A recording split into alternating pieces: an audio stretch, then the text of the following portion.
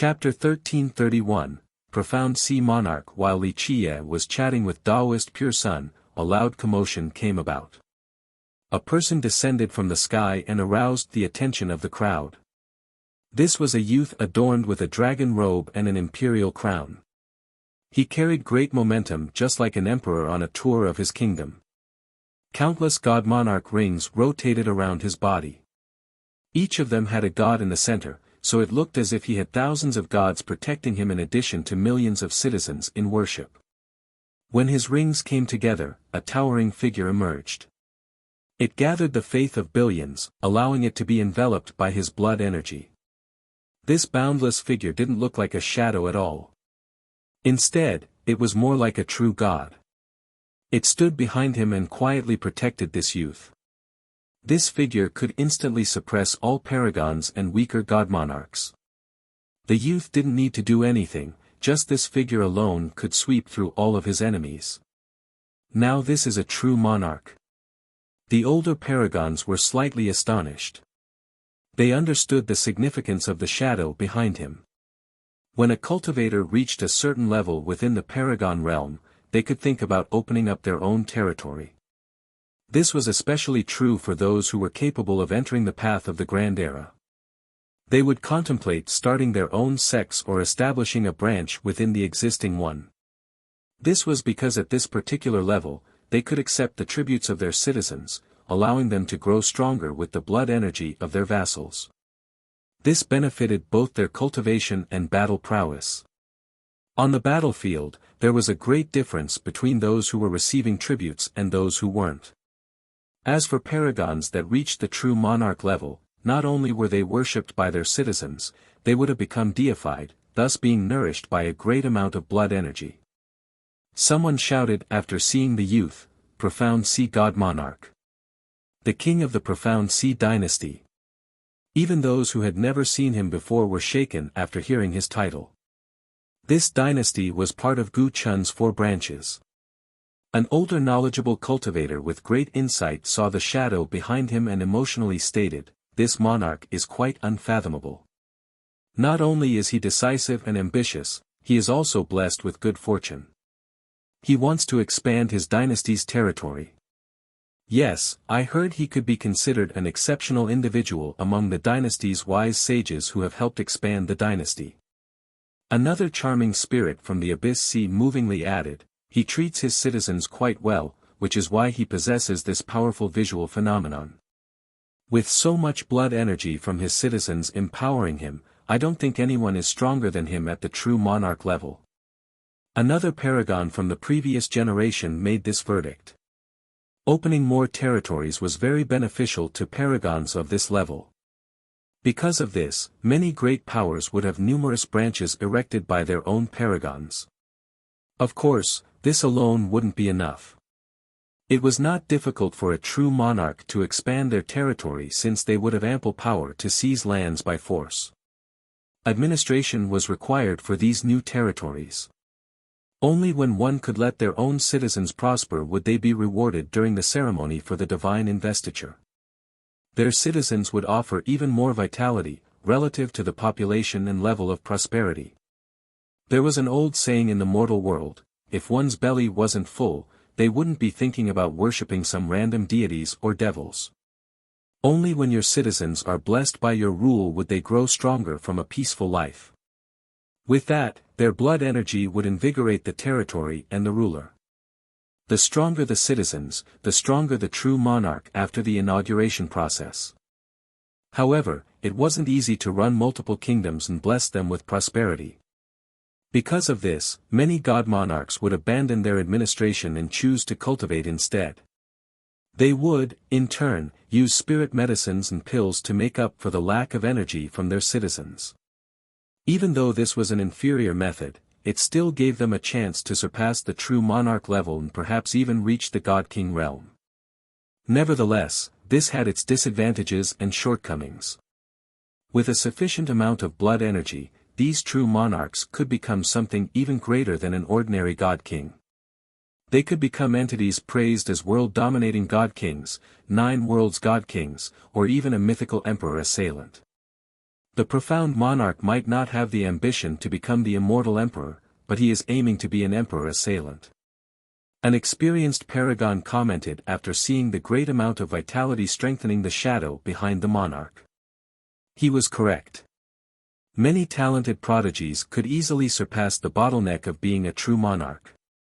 However, they couldn't govern their citizens well enough, so during their divine inauguration, they would fail to receive a great amount of blood energy. Later on, they could still become a god king, but they would be limited to the grand god king or heavenly god king levels. A cultivator who understood him couldn't help but state, his edge is far beyond that compared to the other true monarchs. Look, he has the right hand of God. After hearing this, many shifted their attention towards the monarch's right hand. It was different from the rest of his body. His hand was as white as jade and even more exquisite and beautiful than a woman's hand.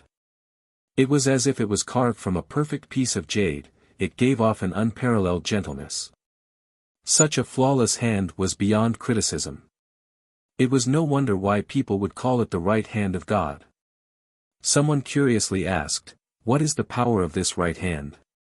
The cultivator who knew about it shook his head, "I'm not quite sure.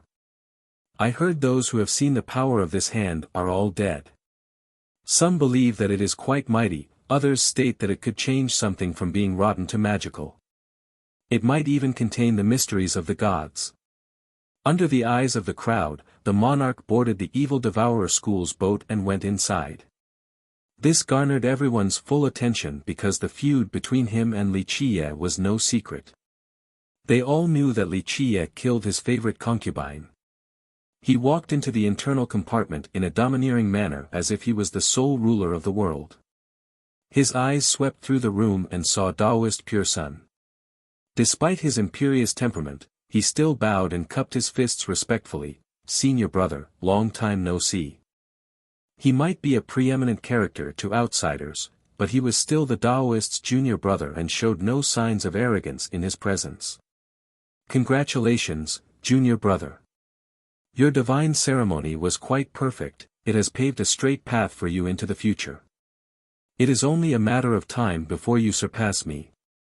The Taoist stared at the figure behind the monarch and couldn't help but voice his praise. "I cannot compare with you, senior brother," the monarch smilingly said. Despite his arrogant nature, this sentence was quite sincere. He thought very highly of himself, but he understood his limits very well when standing before his senior brother. Others might not have seen the Taoist's matchless talents, but after growing up with him, he knew of his brother's invincibility and power more than anyone. The Taoist only smiled in response. At this time, the monarch's gaze fell upon Wuxia. It turned quite cold like two divine blades, sharp enough to sever all creations. He lowered his tone, "You are Wuxia." Wuxia smilingly replied, "That's right." The glint that flashed in his eyes gave off a commanding pressure. No one would question his power since he was among the top-ranking members of the younger generation. He stated, "You killed my concubine." Wuxia remained seated there leisurely.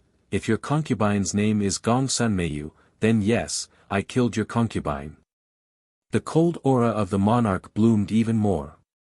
He chillingly said, "Do you know the consequences of opposing me?" "I don't." Wuxia was still all smiles. "However, I know the result of those who antagonize me. A light sentence would be death, a heavy sentence would be sect destruction." The Taoist only sat there with a smile while watching this confrontation between the two. Chapter 1332, The Profound Sea Monarch's Decision. After hearing Wuxia's response, the monarch's eyes lit up with an oppressive bite. An imperial aura emerged. Even paragons would feel pressured under his momentum. However, Wuxia was completely unaffected and nonchalantly sat there.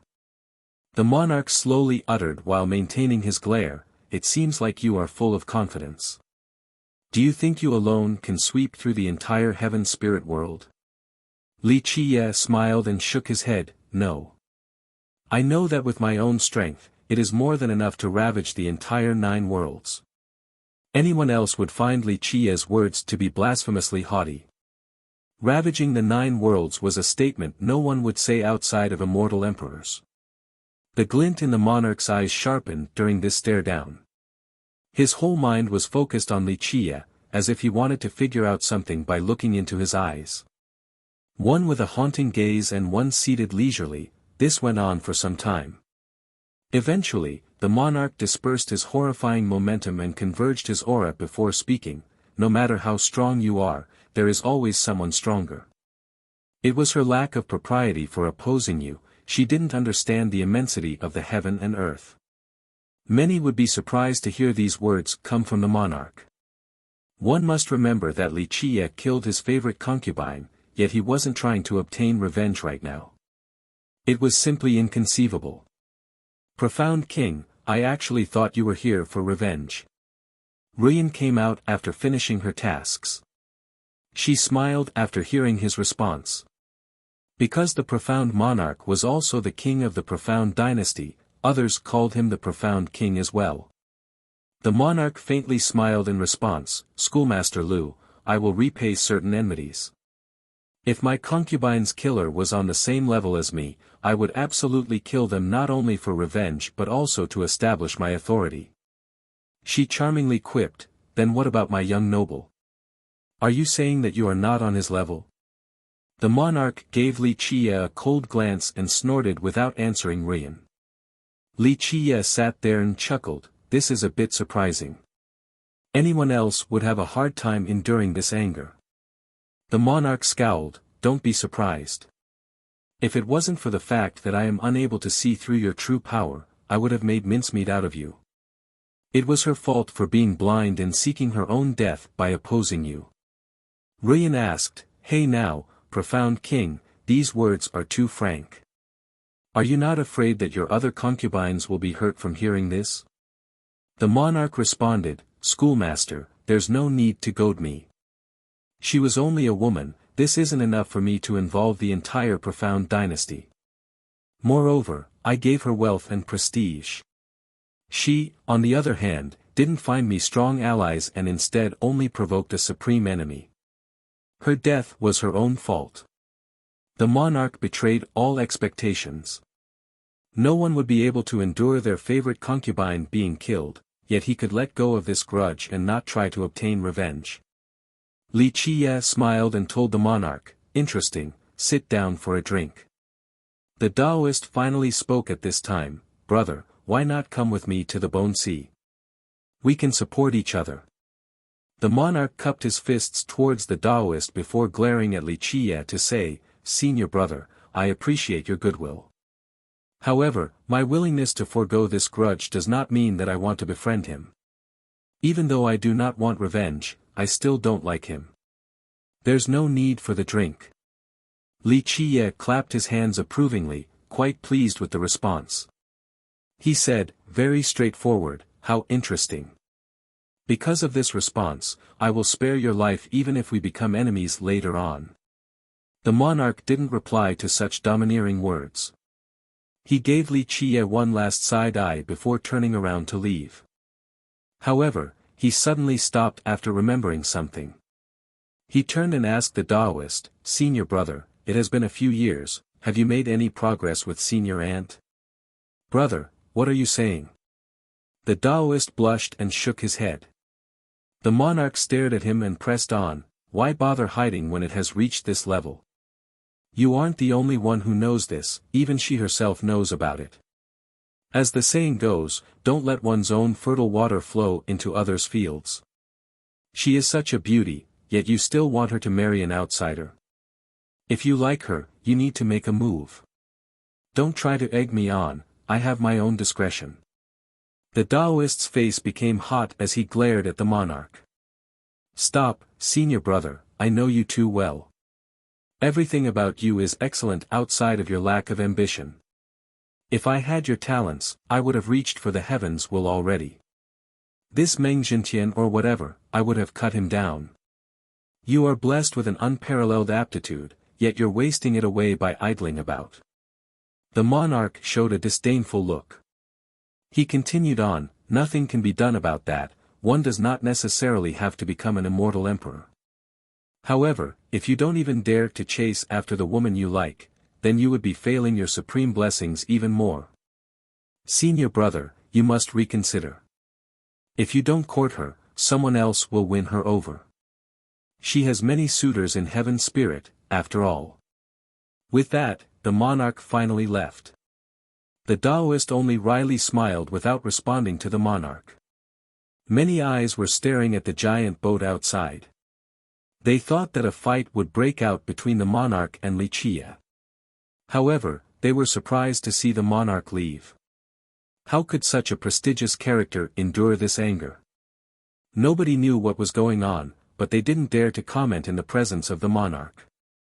The monarch didn't care for their opinions either and boarded a bone ship to head towards the Bone Sea.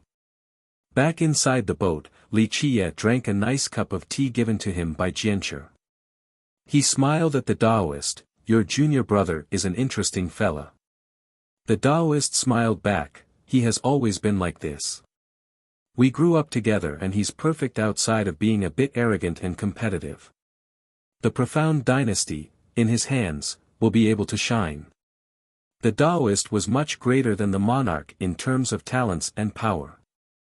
However, the two had a great friendship. The monarch never held any jealousy towards his excellent senior brother. On the contrary, he felt regret for his brother.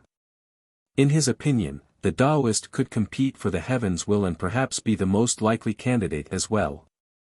Unfortunately, the Taoist didn't have this ambition. He chose the path of the grand era instead of the heavenly path.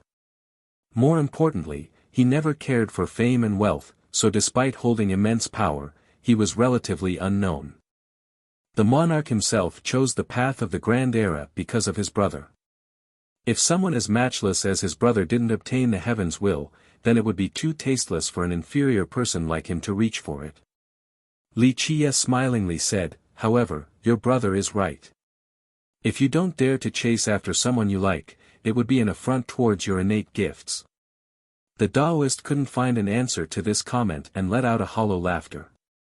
He liked the Golden Era Palace Master. However, as his martial aunt, she was one generation higher than him. This left him in a difficult situation. After all, they were a magnificent sect in heaven's spirit. Countless lineages and charming spirits viewed them as leaders. If he married his martial aunt, it would indeed be improper given his sex reputation. The Pure Sun Island Lord is incredible regarding cultivation, but unfortunately, you treat a few matters in the way women do. Ruyan chuckled, just as the profound king has said, if you waste this opportunity, won't you regret it for the rest of your life? Both the Void Imperfection 3 schools and Gu Chun's 4 branches were leading charming spirit lineages as well as allies. The two powers mingled a lot, so Lu Ruyan also knew about the Taoist's love for the Golden Era Master. In fact, this was no secret in the 4 branches, any disciple with a bit of influence knew about it. The Taoist quietly pondered for a moment before letting out a sentimental sigh. Shortly after, he said, morality and ethics, what can people say about them? Even if I can cross this hurdle, my aunt might not be able to. How can you say that without trying? Li Qie grinned, make an attempt before coming to a conclusion. Plus, your 4 branches aren't that pedantic about morality. Your ancestors, Immortal Emperor Gu Chun, Immortal Emperor Chen Hai, and Immortal Emperor Yen Shi, aren't so old-fashioned in the first place. The Taoist was still hesitant, not knowing how to voice his feelings. Li Qie laughed and patted his shoulder, give it a try. The opportunity is in your hands. If you fail to grasp it, it won't be there any longer. If such a day comes, you will regret it, and remember, there is no medicine for regret. The Taoist quietly nodded. Chapter 1333, Meng Jintian's enticement. As the group was preparing to depart for the Bone Sea once more, someone else came to visit. A bone ship floated from the Bone Sea with 2 people on board, one old and one young. The old man looked extraordinary with a sword on his back. This sword was thick and huge, a great contrast to his own stature. Though he hid his aura, there were sharp glints in his eyes like unstoppable sword strikes, evident by his suffocating sword Dao. As for the youth, many people knew that it was Bao Yujiang from the Dream Empyrean. An older character immediately recognized the old man and blurted, "Chao Guijian." Chao Guijian. Others shuddered after hearing this name. This was Meng Jintian's youngest disciple. Rumor has it that he became Jintian's direct disciple after joining the Dream Empyrean during the difficult Dao era. Although Meng Jintian didn't spend a long period teaching Chao Guijian about cultivation, his talents shined during this arduous generation. It was difficult to find a suitable opponent for him during his youth. Others praised him as the best swordsman in Heaven's spirit. Ultimately, he reached the peak by becoming an excellent god monarch. Keep in mind that it was exceedingly difficult to even become a paragon during the difficult Dao era, let alone a god monarch. After this era ended, he eventually became a grand god king. It has been said that if he hadn't been born at the wrong time, he could have become an invincible god king. Even if he couldn't become a 9 worlds god king, he would at least be a world-dominating god king. Chao Guijian disembarked his bone ship and boarded the evil devourer school's boat. He told the disciples here, Dream Empyrean disciple, Chao Guijiao. Under the orders of my master, I am here to see Schoolmaster Lu and Schoolmaster Zhuo. Many cultivators slightly trembled after hearing this, especially the experienced ones who smelled something different in the air. Could it be that Meng Jintian has begun to recruit the heroes of this world? A sect master murmured to himself after making this prediction. Everyone knew that Meng Jintian wanted to become the immortal emperor. These candidates didn't need to antagonize everyone in the world. In fact, throughout history, many great powers were willing to form an alliance with promising candidates. This sudden visit from Chao Guijian under Meng Jintian's orders had a different feeling to it. An insightful elder murmured, if the Void Imperfection 3 schools form an alliance with the Dream Empyrean, he will become a tiger with wings. His path towards immortal emperor will be even easier. Despite being low-key, the Void Imperfection schools were still a behemoth of the charming spirit race and heaven spirit as a whole. It held a pivotal position in the worldly order. If they were to ally with the Dream Empyrean, then not far in the future, the 4 branches might do so as well. If it came down to this, Meng Jintian would be completely victorious. No one would be able to stop his army. Inside the boat, Ruyan and Jianshi heard the message from the disciples. Their eyes darted at each other and then Li Qie. In their opinion, their schools would definitely follow Li Qie. He could make any decision in their stead. The Daoist sitting to the side smiled and said, the guest comes bearing ill will. The Daoist was quite a character, so he naturally understood the reason for Chao Guijian's visit. Li Qie smiled and added, I like this type of guest the most. Wouldn't it be boring if everyone was agreeable all the time? Only blood and bones will paint the path of an immortal emperor, one full of passion and fun. Li Qie's nonchalant attitude left the 2 girls with helpless smiles. Even someone as restless as Ruyan, a demoness, wasn't a match for Li Qie in terms of bloodthirst and murder. Massacring and clan extermination was just an ordinary meal to Li Qie. It was as if a day without war and blood would be a boring and lonely day. Don't look at me like that. He shook his head after noticing the stares. I'm not a murderous demon or butcher, I'm simply stating the truth. The path of an emperor will be paved with dried bones, and even after becoming one, the future will still be full of obstacles and death.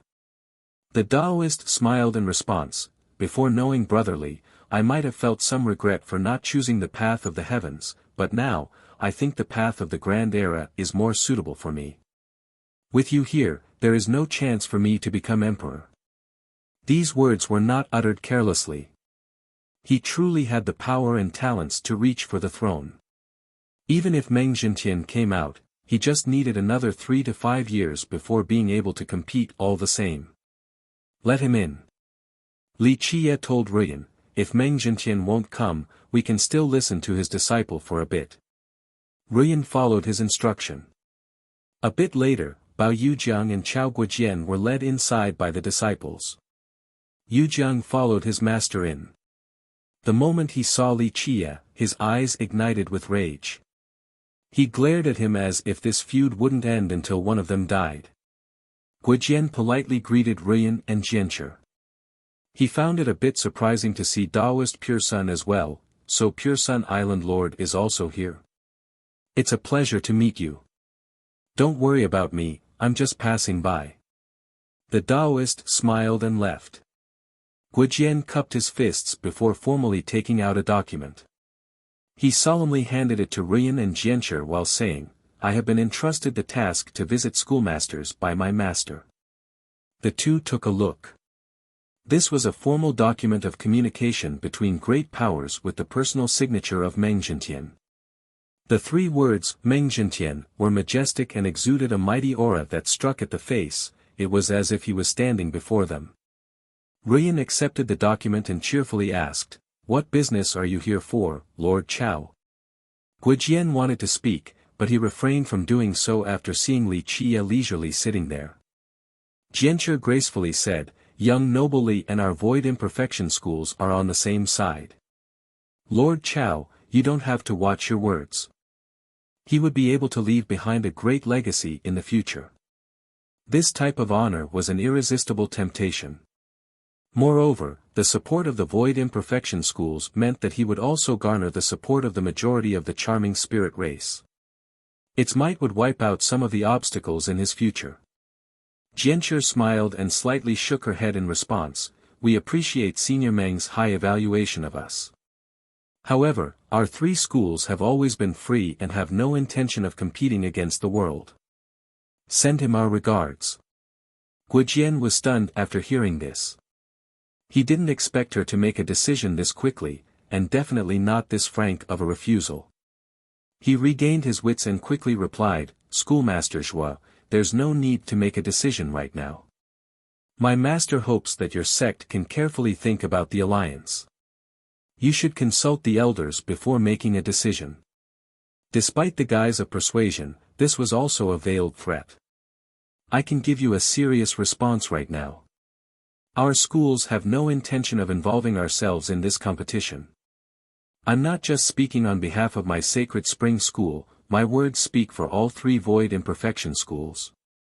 This was not an impulsive decision or overstepping her authority. In fact, the ancestors from the three schools had already given her a clear answer, Li Qie.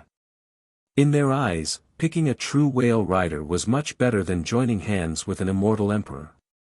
Their ancestral whale was already powerful enough, and a whale rider would be able to exert its true power. With this combination, they could sweep through the entire world. Instead of fawning over Meng Zhentian, it was better to pick Li Qie. Moreover, they also thought that he had a great chance of becoming the immortal emperor. Spending these last few days together with Li Qie only made Jianchi even more determined. Making Li Qie stay with them was more important than anything else. Chapter 1334, Slap Jianchi's firm attitude in her direct rejection astounded Chao Guijian. He came prepared. As long as the void imperfection three schools had any intention to form an alliance, many conditions would be negotiable. But now, Jianchi didn't even bother discussing the conditions. This caught him completely off. Guijian tried again, Schoolmaster Zhua, you should take your time instead of answering right away. Ruyan coldly interrupted him this time, there's no need to think twice. Sister Zhua's words represent my evil devourer school as well as the void imperfection schools. Jianchi's refusal was one thing, but Ruyan's words gave Guijian a hard time accepting the result. All of his preparations and calculations had been wasted. He took a deep breath and told them with great austerity, Schoolmasters, you two should already know that when my master comes out, no one will be able to impede his path. I'm not self-praising or advertising needlessly, no one in this world is qualified for the throne outside of my master. This tone carried great fanfare. However, it was not a shameless boast since it did contain some truth. Even in all of the 9 worlds, few could compete against Meng Zhentian, at least for the next 10 years. Li Qie couldn't help but laugh after hearing this. At this critical juncture, his laughter immediately changed Guijian's expression. He already had quite a prejudice against Li Qie, but he decided to set this enmity aside and prioritized the alliance instead.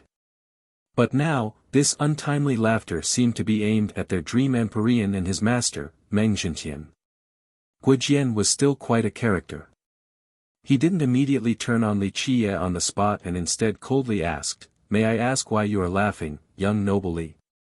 Li Qie chuckled in response, "Nothing, it was just a casual laugh, but since you have asked, I'll answer you. Your master shouldn't dream about the position of immortal emperor." Guijian's expression turned unsightly. Bao Yujiang, who had been posing calmly next to him, suddenly jumped up. Yujiang shouted, "Li, don't be presumptuous. My grandmaster is invincible in the 9 heavens, just these words alone justify your death without a burial." Li Qie didn't bother glancing at the clamoring youth. Guijian slightly waved his sleeve to calm his disciple before lowering his tone towards Li Qie, "Young noble Li, I have heard of your feud with my disciple. As a senior, I won't involve myself in this feud of the younger generation. I know that you are a great talent. If you join my master, I'm sure you will eventually become a great general. Your feud with my disciple will surely disappear as well. My master has a deep appreciation for geniuses, this is a great opportunity for you to rise." Guijian was an eloquent man who gave off a very generous tone. This manner of conduct befitted his status. However, Li Qie interrupted him and smiled, "Save these words for someone else. Your master alone isn't qualified to recruit me. You." Chao Guijian couldn't endure this blatant disrespect. His master could deter the 9 worlds. Who else would be emperor besides him? But today, a junior like Li Qie provoked him to this degree, how could Guijian bear this anger? Yujiang shouted, "Ignorant fool, keep on running your mouth. Master, teach him a lesson, pa." Before he could finish, Li Qie's slap had already blown him away, causing him to spit out a mouthful of blood. "What are you doing?" Guijian eventually snapped with a grimace. Li Qie faintly smiled, "He said to give me a lesson, so why do I need to be reserved any longer? As his master, is it time for you to teach me a lesson too?" "Li Qie, halt your impudence." Guijian was furious as he uttered, "I might not care about your troublemaking, but this doesn't mean you can act arrogant before me." In this split second, her blood energy surged like a storm. It became several hundred times or even thousands of times stronger while empowering her next destructive slash. Her attack instantly reached its limit like a group of stars exploding. It created an absolute sword domain that came down on Guijian's sword Dao. Clank! The 2 swords suppressed each other to a standstill. In the past, Guijian's sword Dao had the advantage, but it couldn't advance under Jianchu's absolute sword domain. In terms of cultivation, Jianchu was indeed not a match for Guijian, who was a grand god king. However, she had a half-completion immortal physique. Once her sacred spring physique activated, she would have boundless blood energy, allowing her power to soar wildly. Even the most ordinary move would become the most domineering and vicious attack due to her endless blood energy. This sacred spring physique could boost one's blood energy to undepletable amounts and last forever. This meant that a cultivator with this physique might not be the most powerful on the battlefield, but they would definitely be the most resilient. Chapter 1335, True Power. While Jianchu's absolute sword domain confronted Guijian's sword Dao, Li Qie had already swept Yujiang off his feet and held him by the throat. Yujiang's eyes turned white as he gasped for air. Li Qie maintained his grip and chuckled, "If an ant continues to crawl beneath my feet, wanting to bite, I won't mind stomping it to death. Master, save me." When death was this close, Yujiang finally felt fear as he turned pale and begged his master for help. "Li Qie, do you really want to become enemies with our dream Empyrean?" Guijian was alarmed as well. Even though he was a grand god king, he couldn't quickly defeat Jianchu. Moreover, she herself had an immortal emperor life treasure. He had no choice but to shout and reveal his backing when his disciple's life was hanging by a thread. Li Qie, rethink things over. If you kill my disciple today, you will become our enemy. At that point, there will be no place for you left in this world. Guijian's threat was blatant, but it wasn't just an arrogant rhetoric. Many cultivators shuddered after hearing this, including paragons from the previous generation. Killing Meng Zhentian's grand disciple in front of this many people was something unforgivable. Meng Zhentian's power was as clear as day. If he actually became the immortal emperor, one could easily imagine the consequences of being his enemy. Just as Guijian has said, the world might be vast, but there will be no place for them to hide. Thus, one needed to weigh their own ability after hearing such a threat. However, this didn't seem to apply to Li Qie, who only smiled in response. Ruyan also chuckled and emotionlessly said, "Lord Chao, is this your personal opinion, or are you representing your master's will?" "I'm speaking on behalf of my master." He immediately replied, "Li Qie, if you seek self-preservation, let go of my disciple right now or face the consequences." He was afraid of breaking the vase while trying to kill the mouse. He couldn't kill Jianshi in a short period of time and knew that even if he tried to save Yujiang, it would only be pushing him further towards death. Thus, he had to borrow his master's prestige to intimidate Li Qie into sparing his disciple.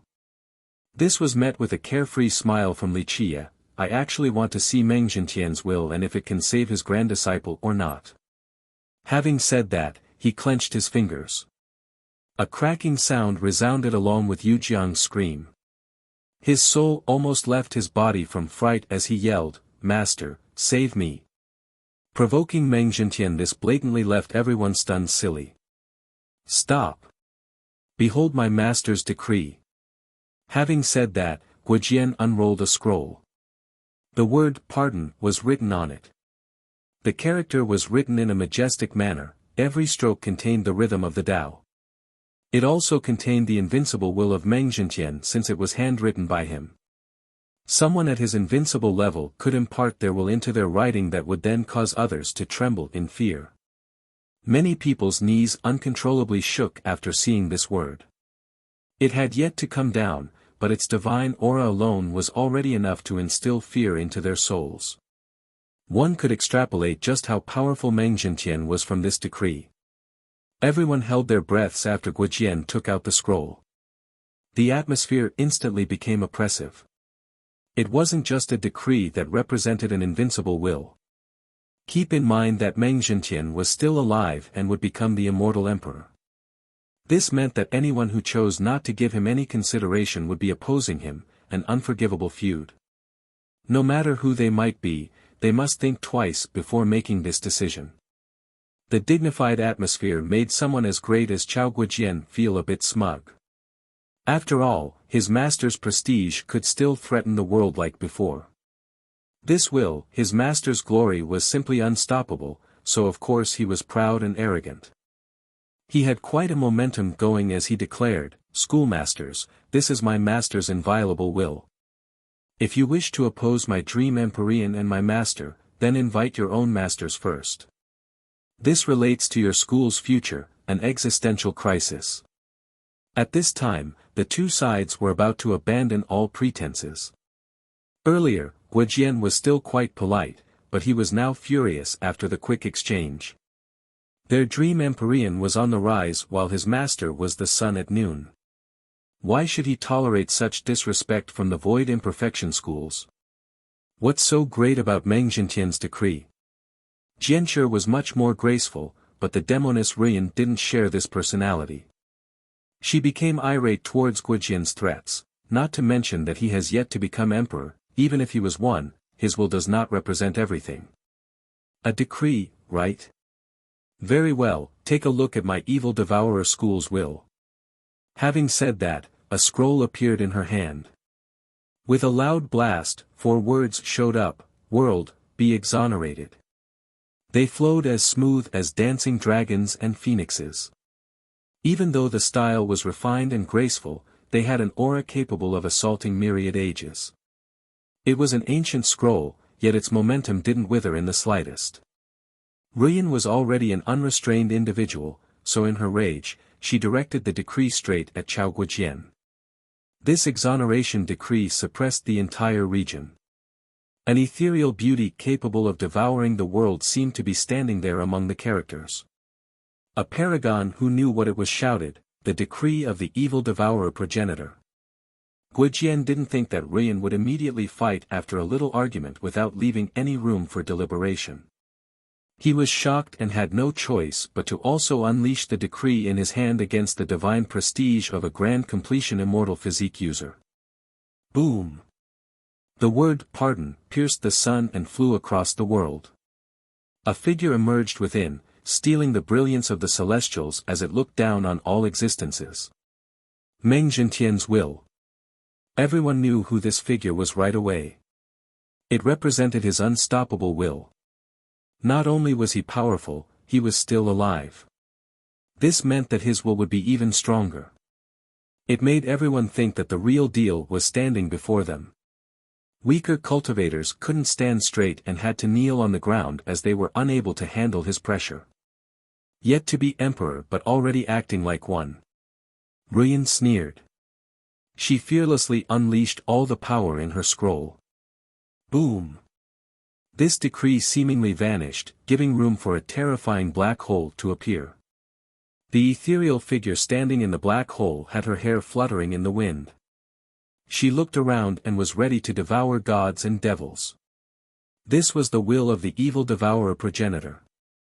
Even though she didn't become an immortal emperor, she was an immortal physique user that could assail one. With her will crashing down, Meng Jintian's figure also erupted and grew incomparably tall. He could seize the stars as well as the entire world in his palm. It was as if his stomp could flatten all things. However, this will couldn't hold up against the physique user. Boom! Under the constant suppression of the progenitor, Jintian's mighty figure suddenly dimmed. His sky-wearing body slowly shrunk. A big shot murmured to himself, "This is a real grand completion master at the summit." Even if she didn't have this physique, her cultivation back then must have been stronger than Meng Jintian. This is a real existence capable of hurting an emperor. Both were decrees, but Meng Jintian's was inferior compared to the evil devourer progenitors. Despite the fact that he was still alive, his decree couldn't resist her will. After all, it was exactly what that cultivator said earlier, she was a true existence at the emperor-assailant level. Her cultivation on top of her grand completion immortal physique granted her unfathomable might. Chapter 1336, Merciless Slaughter, Rumble. Meng Jintian's gigantic figure was being pressed down and became smaller and smaller. The word pardon was fading away because of Ruyan's decree. Guijian's expression turned ugly after seeing this. However, he was riding a tiger and couldn't get off. He cried out and summoned a treasure. Under the strengthening of his blood energy, it emitted a powerful battle intent that fused with Meng Jintian's will, causing it to become much stronger. It was now able to withstand the suppression. This was a treasure personally created by Jintian. It contained both his powerful merit laws and battle intent. Meng Jintian really is strong. Many people were trembling after seeing this. Although it might look like a fight between Ruyan and Guijian, it was a confrontation through time between the evil devourer progenitor and Meng Jintian. Of course, the progenitor won the first exchange even though she was no longer in this world. However, Jintian had a treasure combined with his will. This allowed his shadow to stabilize the situation and withstand the pressure. Jianshi elegantly asked in the back, "Lord Chao, you wish to test our arsenal?" Clank! A sword appeared in her hand. In the blink of an eye, an immortal emperor's aura went on a rampage as if an emperor had personally arrived. Boom! Meng Jintian's figure couldn't withstand this development and collapsed right away. The decree in Chao Guijian's hand suddenly turned into ashes while he staggered backward. His blood energy was churning from the suppression now placed on him. Jianshi's sword was an imperial weapon left behind by immortal Emperor Wu Go. The result had been determined the moment it came out. Meng Zhentian's will was no match for an immortal emperor's. In this brief moment, the scene went silent. Guijian was livid. Jianshi was right, they were comparing their arsenals. Your sect's resources are still too weak. Li Qie chuckled and said, Meng Zhentian himself might be able to do something, but you are only a fox borrowing the might of a tiger by coming here like this. Go back and tell Meng Zhentian that it doesn't matter how strong he thinks he is, he better start acting smart or else during the imperial pre-selection, I will take off his head and hang it in the highest location in heaven spirit. With that, he twisted Bao Yujiang's neck. The boy didn't have time to scream. His eyes were wide open in astonishment since he didn't expect Li Qie to dare kill him in front of his master. You! Guijian's anger was unrestrainable. He wildly howled and wanted to rush forward, but Jianshi and Ruyan blocked his path. One person had the decree of the Evil Devourer school while the other had an imperial sword. They activated their half-completion immortal physiques as well, the Evil Devourer physique and the Sacred Spring physique. It was easy to imagine their battle prowess when they had these artifacts with them. Jianshi slowly said, Lord Chao, we have heard of your prestige as a grand god king for a long time now. If you want to fight, we'll entertain you. Ruyan was even more domineering. She grinned and said, Lord Chao, I'm not intentionally belittling you, but even with your great cultivation, you are no match for us without an imperial weapon and only something given to you by your master. The atmosphere became serious and tense to the extreme. It was unfortunate that someone as strong as Chao Guijian had to face Ruyan and Jianshi. The two sisters were already quite mighty and had stepped into the path of the Grand Era. Moreover, they also had their physiques to back up their cultivations. In the contemporary, they weren't necessarily weaker than the Sea Shield Prince, the Swift Dao God, or the Seven Sea Goddess at all. It was that they preferred to keep a low profile. Guijian didn't have an imperial weapon, so he didn't have an absolute advantage over the sisters. At this time, it was clear to see which sect had more resources. Even though the Dream Empyrean's progenitor was quite mighty, the sect itself never had an immortal emperor. Li Qie smiled and threw Yujiang's head to Guijian while flatly declaring, This is my warning. In this generation, no one but me is qualified to be called emperor. With that, he ignored Guijian and went back inside the boat. Guijian was trembling from anger. He initially came for an alliance, but it ended in a feud with the Void Imperfection schools on top of his disciple's death. In fact, this could have been avoided if it wasn't for Bao Yujiang's remark. Alas, there was nothing he could do since the wheels had been set in motion. He had no choice but to fight at that moment. Everyone was holding their breaths. The scene of Li Qie challenging Meng Zhentian was too shocking. Zhentian was currently untouchable, yet Li Qie had no qualms at all with his domineering and arrogant style. Eventually, Jianshi spoke in a serious tone, Lord Chao, please return. Guijian gritted his teeth and said, Schoolmaster Zhuo, you will regret your choice one day. The destruction of the Void Imperfection schools will be because of this. Lord Chao, thank you for worrying about our schools. Ruyan chuckled, our choice is our own business. Moreover, you should wait until your master actually becomes an immortal emperor before talking about destroying us because with his current status, we can still easily suppress him. This was a grand declaration. It showed the true power and hidden aces of the Void Imperfection schools. Many people suddenly realized something. Perhaps the schools still had existences capable of assailing immortal emperors right now. It would be too shocking if this was true. Assailing emperors was a very serious topic. If they still had this type of existence, their schools would be completely unfathomable.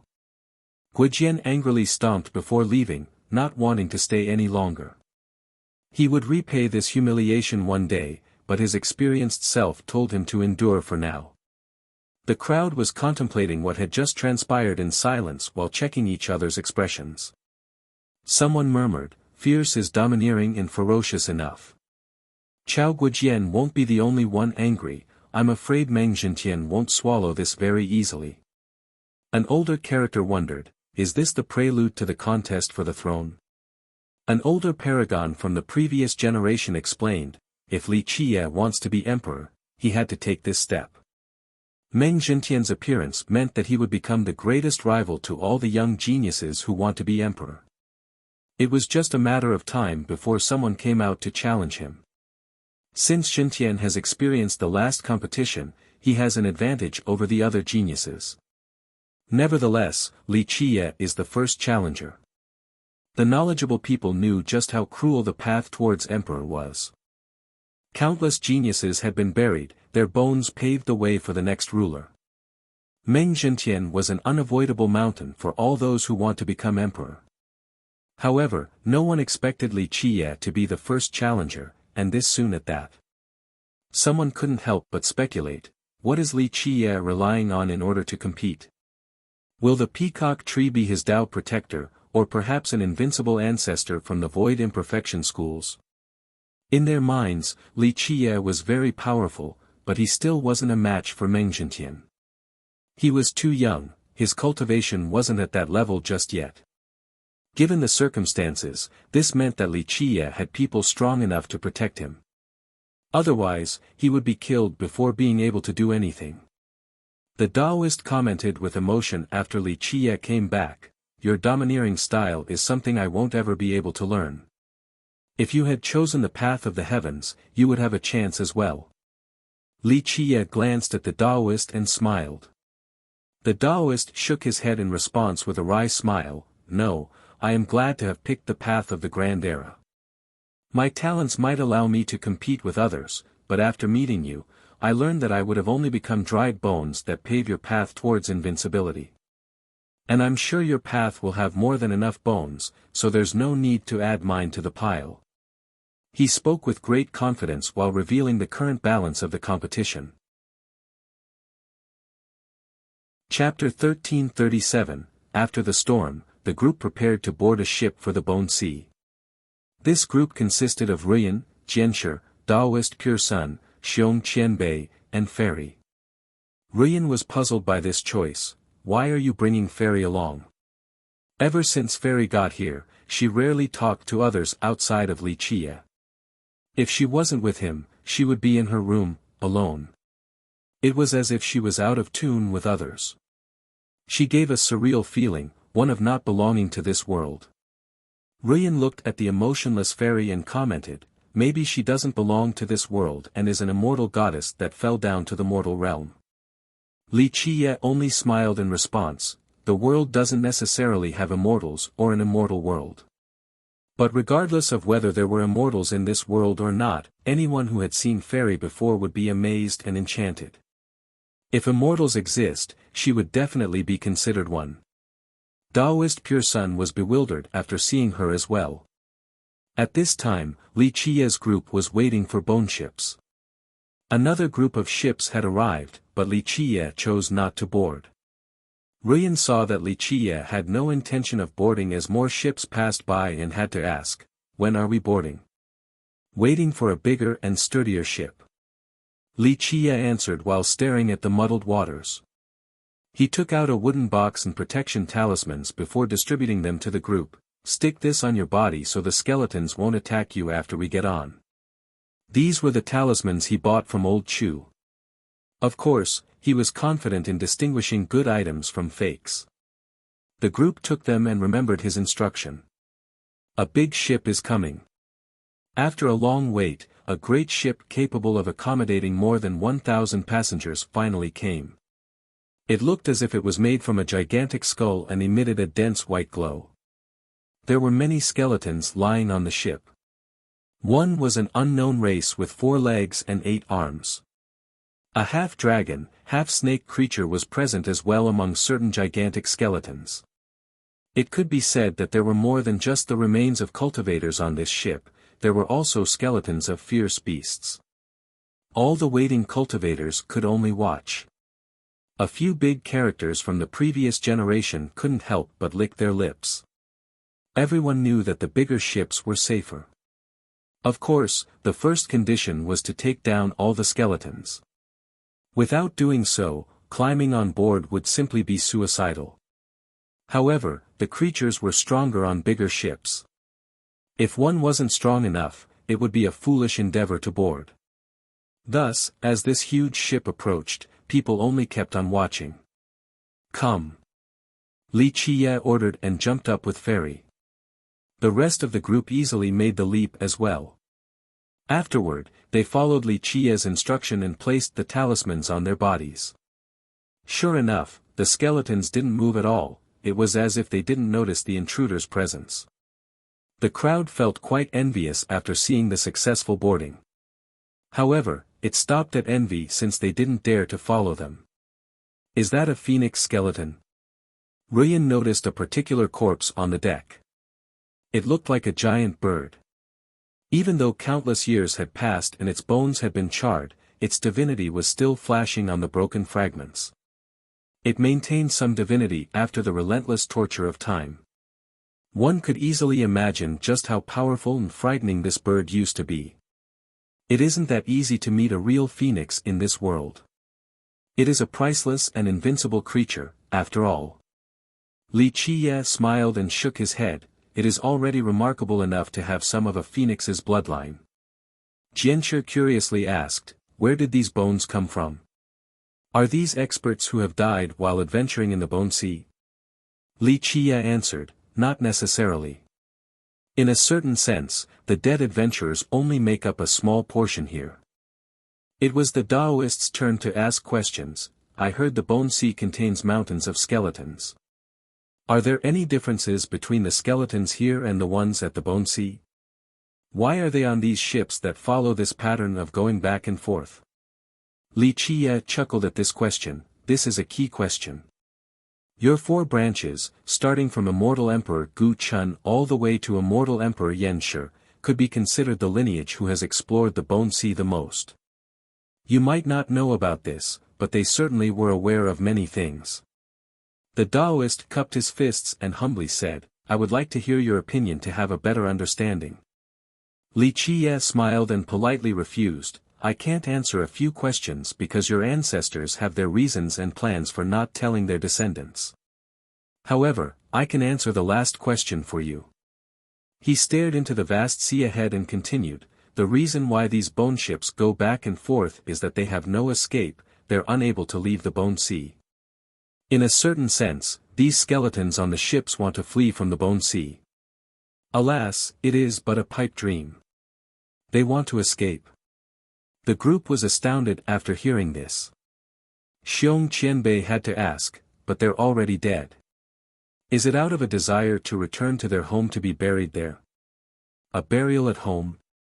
Li Qiye couldn't help but chuckle. He shook his head and replied, "Heaven's spirit isn't their home." "What does that mean?" Ruyan became curious. "They came from other places when they were alive." "You are thinking about a different matter entirely." Li Qiye slightly smiled. "Very few who have died in the Bone Sea are qualified to sit on this particular ship. To be able to get up from the bottom of the sea and onto this ship means that they were extremely powerful. Where did these skeletons come from then?" The Taoist's heart skipped a beat as he thought about some old records from his sect. Li Qiye avoided the question while calmly commenting, "In a very distant era, they were unwilling and full of regret. Because of that, you can see this scene right now, these bone ships drifting in the Bone Sea. Some just travel aimlessly while others might make it to the edge, but in the end, escape is not their fate." Jianshi asked, "Not even one can escape?" Li Qiye turned quiet for a long time before answering, "There are some, but that is far back in the past." "Just what kind of skeleton is capable of this then?" Ruyan was very interested in this topic. The formation of the Bone Sea had always been an unsolved mystery. Li Qiye smiled again but didn't answer this time. While the group was enjoying their chat, Fairy hadn't said anything after boarding. She didn't only look at the skeletons but also tilted her head in contemplation. Her beautiful eyes became incomparably bright and enchanting. However, this flash only lasted for a moment before her pupils became dazed again. She thought quite hard, but nothing came of it. "Did you remember anything?"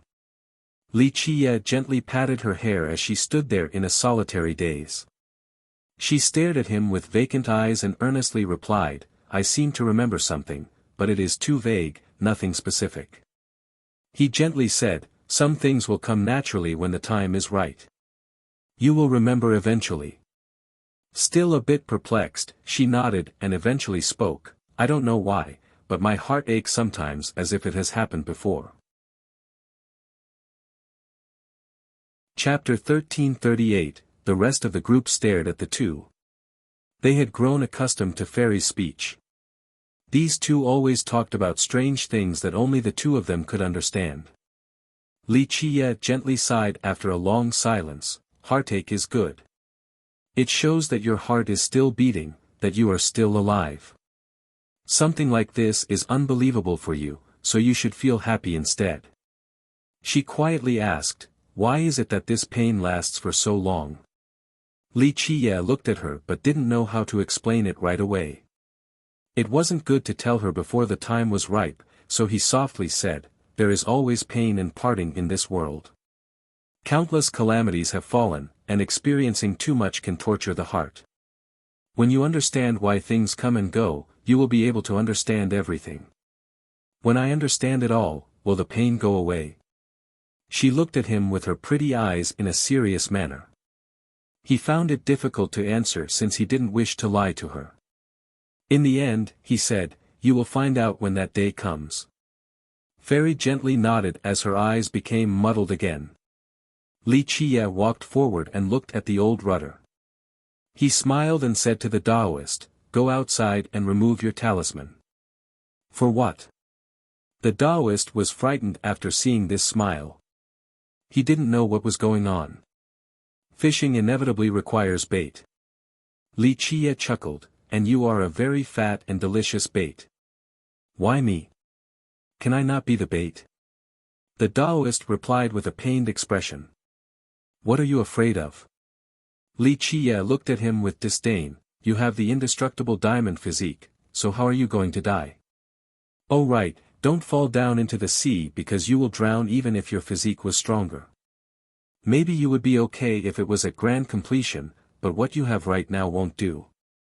Ruyan smiled and chimed in, Pure Sun Island Lord, you are the leader of the charming spirit race, a hero among men. If you don't want to be the bait, do you want weak women like us to be the bait instead? Schoolmaster Lu, there's no need to praise me so much, I'll just go be the bait then. The Taoist hastily surrendered with a wry smile. He went to the deck and took a deep breath. His body exuded a glow with a buzz. It was glittering as if cast from gold and had a cold metallic sensation. He no longer looked like a living person and more like a diamond sculpture. This was the indestructible diamond physique, one of the 12. It was completely impervious to weapons and all other existences. Some even said that at grand completion, the user would be unkillable regardless of the attack. Of course, this was an exaggeration. However, it was prohibitively difficult to kill a user at grand completion, some would even argue that it was even harder than killing an immortal emperor. The Taoist's physique was at half completion. In addition to his powerful cultivation, he would always be in an unlosable situation regardless of who his enemies were. After activating his physique, he looked at Li Qie and asked, can I begin? Li Qie nodded and smiled, go for it, attract them and let them beat you up. The Taoist sighed and took off his talisman. The skeletons on the ship immediately reacted. Red soul flames appeared in their eyes. Click. Crack. Bones clinked together as the skeletons stood up and looked at the Taoist. These various skeletons and their red eyes were quite creepy. It gave the illusion that the victims were stuck in a realm of death.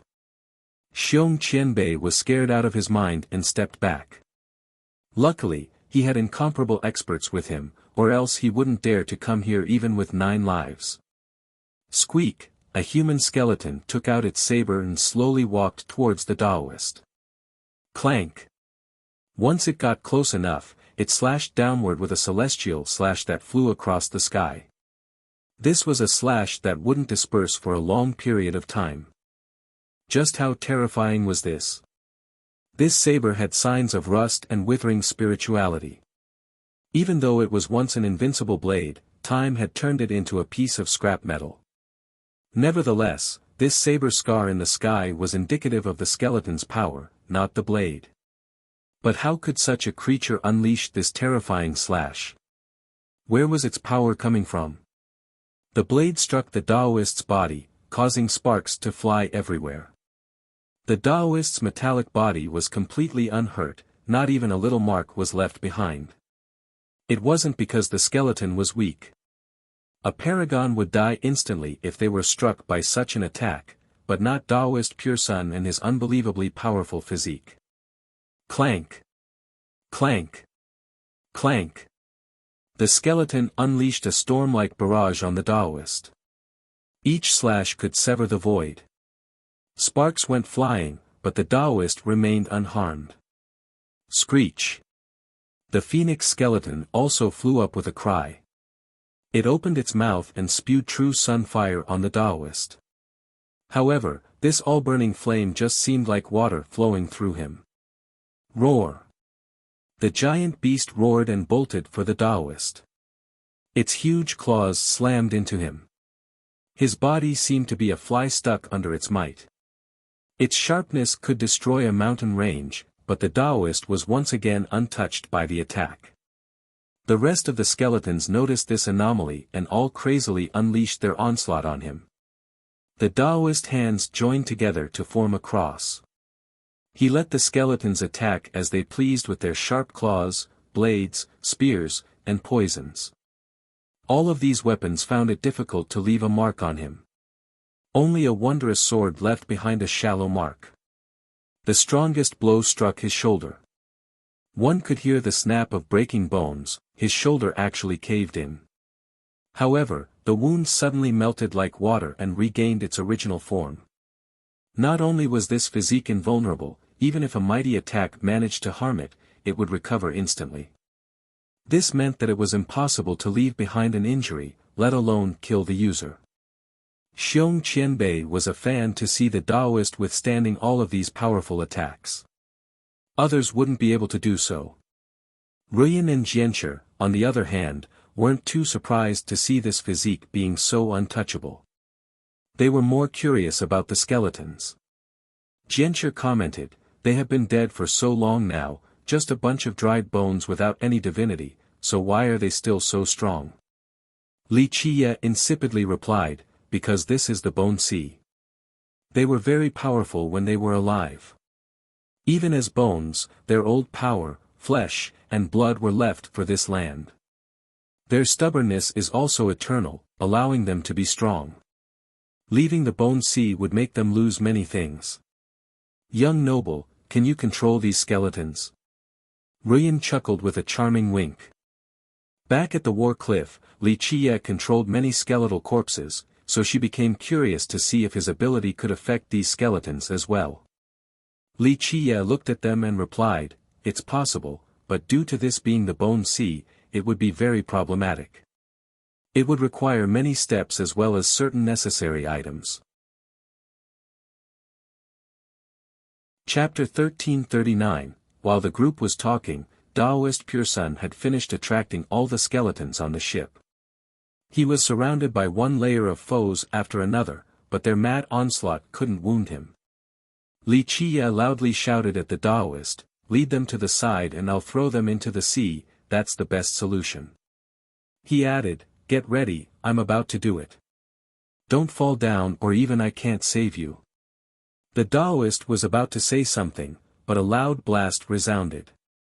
Li Qiye activated his world seal and turned into the yin-yang immortal refining mirror.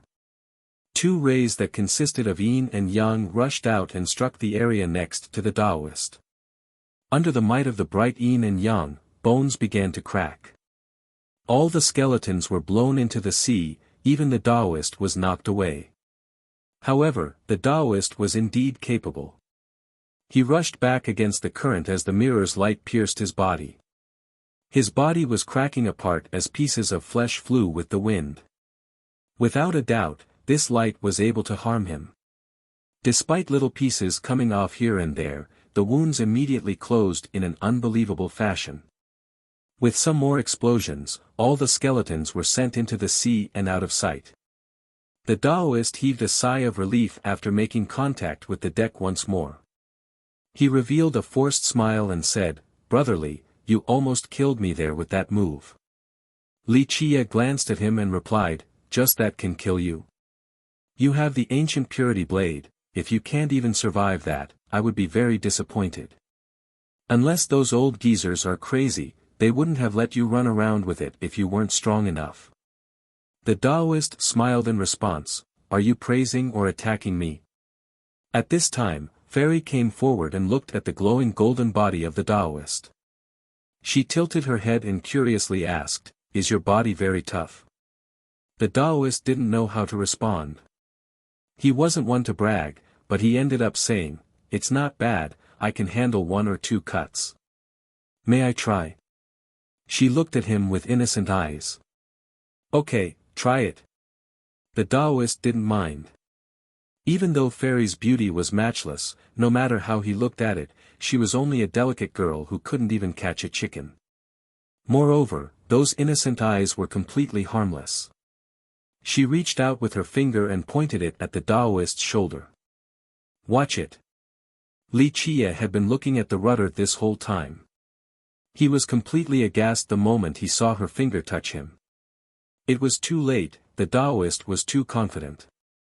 Even an attack from a god monarch couldn't hurt him, let alone a weak girl like Fairy, so he calmly accepted this attack. Bang! With a loud blast, he was instantly blown away. Blood spattered everywhere as a horrifying hole appeared where his shoulder should be. The Taoist's strength was without question. With the cultivation of a god king on top of his diamond physique, he should have been unbeatable. However, the weak touch of Fairy immediately pierced his shoulder. His physique couldn't withstand this blow, so he was blown away into the sea. Luckily, in this swift moment, Li Chia turned extremely fast and immediately pulled the falling Taoist back from the sea. Otherwise, he would have fallen in there for good. This scene shocked everyone. Not to mention Xiong Qianbei, even the 2 girls were astounded with their eyes wide open. Even if the 2 of them worked together, conventional methods wouldn't be able to break the Taoist's physique. They would have to resort to their extraordinary immortal physique strikes. But now, Fairy's soft finger completely annihilated his physique and shoulder. Just how horrifying was this? The Taoist forgot to say thanks to Li Chia for saving him. He stared at Fairy as if she was a ghost. The experience just now was too much for him. He wasn't one for loud fanfares, but he had great confidence in his abilities. For example, Meng Zhentian. This was someone famed for being powerful, but this type of existence still wouldn't be able to break his physique this casually with 1 finger. If Meng Zhentian could carry out such a feat, he wouldn't be Meng Zhentian but a real immortal emperor. Damn! Is this an immortal emperor? Even his elegant self resorted to vulgarity at this moment while staring at Fairy in fear. In fact, the girls were afraid as well. As for Xiong Qianbei, his butt was already on the ground. Fairy looked at him and earnestly commented, "So weak." If anyone else were to say this, Pure Sun would think that they were mocking him. However, her serious expression and pure eyes made it clear that she wasn't being rude on purpose. Others weren't qualified to mock someone as strong as him, but he didn't feel angry when it came from Fairy. "I'm really weak indeed." He wryly smiled while bandaging his wound. He had no choice but to face his own weakness at this moment. Li Chia smiled and said, "Losing to her is nothing to be ashamed of. If she truly becomes angry, only a handful of people in the 9 heavens and 10 earths could survive 10 moves from her. Even if the old men crawl out from their graves, they still won't be able to do much." The Taoist had nothing to say about this defeat. There wasn't much to think about when she could break his physique with a single finger. The 2 girls carefully observed Fairy once more. From her appearance alone, she didn't look like an invincible existence. However, her attack from earlier proved otherwise. She was truly invincible. Meanwhile, on the deck, Qianbei swallowed his saliva.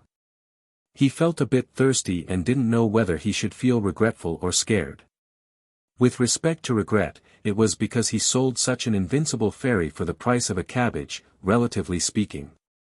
As for fear, he actually carried the wooden coffin in secrecy for so long. Moreover, he slammed it more than just once or twice. If during this process, Fairy were to come out and found him annoying, he would be rendered to dust in just one strike, a death without a burial. Thinking of such terrible consequences made him break out in cold sweat. He had narrowly and unwittingly avoided a disaster. Is everyone this weak now? Perplexed, she asked Li Qie while looking at him with a hint of curiosity. The others were speechless. Most of the groups here could travel through the world proudly, especially the Taoist who was stronger than Ruyan and Jianchi. However, Fairy made it sound like they wouldn't be able to withstand a single strike, as if they were as insignificant as ants. But the Taoist had no desire of refuting her. Fairy was indeed qualified to call him weak after the earlier event. Xiong Qianbei, on the other hand, was indeed a minor character. If the Taoist's group was weak, then someone like him wasn't qualified to even be an ant. Li Qie smiled wryly after hearing this. He gently stroked her hair and said, "Times are different.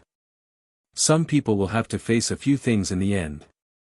Across the eras, many invincible existences have died, so the inhabitants of all races are no longer flourishing at the apex.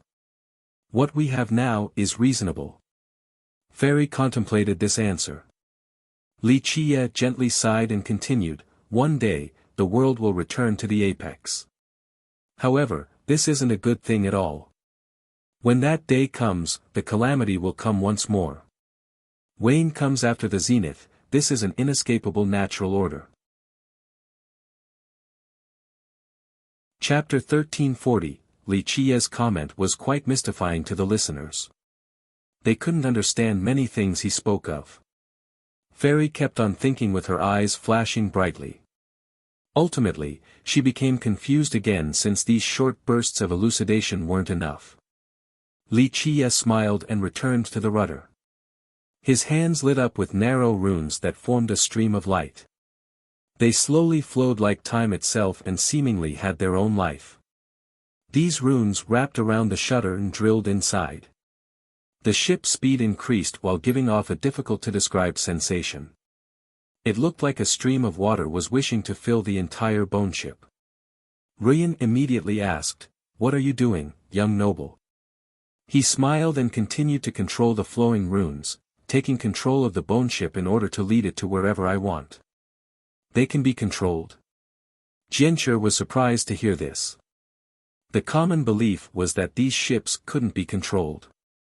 Those who board could only let the ships drift wherever they wanted. Of course, they also had the option to switch ships during the journey.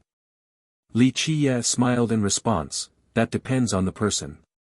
If you understand the mysteries and fundamental essences of the Bone Sea, then you can remove its restrictions and control the ship regardless of one's strength. Of course, the stronger you are, the stronger the ship will be after the takeover. It is quite a big mystery within the grand scheme of things." Having said that, the entire ship lit up. It was made out of some strange bones and after waking up, it radiated a warm feeling like jade.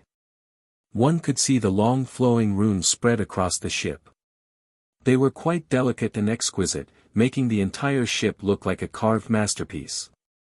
Upon closer inspection, one would find that these runes were quite complex. There was vegetation as well as rare beasts. They carried a natural and vast aura of antiquity. It seemed that something was recorded in these patterns. The group carefully looked at them but couldn't read any of it. Even though they could feel a sentimental sadness, its mysteries still eluded them. Only Fairy was relishing their presence in full immersion. She eventually murmured, "Everything grows until the world restarts." The group was a bit shaken after hearing this. It seemed that this sentence encompassed an eternal secret. Among the long eras, there has not been one that was considered the end of time just yet. Li Qiye shook his head, it could only be considered a collapse. A real destruction is where all things cease to be and time itself becomes ashes. When will that day come? She looked at him with limpid eyes.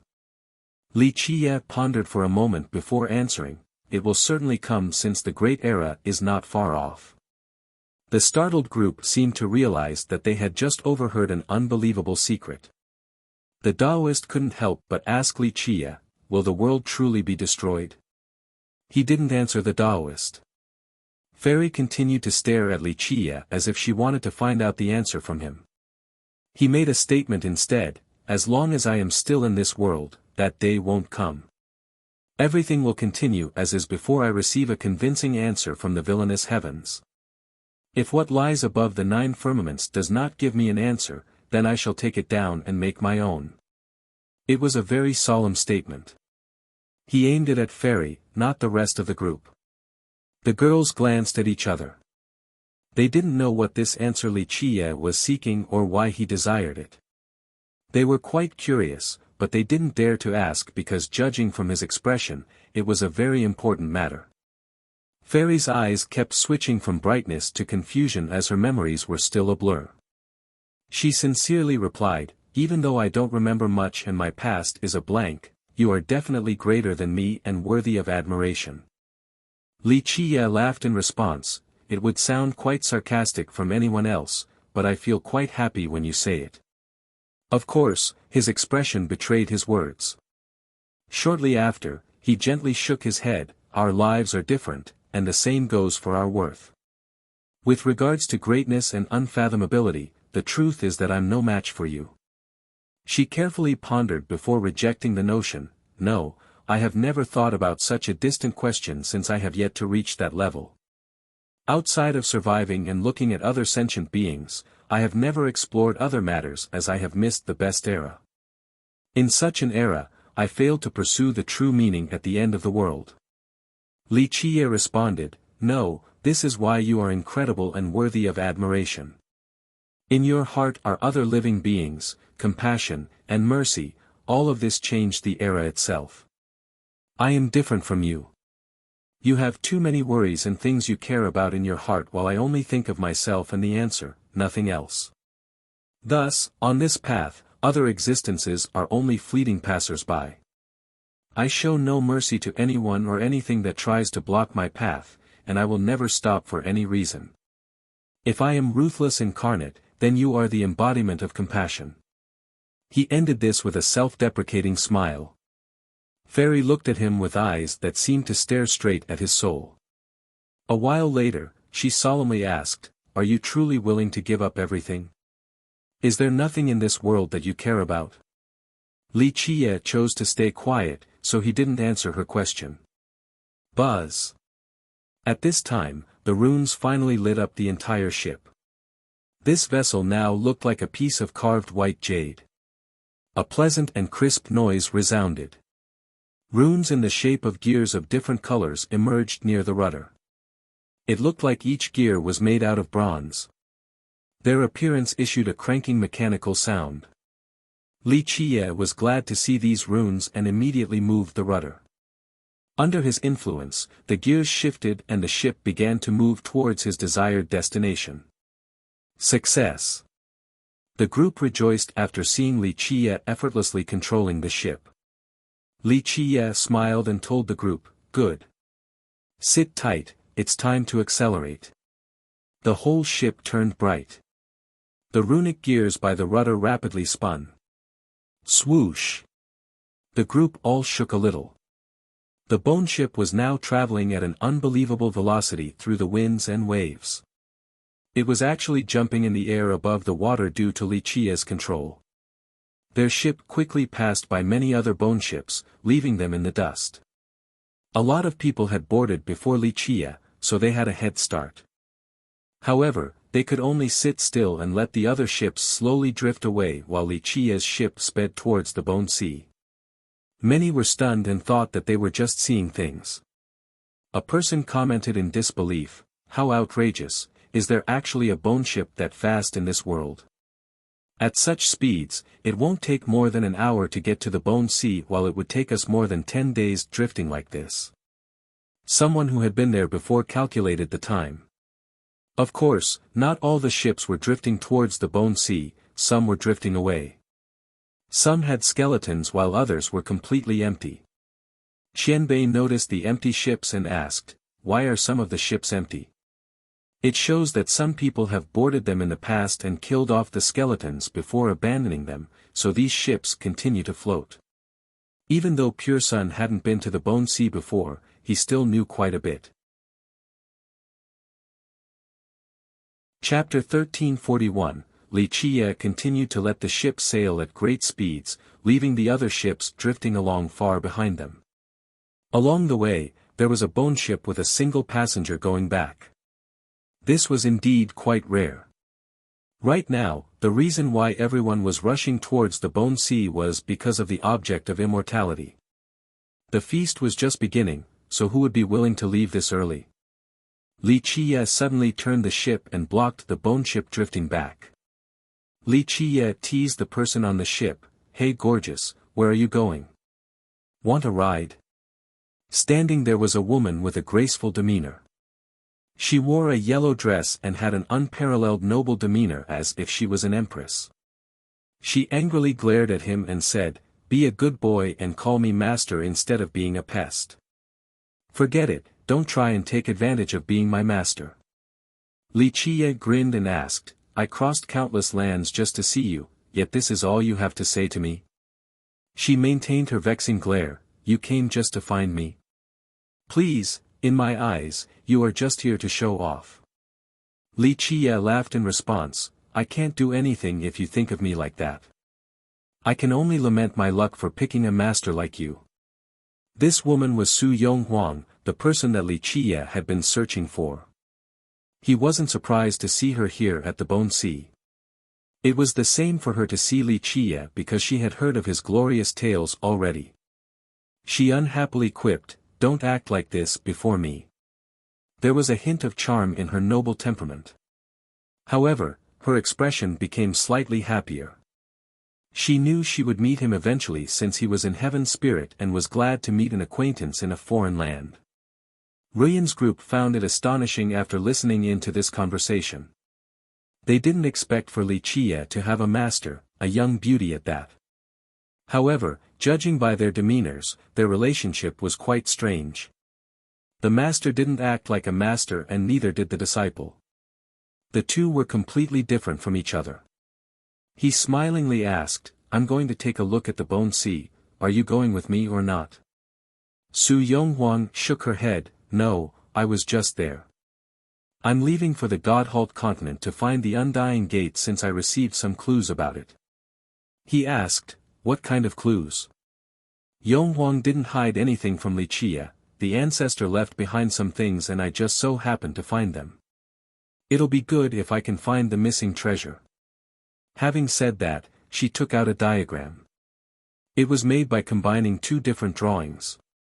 Li Qiye took it and said, "You obtained this piece from the minor Zen school?"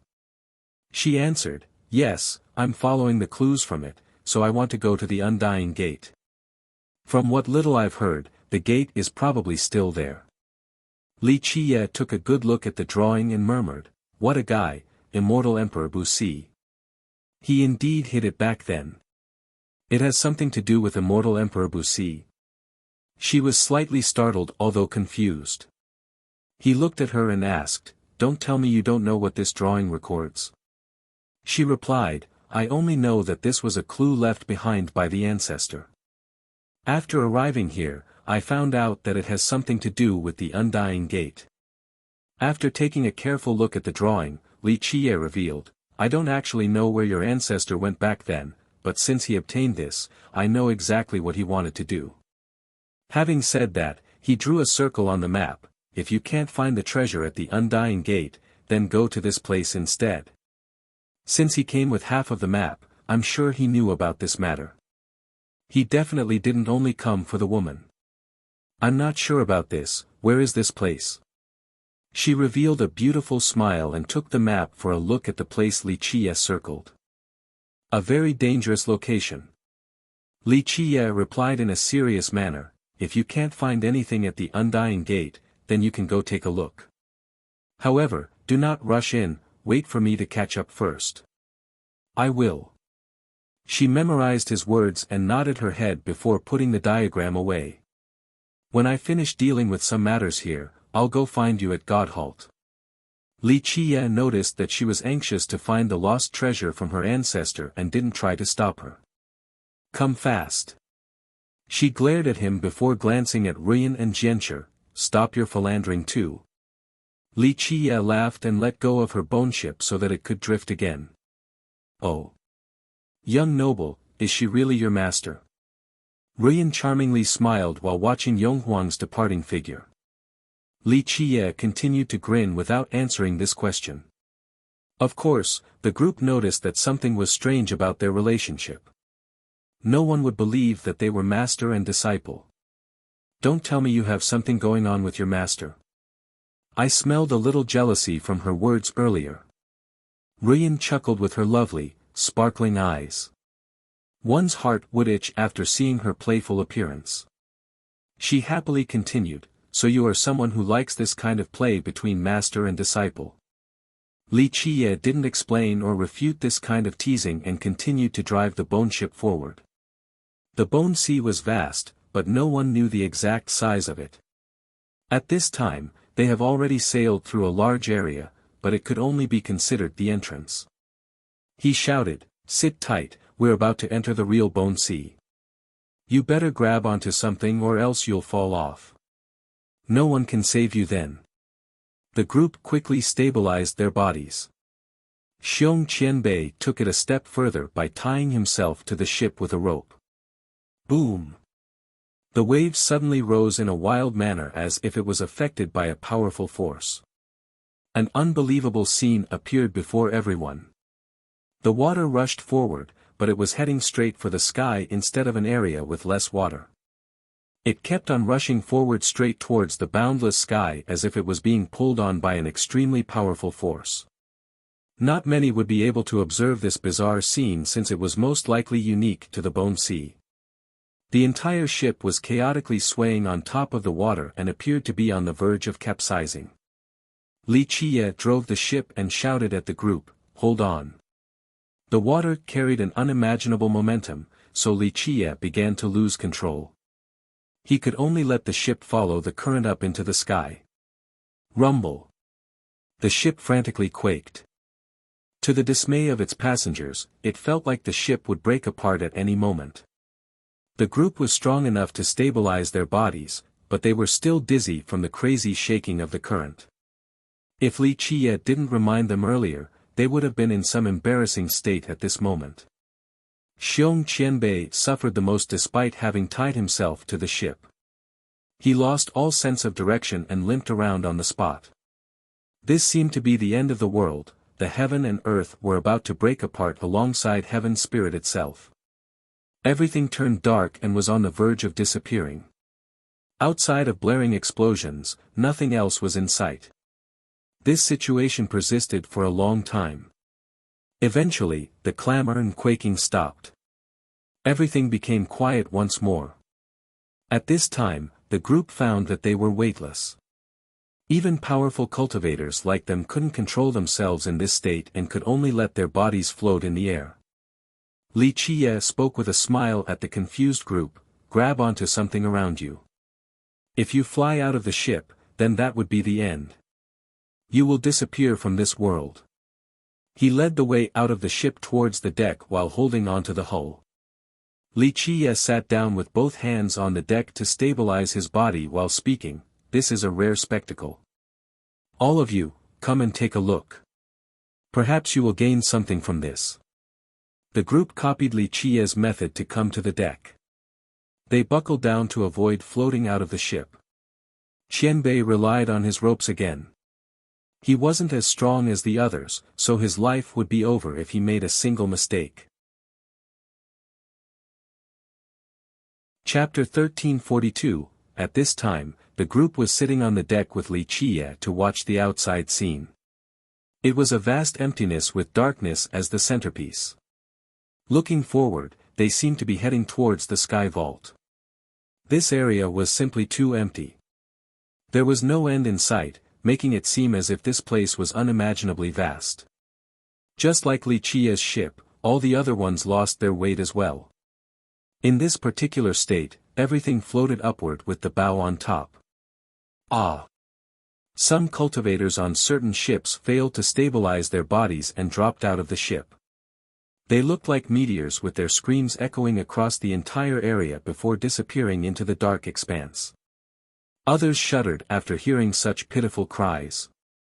They subconsciously held on to the ships even tighter to avoid falling off. What is down there? Qianbei looked down and saw a creepy darkness. He grabbed onto the deck as well since he felt that the rope alone was not safe enough. A dead zone. Li Qia replied without looking back, "Get ready, miracles are about to happen. It is up to your own fortune whether you can obtain anything or not." Having said that, various colored lights of all shapes flashed in the sky. They looked like gems carved into space itself. The ships continued to float upward. Eventually, they made it to the end. Many cultivators looked curiously around with greed in their eyes. Treasures were floating everywhere. A seemingly endless amount was scattered in this void. Ruyan's group was shaken as well. They came from imperial lineages and were no strangers to treasures, but this was their first time seeing so many floating around in the void like this. There were all kinds of them, not limited to just weapons and jewels. Some were simply indescribable. Not far from Li Qia's ship was a large palace made out of gold. It was lit up in flames as if it was the palace of a sun god. Its gates were shut tight, so who knows what treasures lie beyond them. What is that over there? Jianshi pointed at a spectacle in the distance. There was an active volcano in this void, spewing out bubbling magma. However, this magma was actually a golden liquid. Occasionally, the volcano would spew out treasures instead of scorching magma. They consisted of seals, bright jewels, discs, and mysterious vessels. However, after gushing upward, they would fall back into the volcanic crater. The other experts took note of this volcano as well. One started drooling and had to lick his lips. If you obtained this volcano, you could feed an entire great power. Li Qia smiled while looking at this volcano. In the distant past, there was a divine beast who devoured treasures from all over the world. The more it swallowed, the more powerful it became. Jianshi immediately inquired, "This volcano is a divine beast?" Li Qia gently shook his head, "No, even the bones of this beast no longer exist. The most precious part of its body should be its stomach. Even though it has died with nothing left, its stomach was too precious and was able to be preserved. That's because all the treasures are stored there." Jianshi understood what happened. This gigantic volcano-shaped stomach contained numerous treasures. The bone ship continued onward. After a while, a treasure floated by Li Qia's group. It was a wooden chest that made strange vibration noises, as if there was something alive inside that was occasionally shaking. Ruyan heard a phoenix cry from the chest and asked, "Is something alive in there?" "A phoenix, maybe. How could that be?" "The treasure inside doesn't matter, the chest itself is the important part. The phoenix hymn you are hearing and why it is shaking has nothing to do with the treasure inside. It is the wooden chest itself." Li Qia shook his head. Ruyan asked, "What kind of treasure is it?" He took a look before replying, "It isn't a treasure, just a precious chest made out of wondrous wood.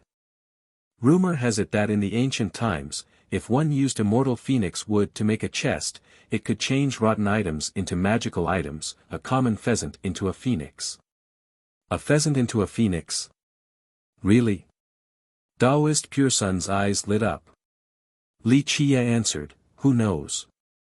I haven't tried it. If you can get it, then you can give it a shot." The Taoist was immediately tempted and quickly summoned a treasure. It was a long rope that aimed for the chest at lightning speed in order to pull it back. However, when it almost wrapped around the chest, it failed to make contact. The rope fell into the dark expanse. Interesting. The Taoist turned serious. He stretched out one hand that had a golden glow. It was empowered by his immortal physique. The sound of bones breaking immediately came when he almost touched the chest. He was aghast and withdrew his hand with his fastest speed. He saw his arm bloodied and completely broken, a truly horrifying scene. The girls took deep breaths after seeing this. Even under the power of the diamond physique, his arm was still shattered. In fact, the other cultivators saw a few treasures drifting by and became tempted just like the Taoist. They quickly took action, resulting in screams. All the ones who tried to grab the items failed. The good cases ended with grievous injuries while those who were worse off ended in their deaths. Some of them still didn't give up. They tied their bodies to the ships with rope and flew out in order to reach some treasures. Ah! More screams echoed across the void. These cultivators and their ships fell into the darkness along with all the other passengers. Li Qie shook his head and told his group, "The treasures here can't be forcefully obtained." At this time, Ruyan pointed at a bronze sword in the distance. "See that sword? It looks like the one on your back." The Taoist looked over and found a sword floating in a faraway corner of the void. It looked exactly like the one he was carrying. The only difference was that his sword looked much older while the floating one still emitted a dazzling light. He subconsciously touched his ancient purity blade and wondered if that was an identical blade. Ruyan chuckled and commented, "Don't tell me your blade from the ancient spirit island was picked up from this place by your ancestor, immortal Emperor Gu Chun." "I don't know." The Taoist smiled wryly. He would never believe that there was an identical sword to his own if he didn't see it with his own eyes. "Your sword is quite good. Of course, that one over there isn't bad either." Li Qie looked at the sword and smiled at him. At this point, the Taoist felt some doubt about the origin of his sword. Even though it was said to be his ancestors' true treasure, they, as the younger generation, didn't know whether it was created by him or if it had some other origin. Xiong Qianbei suddenly shouted and pointed far ahead, "What about that?" The group turned around and saw the darkest world they had ever seen. It seemed to be a terrifying black hole capable of devouring all light. Not a single glimmer of light could escape from its maw. Chapter 1343, There was actually a skull in this black hole. It had been affected since it was completely black like ink and seemingly fused with the black hole itself. Without looking closely, one wouldn't be able to see the skull at all. Onlookers would be confused by this scene from not knowing whether if it was the skull that gave birth to the black hole or vice versa. Perhaps it was the skull that was absorbing all the light instead. People couldn't distinguish the fundamental cause of this phenomenon. It was very strange, and judging by its shape, it was definitely not a human skull. It was too bizarre for description. In short, its particular awkwardness was not in tune with the common perception of skulls. Because of this, the spectators became instinctively uncomfortable. It was as if the eye sockets were peering into their inner darkness. As one gazed longer at this black hole, they would eventually notice the skull even though it blended in so well. Ruyan's group found it quite strange. They felt the same dreadful sensation as the others as they were made aware of the darkness residing in their hearts.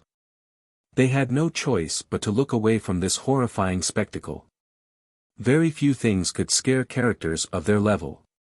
However, this skull had truly frightened them in an unbelievable manner. "This," Li Qie's eyes flashed while looking at this skull. Clank! The Dao sword appeared in his hand, then he threw it out. An incredible thing happened. The Dao sword was suspended in the air instead of falling down, completely contrary to the crowd's expectations. Many have tried before. Both life and true treasures or even foreign Dao types were all useless. They quickly crumbled after leaving the ships. There was even one person who became quite greedy and used a God King level weapon. One could imagine the consequences. To this cultivator's dismay, his weapon fell into the darkness. Buzz! Li Qiye emitted a dazzling light as if a layer of crystals encased his body. He suddenly jumped out of the bone ship. The rest of the group blurted in shock, "Careful." The two girls turned pale with their hearts hanging by a thread. After seeing this, the other cultivators murmured, "Is he insane?"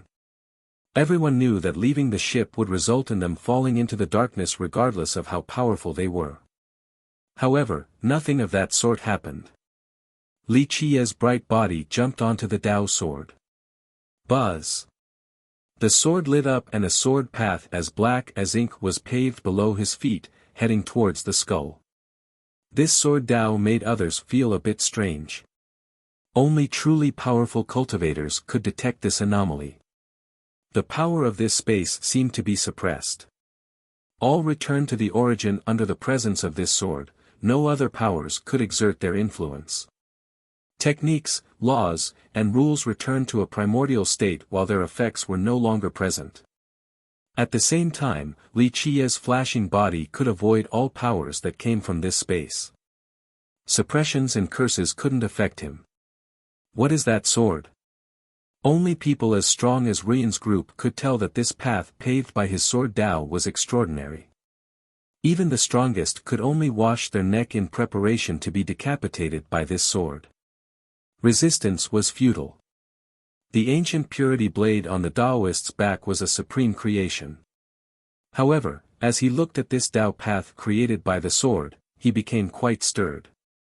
His intuition told him that his sword was completely inferior. This is so devilish, how can this be?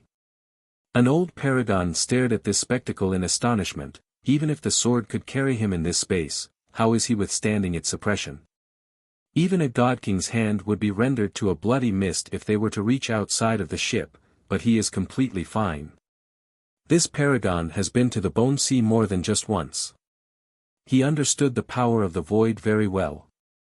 Once someone's body was exposed to it, their flesh would be destroyed instantly. But now, Li Qiye not only didn't fall, he was also unharmed. People couldn't believe their own eyes that were gazing at this demonic scene. A charming spirit murmured, "Fierce is too damn freakish." No wonder why he dared to challenge Meng Jintian. Maybe he is the only one in this generation that can compete against Jintian for the heaven's will. I have heard of this merit law before. Daoist Pure Sun was fairly knowledgeable for being from the four branches. When he saw Li Qiye's body emitting that crystalline glow, he commented, "In the legends, immortal Emperor Jingyu from the stone medicine world created a certain heaven's will secret law. It could avoid all powers and forms of offense. It is called the Heaven's Will Crystal Physique, praised as the only technique in this world comparable to the indestructible diamond physique." The crystal physique, the two girls were startled. Even though they had never seen it before, they had heard of its fame. At this time, Li Qiye was close to the black hole. He grabbed the skull, but it was as steady as a rock. He couldn't shake or move it in the slightest. So many years have passed. The power in this strange place not only didn't weaken, it actually grew even more powerful. It looks like a terrifying era is about to come to Heaven's Spirit. Having said that, he laughed and took out a large egg, the one from where he found the myriad star water. Bang! Bang! Bang! A burst of ferocious bangs resounded. Li Qiye used the egg to mercilessly slam the black hole. His speed became faster and faster like a relentless storm. Bang! Bang! Bang! The entire void quaked in the face of his barrage. It seemed that his attacks weren't only smashing the black hole, they were striking the entire space. That crazy fool will shatter this entire space if he keeps on doing this. Everyone paled from fear as the fabric of space became distorted. The ships were shaking as if they were trapped in a storm out at sea. Bang! Under the wild smashing, something seemed to have come loose. Many people heard a click sound as if an item was coming off. Everyone knew that the treasures here seemed to be engraved into space itself. Without being destined, one wouldn't be able to obtain them no matter how powerful they might be. However, the skull loosened, much to Li Qia's amusement. I knew you weren't as hard as my rock. Having said that, he put away the myriad star egg. He then grabbed and pulled out the skull from the black hole with ease.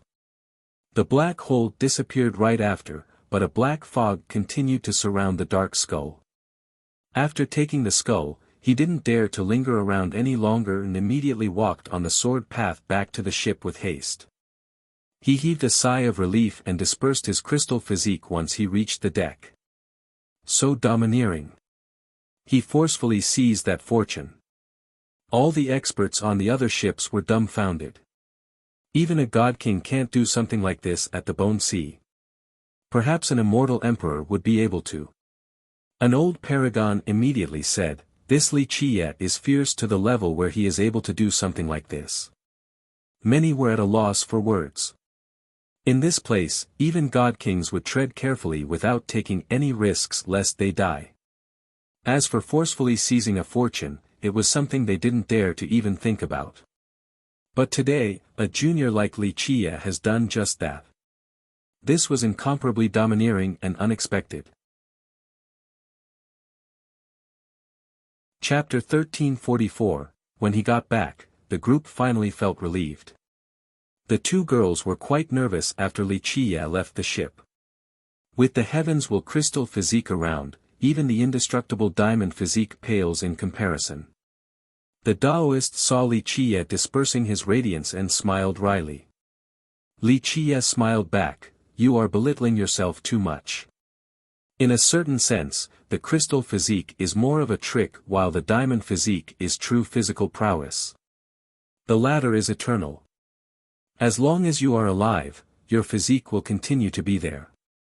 It will protect you for a lifetime while the crystal physique has a time limit. In the beginning, the crystal physique is truly enviable with great advantages because it can evade many powerful enemies. However, it can't compare to the diamond physique at grand completion." He continued on, "Even an immortal emperor can't kill a grand completion diamond physique. At that point, which do you think is better?" The Taoist nodded his head in response, "Brotherly, your guidance is on point." Li Qia showed a smile and added, "With your talents and strength, once you are at grand completion, you will be a true emperor assailant capable of fighting an emperor without fear. Even if you lose, the emperor would find it exceedingly difficult to kill you. An ordinary emperor might not even be capable of doing so. Will you still envy the crystal physique then?" The Taoist didn't gloat after hearing such praise nor did he show any trace of arrogance. Instead, he happily listened with great focus. Xianbei stared at the Taoist with admiration while listening. This was an existence who would be unkillable by even immortal emperors in the future. What a great achievement. Ruyan chuckled and asked, "Young noble, how did you get the crystal physique? Don't tell me you stole it." Li Qia couldn't help but laugh. "It's just a crystal physique, there's no need to steal it. I casually picked it up on the road." Of course these people didn't believe him. How could someone randomly come across a heavens will secret law? The Taoist joked back, "Brotherly, I'll trade my ancient purity blade for your sword, how about it?" "For my Tao sword?" Li Qia looked at the Taoist and laughed, "You don't have to trade, just swear your lifelong allegiance to me and I'll give the Tao sword to you." The girls went slack-jawed after hearing this. They were able to tell that this Tao sword was definitely superior to the ancient purity blade. Remember, this blade was Immortal Emperor Gu Chun's true fate weapon, and he was the first immortal emperor. Thus, one could extrapolate just how frightening and unfathomable the Tao sword was. Such a sword would be worshipped as the defining treasure that would be passed on for generations in an imperial lineage. So when Li Qia agreed to give the sword to the Taoist, who would believe such a thing? The Taoist himself was stunned. He naturally knew just how precious the Tao sword was. "Does it look like I'm joking?" Li Qia smiled and repeated, "Swear with your true fate right now and this sword shall be yours." Earlier, the Taoist was just messing around. He didn't expect for Li Qia to actually agree. "Young noble, this is too much." Ruyan chuckled. Li Qia replied, a treasure is easy to come by, unlike a general. If I lack treasures, I can always go and find some. A general capable of resisting an immortal emperor, where will I find one among the 9 heavens? And someone who can't be killed by an emperor is even more valuable. She winked and playfully said, so if we sisters work for you, will you give us treasures like the Tao sword too? Li Qiye flicked her nose while grinning, nice thought. I'm not the one asking for you too, it is your school wishing to have me. Why should I commit to such a terrible deal? Humph, you are being unfair. She coquettishly scowled while sending seductive glances at him. This posture from her could cause even bones to go weak. Qianbei inquired again, what kind of fortune is required to obtain these treasures? Li Qiye smiled back at him, no one can be sure. If you are lucky, you can pick up treasures during a leisurely stroll. But with bad luck, you can choke from swallowing on your own saliva. Look, your fortune is coming right now. He pointed to the front after saying this. At this time, treasures could be seen floating everywhere in this space while the bone ships drifted away. However, no one could grab any of them even if the treasures drifted next to them. It seemed that each treasure was one with space here, they were completely connected. There was no way of taking them down at all. Suddenly, a golden bell not far from a particular ship appeared. It floated above a young man's head and continuously clicked. Next, the bell sounded before issuing a cracking noise, then it fell into the youth's hand. Everyone had tried numerous methods to no avail. But now, a treasure suddenly fell down towards someone. This was even more outrageous than a pie falling down from the sky. The youth was understandably stunned when the bell fell into his hand. He couldn't believe his own eyes since he was not a genius or anything. Why did this unfathomable bell pick him? An old senior said, stop looking silly, you are quite lucky to have met this opportunity. This was also a reminder for him to put away his treasures to avoid the greedy eyes of others. The youth regained his wits. He became quite excited since this was beyond his wildest dreams. He had been graced with great luck, so he busily put away the bell. Many were envious to see such an ordinary youth obtain this fortune and treasure. Chapter 1345. After seeing the fortuitous event that unfolded, many cultivators also began to eagerly await for treasures that were floating up and down. Everyone wanted to get lucky and have a treasure fall into their laps. Of course, very few were truly lucky. Outside of the youth from earlier, 2 other cultivators obtained fortunes, treasures automatically fell into their hands. Ruyan noticed something and murmured, is this the treasures picking their masters? From a certain perspective, that is indeed the case. Li Qiye smiled, some karma and fate predestined long ago. Xiong Qianbei could only watch and heaved a dejected sigh, it will never be my turn to have such a fortune. He knew himself quite well. On this ship, with regard to talents, cultivation, power, Tao heart, everyone else was superior. Needless to mention Li Qiye and Fairy, even the other 3 were incredible geniuses. If they couldn't obtain anything, how could it be his turn? Fortune and fate don't necessarily have anything to do with talents. Li Qiye shook his head, if it's fate, then it's fate. When your turn is up, even if you are a lump of dog shit, it will still be your turn. But when it isn't, even if you are the most supreme genius, don't even think about it. The ship continued to float up while he was speaking. Not far from where they were, a group of 8 eyes could be seen. They were large like the eyes of bulls. The 8 eyes made strange noises before floating towards the group. Li Qiye stopped speaking and looked at the eyes before smiling, look, someone is lucky. Wait for it, the 8 eyes circled around the ship as if they were checking out the group. All 8 blinked at the same time and tumbled down onto Xiong Qianbei's hand. The old man was dumbfounded and couldn't think straight. He didn't expect to obtain this fortune when the others were much more excellent. He thought that if it wasn't Li Qiye, it would be the Taoist or someone else instead. But right now, the 8 eyes chose him. He would never have even dreamed of such a thing. Is this really happening? If this was a dream, he didn't want to wake up. He was still in disbelief. This matter was too surreal and out of his comfort zone. You tell us. I want to be a pile of dog shit to obtain a fortune as well. The Taoist laughed in response. Qianbei eventually pinched his thigh and a sharp pain came along. He finally believed that this wasn't a dream. Who? He hugged the 8 eyes while happily giggling. Taoist pure son, you shouldn't bother with a little character like me. These items won't be able to get into your sight. The Taoist smiled. He wasn't really jealous of the fella, it was a simple joke. Qianbei calmed down and bowed towards the group. Thank you, young noble and schoolmasters. Without your help, this old man would never have been able to obtain this fortune. He came this time for the sole purpose to broaden his horizons, he never even dared to think about getting anything. But now, the reality was that he actually obtained something. He understood and felt grateful for Li Qiye who made this happen by bringing him along.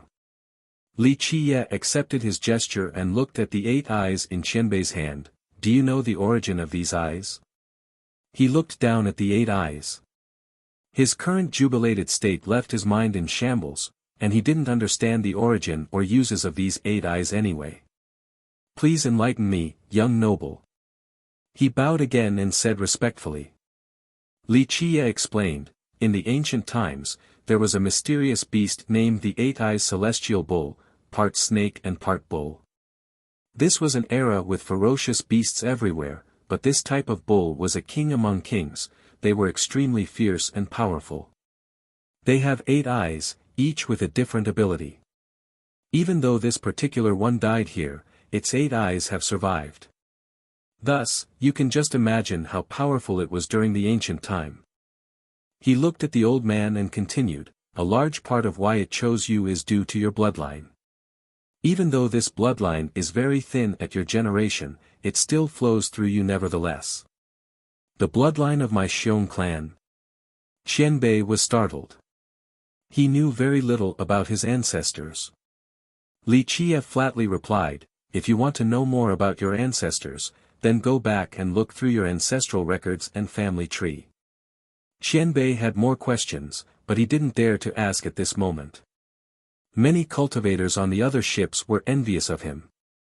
Alas, fortune always went to others instead of themselves. The ship continued to float with treasures all over the place. There were more than just weapons and artifacts left behind by people of the past.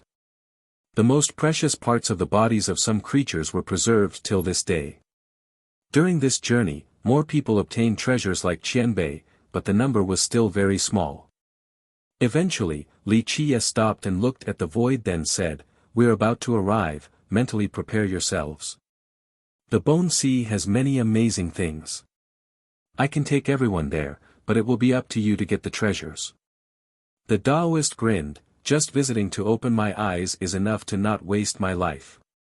As for the treasures, let it be up to fate. His Gu Chun's 4 branches had many treasures. Their treasury was something outsiders could never even begin to fathom, so for the Taoist, experience was more important than treasures. The always playful and enchanting Rian quietly asked Li Qiye, what about the wind chase break? This time, she was very dignified without trying to tempt him. In fact, Jianshi was staring at him with her clear eyes as well. They came with great hope because he previously said that their wind chase break was located at the Bone Sea. Obtaining other treasures didn't matter to them. They only wanted to find their lost technique since nothing was more important to the Void Imperfection 3 schools. Li Qiye looked at the two and smiled, if an opportunity presents itself, I will lend a hand. Even if it isn't meant to be, I will forcefully seize it. Yes, you 2 sisters have served me quite well in the recent days, so I can't mistreat your school. Jianshi blushed from this teasing while Rian smiled without any bashfulness at all, if you stay at our schools, we will treat you like a living god. Li Qiye chuckled and shook his head, a living god. That doesn't sound bad, but I was born a poor man and unaccustomed to the lavish lifestyle. I should stick to my poverty-stricken ways instead. Ruyan frowned and glared at him. Jianshi, on the other hand, only sighed in her mind. She knew that her school couldn't keep someone as great as Li Qie, a true dragon that will soar in the sky. How could a small pond like theirs contain such a beast? After a good while, Li Qie looked at the sky and said, "Get ready, we're about to arrive at the watery area. Hold your breath or you will look quite ugly from choking." The group held their breaths after hearing this. Originally, all the ships were floating up into this boundless void with no end in sight. However, once they drifted to a certain level, a loud bang sounded as if they touched an invisible barrier. There seemed to be a crossing between two worlds. The previous was a boundless void while this one was full of water. In the blink of an eye, all of the ships reached the sea. Chapter 1346, Crash. Water splashed. The bone ship struck the surface right away and began to float. This process was too fast. It wasn't a process of floating up from the bottom of the sea, it was entering from another world. An immense gust of wind assaulted everyone, it could only be described with the word death. The sisters and the Taoist were all experienced members of society. However, they were shocked to see the scene ahead. Of course, they had read records in their sect describing the bone sea. Alas, reading and personally seeing were two completely different matters. True to its name, this sea was full of bones. When standing above, regardless of the location, only bones were in sight. A sea made out of bones might be the most appropriate way to describe this region. They piled into mountains, creating an astounding spectacle. Because of these piles, this sea seemed to be divided. It was difficult to see the whole ocean due to these bony protrusions. The visible water looked like narrow rivers, allowing the little ships to pass through the ghastly hills. Anyone would be creeped out while being so close to death. The more timid crowd would forever be stained with this shadow for the rest of their life. Stray bones were also floating among the cold splashing waves. The majority of the skeletons here remained relatively intact, making it seem as if something had eaten the flesh while leaving the bones behind. There were all kinds of skeletons from different creatures, not just humans. Their varied shapes exceeded one's imagination. Some were unreasonably large while others were wonderfully small. Looking around, one would see a small pheasant-like skeleton next to a mountain-sized skeleton. The large ones came in a variety as well. There was an elephant head with its ivory tusks stretched out for dozens of miles, and another looked just like a dragon. This might be an ancient python, it spanned for several thousand miles just like a mountain range. One could easily imagine just how large and mighty it used to be when it was alive. There was also a skeleton that looked like a peak protruding out of the sea all the way to the white clouds. A single glance wasn't sufficient to discern the creature. However, upon closer inspection, one would find that this sky-piercing peak was only part of a finger, so just how large was the hand below the sea? This was an example of gigantic humanoid skeletons beside great beasts. They looked just like continents half immersed in the sea while their ribs looked like small mountain ranges. These giants were true to the phrase, head wearing the sky and feet stomping the ground. No, even worse, an existence above an immortal emperor going crazy. What do you think will happen? Li Qie's laughter made the Taoist take several steps back from fear. He spoke with skepticism. Are you joking? He had experienced fairies' might firsthand, and the fear still lingered in his mind. Li Qie's words just now horrified him completely. The girls slightly trembled as well. This answer just now contained many hidden matters. Qianbei was tongue-tied. This topic was too out of reach for him. Immortal emperors, these were existences he didn't dare to even think about. Chapter 1347, After a while, the girls calmed down. Jianshi quietly asked, "Is she an immortal emperor?" But then she thought about it and found it impossible. If there was an empress present, there would be no chance for everyone to be unaware of her presence. Moreover, this was a new generation with an upcoming heaven's will, so how could there already be an empress? Li Qiye looked at her and flatly stated, "No, she's something even greater." Everyone inwardly trembled after hearing this terrifying sentence.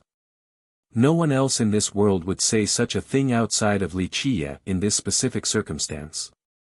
Moreover, the existence mentioned should not exist. How could there be something greater than an immortal emperor? Ruyan blurted in disbelief, "There are people more powerful than immortal emperors?" Since ancient times, the belief was that immortal emperors were invincible and matchless. Li Qiye smiled and looked over at the Taoist. "There are differences among immortal emperors."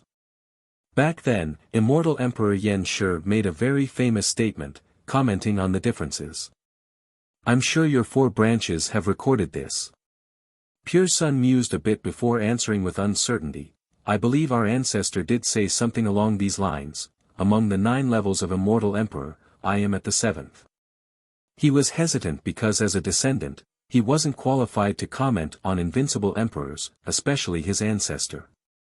Li Qiye smilingly said, "Not exactly true but pretty much correct." In her words, if there are 9 levels to immortal emperor, would place her at the 8th. Of course, this was a matter to be discussed later on. Later on. Ruyan was quite sharp and could vaguely guess something from his statement. What happened after that? Li Qiye laughed and didn't answer. "Let's go.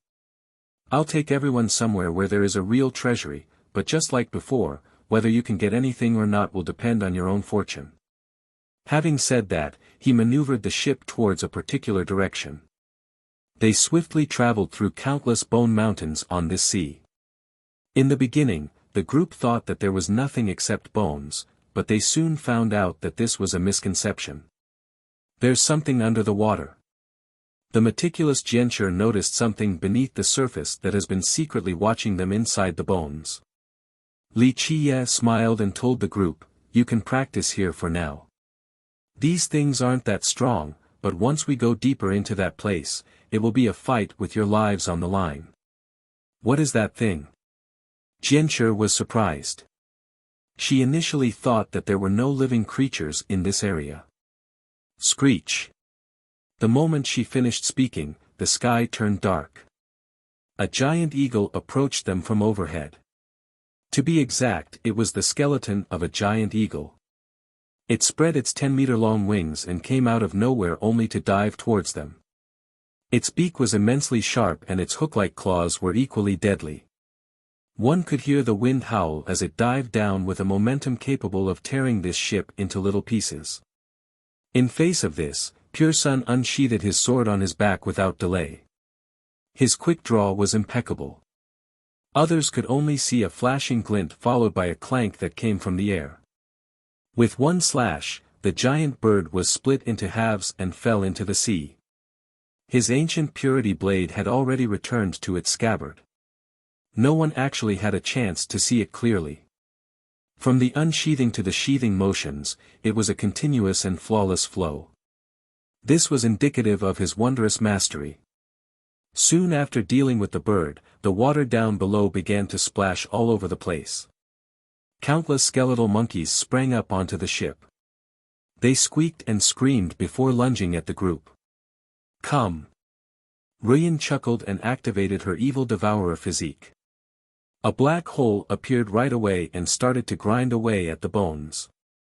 Virtually all of these skeletal monkeys were rendered into dust in an instant. After the eagle and monkeys were killed, the rest of the skeletons seemed to realize that the group was too strong, so they quietly hid and halted their attack for now. Jianshi asked, "What are these things again?" Li Qiye nonchalantly answered, "In this place, the majority of the corpses have been erased. However, a few of them remain unyielding and turned into skeletons on these ships in order to escape from the Bone Sea. There is another group that have been morphed into evil spirits by the death energy here. They consider this sea to be their home and would attack any intruders they see." He sighed at the end. Jianshi noticed these shadows hiding in the sea. They seemed to be everywhere, prompting her to be vigilant. Li Qiye smiled and added, "These spirits are not much, the ones later on will be much more powerful, a true eye-opener. Remember, you can abandon ship and jump to the bone piles if necessary, but never fall into the water no matter what happens. If you do, it will be the end of you, escaping would be even more difficult than reaching the heavens." The group memorized his warning. Even though there was still a lot of spirits around, Li Qiye didn't mind too much. His focus was on Fairy, evident by his occasional glances. In fact, he was very worried about her emotional instability because it could end in an eruption. As he had said before, dealing with a furious immortal emperor would be very problematic. Fortunately, the situation was looking fairly optimistic since she remained stable just like the glowing moonlight that's encompassing her body.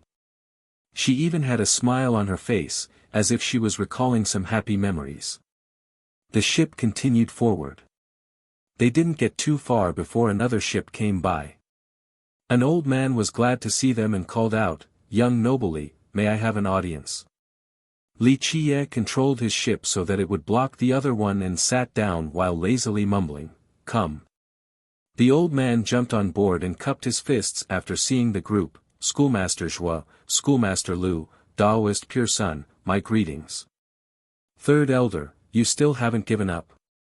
What kind of conditions are you bringing with you this time?" Ruyan chuckled after seeing the old man.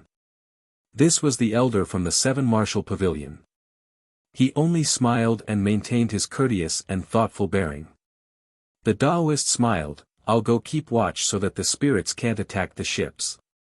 He understood that if the third elder was here, there was important business to be discussed. As the Pure Sun Island Lord, it was not his place to eavesdrop. Xiong Qianbei didn't dare to stay even more. He followed the Daoist and kept guard on the deck. "The Bone Sea is too large, it wasn't easy to find you, young noble. I had to switch several ships." He bowed and initiated the conversation with a relaxed tone. He came with great sincerity this time to get things done. It was evident that he ran here as he had to spend a lot of effort just to talk. Li Qiye smiled and replied, "I hope you are bringing me good news." The elder bowed his head again. He was much more polite and respectful compared to the last time. Keep in mind that the pavilion was an incredible lineage in heaven spirit. One sect with 3 sea gods was enough to let them talk proudly to any other power. As an elder, he commanded great respect, so his courteous act towards Li Qiye was quite sincere. Of course, Li Qiye showed him respect as well, contrary to his usual nonchalant act. As the saying goes, bring gifts to avoid a scolding, smile to avoid a slapping. He was willing to give the third elder a chance due to the respectful gesture. The elder said with reverence, "I came here this time to talk to you about the life renewal again." "I'm listening." Li Qiye only smiled and showed a more amicable attitude compared to his indifferent manner upon their first meeting. The elder solemnly said, "Our elders have discussed your condition last time and we have agreed to parts of it. If you can perform the life renewal successfully, we will impart to you 3 out of the 7 styles.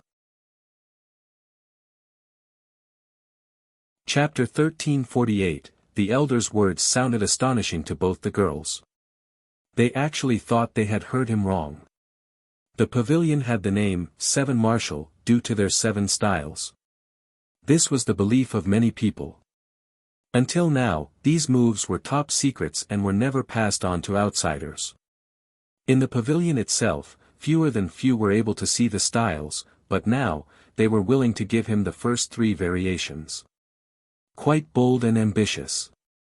Li Qiye was surprised as well. "It looks like your pavilion is going big this time." He didn't care too much about this transaction. The 7 styles might be amazing, but it wasn't to the level where he must have them. At the same time, he didn't think they would ever give it to an outsider. Thus, this concession from them was truly astonishing. The third elder quickly smiled and added, "Thank you for your kind words. We are just acting out of necessity, not ambition. Our pavilion has no desire to compete against the rest of the world for hegemony." "Is that so?" Li Qie leisurely chuckled and stared at the elder. If your pavilion has no such ambition, why the need for this concession? His eyes turned quite profound. The elder felt a bit scared, it felt as if he was seen through, so he lowered his head. Li Qie faintly smiled, fine, I'd like to hear the rest. This attitude was a good development for the third elder. At least things looked hopeful for the pavilion. After all, Li Qie had a very indifferent attitude last time. He busily responded, although we can't give you all 7 styles, we can compensate you in other ways. If you are willing, our 7 seas goddess is willing to marry you. At the same time, our dowry will be 2 sea god weapons. Feel free to put forward more conditions if you would like. The girls were impressed, the pavilion was going all out just to pull Li Qie in. Anyone would be tempted by such conditions. The 7 seas goddess was not only powerful, she was also quite beautiful. Moreover, 2 sea god weapons made this deal even more tempting. Is this your pavilion's idea or your successor's, the 7 seas goddess? Li Qie laughed in response. The elder smiled back, young noble Li, you can rest assured about this marriage. Our pavilion and lord can keep our word. Both Ruyan and Jianchi were surprised once more. Jianchi gave her congratulations, so the goddess has taken the position of your lord. That's great. They also understood why the goddess agreed to this arrangement. If she was only a disciple, then she could follow her own desires. However, it was different for a lord whose responsibility was to shoulder the rise and fall of their lineage. They were also schoolmasters, thus they understood the heavy responsibilities that ensue. The elder respectfully said, "Thank you, schoolmasters. The truth is that our lord has taken the position more than 2 years ago, but we didn't announce it to the world." Li Qie smiled, because your hallowed ancestor is about to die, your pavilion wishes to keep a low profile on these matters. The elder coughed after Li Qie blurted everything out. He wryly smiled and said, "Nothing can hide from your keen sight. In this generation, the goddess is indeed the most promising to become the next sea god. Logically speaking, her promotion to being our lord is a grand matter.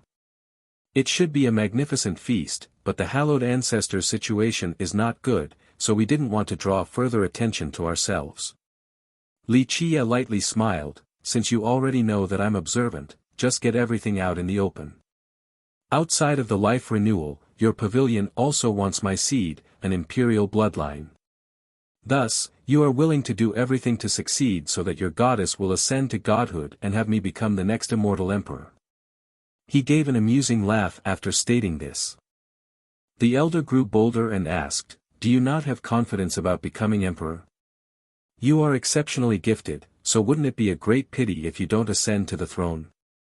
Li Qie chuckled, "This goading won't work on me." His eyes turned serious as he stared at the elder. "We can leave the 7 styles aside and focus on your hallowed ancestors' plan as well as the direction your pavilion will take in the future." The third elder chuckled as well and said, "Ah, well, our pavilion hopes that you can become immortal emperor and our lord, the next sea god. Third elder, if you want to negotiate with me, then just be honest, don't play games like this." Li Qie coldly spoke, "There are some things that you might not be qualified to know, but if your hallowed ancestor has sent you here to negotiate, it means that he has made a decision and told you certain things. So, third elder, let's cut to the chase if you actually wish to negotiate." The third elder was slightly startled. "How did you know it was the hallowed ancestor who sent me?" Li Qie insipidly responded, "It's very simple. Who can actually be in charge of using the 7 styles as a bargaining tool? Who has such guts?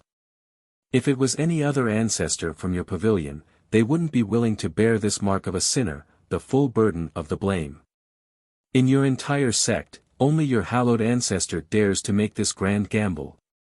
You truly see through everything."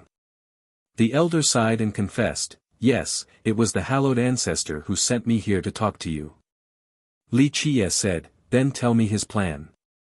The elder hesitated for a moment before glancing over at Ruyan and Jianchi. "Young noble, we'll be off then. Jianshi hurriedly said after seeing the elder's demeanor. Li Qiye waved his sleeve dismissively while looking at the elder. Stay and listen. Third elder, I trust the two of them.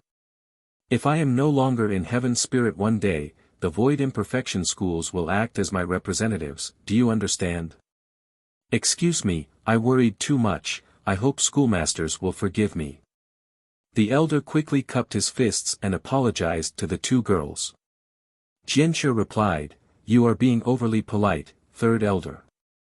In fact, his actions were understandable. Li Qiye said, since your hallowed ancestor has made up his mind to do this, we'll be frank with each other. The elder finally took a deep breath and began, young noble, the truth is that our hallowed ancestor wishes to make a change, the biggest reformation to our bloodline. Li Qiye stared at him and slowly said, your sect does not wish for something as simple as a sea god or an immortal emperor for your groom. What you truly want is to use my bloodline to give birth to an unfathomable descendant. This will be the revolution of your bloodline, the wish of your hallowed ancestor. He only wishes for change. The elder let out a hollow laugh. Li Qiye continued, this is too clear from the fact that he wishes to team up with me and not Meng Zhentian. He wishes to produce more offspring with my imperial human bloodline. He's not a fool, so I'm sure he has already explained everything to you beforehand. Well, the third elder found it difficult to respond because they didn't have things planned to this point yet. Li Qiye speculated, I know what your ancestor intends to do. The reproduction of our bloodlines will be the last part of the negotiation. As for your pavilion's plan, that is even further into the future.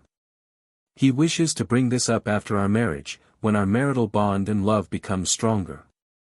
The third elder lost control of this deliberation because it was proceeding too quickly. Both sides hadn't talked about cooperating just yet, but they had gotten to the latter points already. The elder quickly said, young noble, if you would like, you can talk to our hallowed ancestor about these future plans some other time. If you form an alliance with us, we will not hide anything from you since we will be a family connected by bonds. Chapter 1349, Jianshi and Ruyan were very curious about this conversation. The hallowed ancestor was someone who had trained two sea gods. He definitely was unmatched in certain aspects. If he was willing to bet on Li Qiye, it showed that he had an even greater plan than just grooming another sea god. The two girls wondered just what was it that he wanted to do. Li Qiye laughed and said, I won't force you since it is a confidential matter. However, do you mind if I take a guess? Well, the elder wryly smiled. He was fairly helpless because Li Qiye had guessed correctly twice already. This youth was too devilish. Actually, it's not that hard to guess. Li Qiye chuckled without caring if the elder agrees or not. He went on, there is only one thing your hallowed ancestor wishes to do, and that is to sever the sea demon root from all of you. The third elder was aghast after hearing this. Even though the ancestor didn't explain in detail, he could extrapolate that this was indeed the case from their conversation. So now, when Li Qiye pinpointed the crux of the matter, it truly frightened him. Li Qiye faintly smiled and continued, if I am not mistaken, your ancestor wants to move the 7 Martial Pavilion out of Heaven Spirit. Even if the entire sect cannot leave, at the very least, a portion of your disciples must do so. Because of this, your pavilion wants my imperial bloodline. Only my powerful human bloodline will help your pavilion take root in a different world. He stared straight at the elder and declared, your ancestor's target is the mortal emperor world's northern Grand Sea. The third elder was astounded to hear this and instinctively backed away from Li Qiye in disbelief. The two girls were surprised as well since this was outside of their imagination. Some sea demons have left Heaven Spirit before, but ultimately, they would return to their roots unless it was an untimely death. No one had heard of a sea demon lineage wishing to relocate from Heaven Spirit. This was because in the 9 worlds, no other location would be more suitable for their race, especially the Dragon Demon Sea. This was truly their home territory. For a living creature, there was no better place than home. Sea demons were simply happy fish in water here. As for the 7 Martial Pavilion, wanting to relocate should be even stranger. They were the leaders of the Dragon Demon Sea, an untouchable behemoth among sea demons. However, they still wanted to leave Heaven Spirit. No one would be able to imagine their thought process. It would be considered ridiculous if one didn't hear it with their own ears. It wasn't easy for a lineage to establish their own base. It required countless efforts from their ancestors. Just imagine, 3 sea gods have contributed to the pavilion, resulting in them having the largest territory in the Dragon Demon Sea. No one would be willing to give up such a solid foundation and inheritance. This is impossible. Sea demons can't leave, and they definitely can't cut off their bloodline, their connection to Heaven Spirit. Ruyan found the statement incredible. Li Qie chuckled and said, "This depends on their bloodline. If I become an immortal emperor and breed with a sea god, the descendants will be able to sever this root due to my ancient bloodline. After several more generations, the pavilion will be able to implement their plan. The Golden Isle has tested my bloodline. It looks like your pavilion is quite good at getting reliable information." Both the girls glanced at each other, then stared at the elder, whose face has become cloudy and uncertain. He didn't know what to say for a while. Li Qie smiled and continued, "The hallowed ancestor must have wanted to do this long ago, but unfortunately, he couldn't find the right candidate. It's not that simple to have both an immortal emperor and a sea god at the same time. Plus, an immortal emperor might not give your pavilion any face." In the end, the elder bowed his head and earnestly said, "Young noble Li, your wisdom is as vast as the sea. You have grasped everything. Your knowledge can only be described as matchless." Even though he didn't directly admit it, this was essentially accepting Li Qie's conjecture. Both the girls shivered. As schoolmasters, they thought about a deeper issue. Just why did the pavilion want to abandon their inheritance here and leave Heaven Spirit? The more they thought about it, the more afraid they got. An existence like the hallowed ancestor was not able to alarm them. The reasoning behind his actions must be earth-shattering. Li Qie smilingly said, "That's the hallowed ancestor for you, worthy of being an existence that has trained 2 sea gods. He sees further than others and is even willing to make such a gamble." The elder was elated. He hurriedly replied, "Then do you agree?" "No, don't be happy just yet, I still haven't accepted." Li Qie shook his head, "The truth is that your condition isn't enough to move me." "Well," the elder awkwardly backed away after being disappointed. Li Qie laughed, "Elder, there's no need to try and hide it from me by bargaining every step of the way. Be honest, what is the bottom line of your ancestor? 4 styles or perhaps 5? In my opinion, 5 is his limit. The 7 styles are indeed unbeatable, but I'm only interested in the last 3. The first 4 might be incredible, but that's all they are. This is not the case for the last 3. Their profundities are worth pondering, especially the final style. This style, for any cultivator, is truly worth researching. Even immortal emperors are no exceptions." The elder was tongue-tied once more. None of his thoughts could elude Li Qie's eyes. Li Qie continued after seeing his expression, "If necessary, your ancestor could bear trading the first 4 moves. The 5th is the limit, while the 6th is something he absolutely doesn't want to put up. Due to his mastery of the styles, he knows more than anyone just how priceless the last 2 are. The 6th is a sure kill attack. The moment it comes out, it can determine the outcome of the battle. As for the 7th, it can reverse the tides of the universe. Because of this, he absolutely won't trade the last 2. Having said that, Li Qie waited for the 3rd elder to answer. In the end, the elder acquiesced, "Young noble, your insight is beyond my sphere of understanding." This was not flattery since it came from the heart. Even as an elder of the pavilion, he knew less about the 7 styles compared to an outsider like Li Qie. At the same time, Li Qie was undoubtedly correct. The hallowed ancestor gave permission for the first 4 styles. If Li Qiye insisted on the 5th, he must personally talk to the hallowed ancestor. If you wish for the 5th, our ancestor is willing to talk with you about it. He honestly revealed the bottom line. At this point, he nervously stared at the youth. He truly wished for a successful negotiation. After all, this would be considered a great merit for him. You should already know that I want all 7. Li Qiye smiled. The elder wryly smiled back, I won't hide it from you, young noble. It is simply impossible for us to give you all 7, absolutely impossible. It might be bad news, but it is the truth. I am being sincere this time, so I won't lie to you. Li Qiye said, I know. The reason why this conversation is happening is because of your respectful attitude. The elder continued, without talking about the last 2 styles, we can sincerely talk about other conditions that you might have. The elder spoke with honesty and frankness. Li Qiye didn't respond right away. He quietly stared at the waves outside. The elder leisurely stood there without bothering him, waiting for him to make a decision. After a while, Li Qiye looked back and slowly said, I can replenish the hallowed ancestor's life as well as not want the 7 styles. But I do have one condition. The elder asked for confirmation, no more 7 styles. All 3 in the room were surprised. They didn't understand why he chose to give up on the 7 styles. Li Qiye seriously responded, yes. I can do without the 7 styles. The elder was ecstatic and quickly asked, everything else is negotiable then.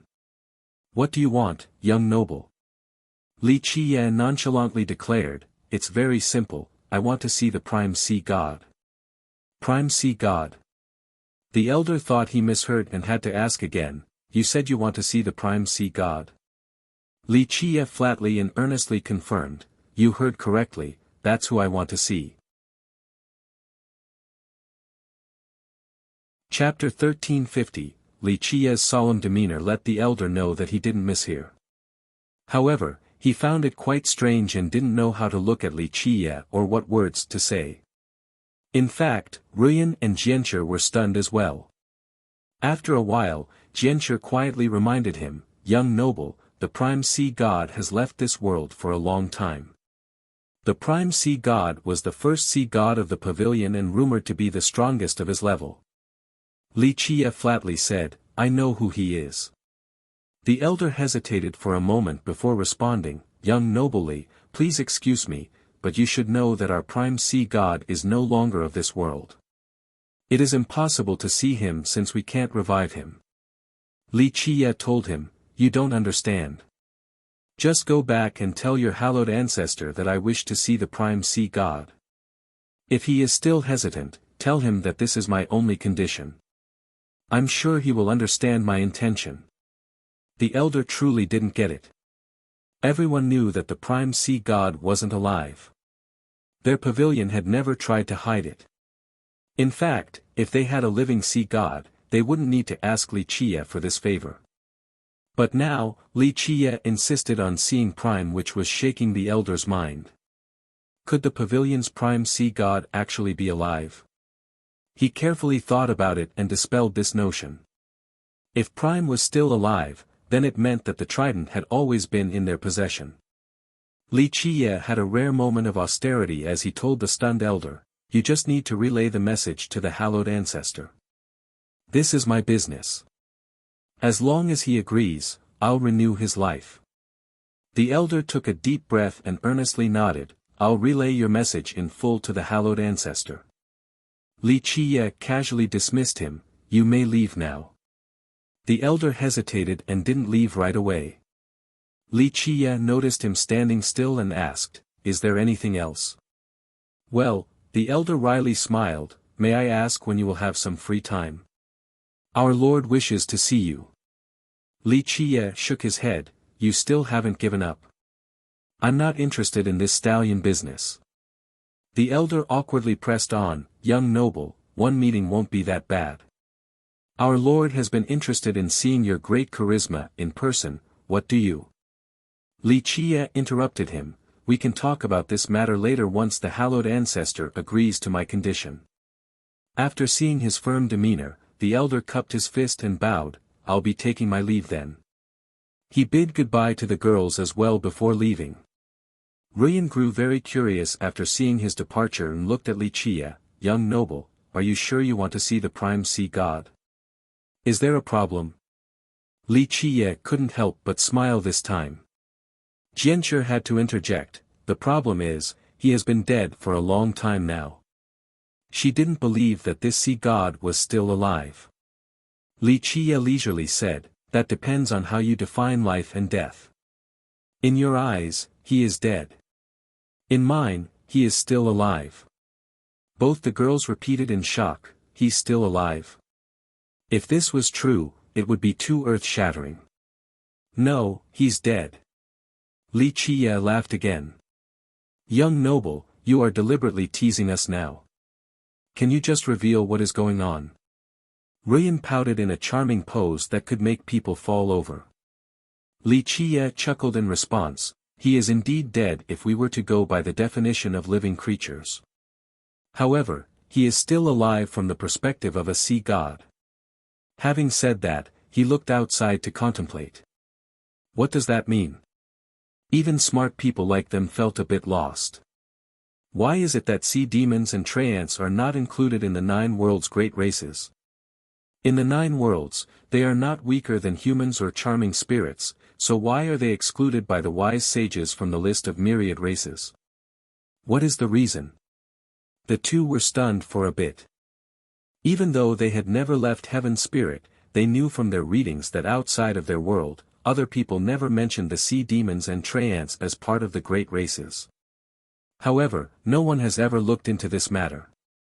Are you saying that sea gods and tree fathers are similar? Even though a tree father might be dead, he will still return to the origin and take root in the earth. A tree controller will be able to communicate with an ancestral tree. The intelligent Ruyan immediately connected sea gods and tree fathers. Li Chia answered, right and wrong. The process tree fathers undergo is unique to them. However, returning to the origin is something similar between the two types of existences. The meticulous Jianshi discovered an unprecedented door due to the time she spent with Li Chia. He had given them too many surprises, but in this split second, she thought about a terrifying matter. Her heart trembled and she had to ask, what about us, the charming spirits? Li Chia gave her another look and cheerfully praised, you sisters are indeed amazing. If you work together, what will your limit be? Ruyan is sharp while Jianshi is wise.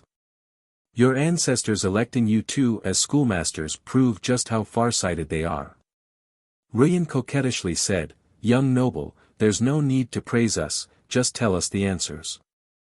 They weren't happy from his praise since they were hell-bent on understanding what was behind all of this. Li Chia looked at them and finally chuckled, I shouldn't be telling you this, but we have already reached this point. Out of consideration for your hard work and hospitality, I can tell you a little. In the sense of your origins, your 3 races are quite similar and are interconnected. At the very least, you were all part of the same race in the beginning. However, charming spirits are different from the other 2. Your race will have a better future than them. It's just as people say, you are the favored children of the heavens. He suddenly stopped and laughed, but they are wrong. The villainous heavens will never favor a race or any person. If it did, it would be a bunch of devils. So, with regard to that phrase, even if your race is loved and adored, this affection isn't coming from the heavens. The two quietly listened to Li Chia. He didn't explain everything clearly, but they found themselves to be lost in a reverie of thoughts. I can't reveal too much about your race. After all, knowing might not necessarily be a good thing. It can even affect your Tao heart.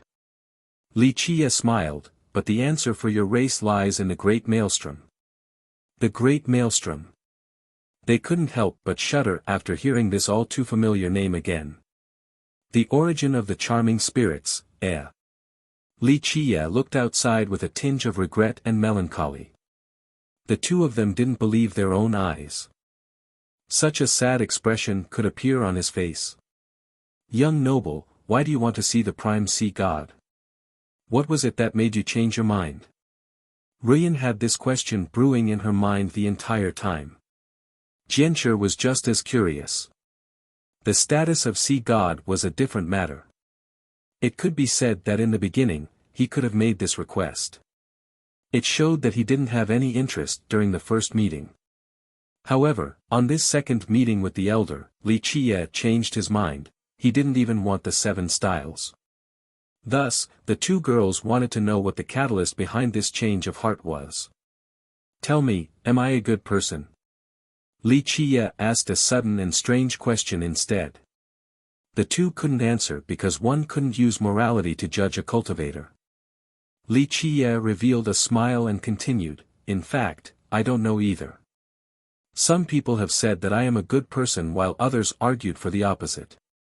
I have always wanted to be a bad person, but time and time again, some still think that I am good. This world, it can make a person feel very helpless at times."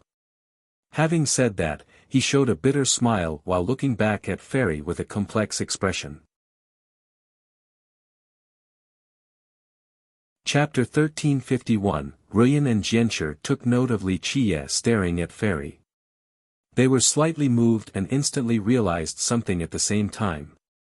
Intuition told them that his change of heart might have something to do with Fairy.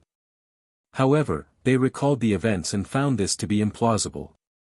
Upon their first meeting, Li Qiye had already met Fairy, but he still wanted the 7 styles. Him wanting to see the Prime Sea God now might not have anything to do with Fairy.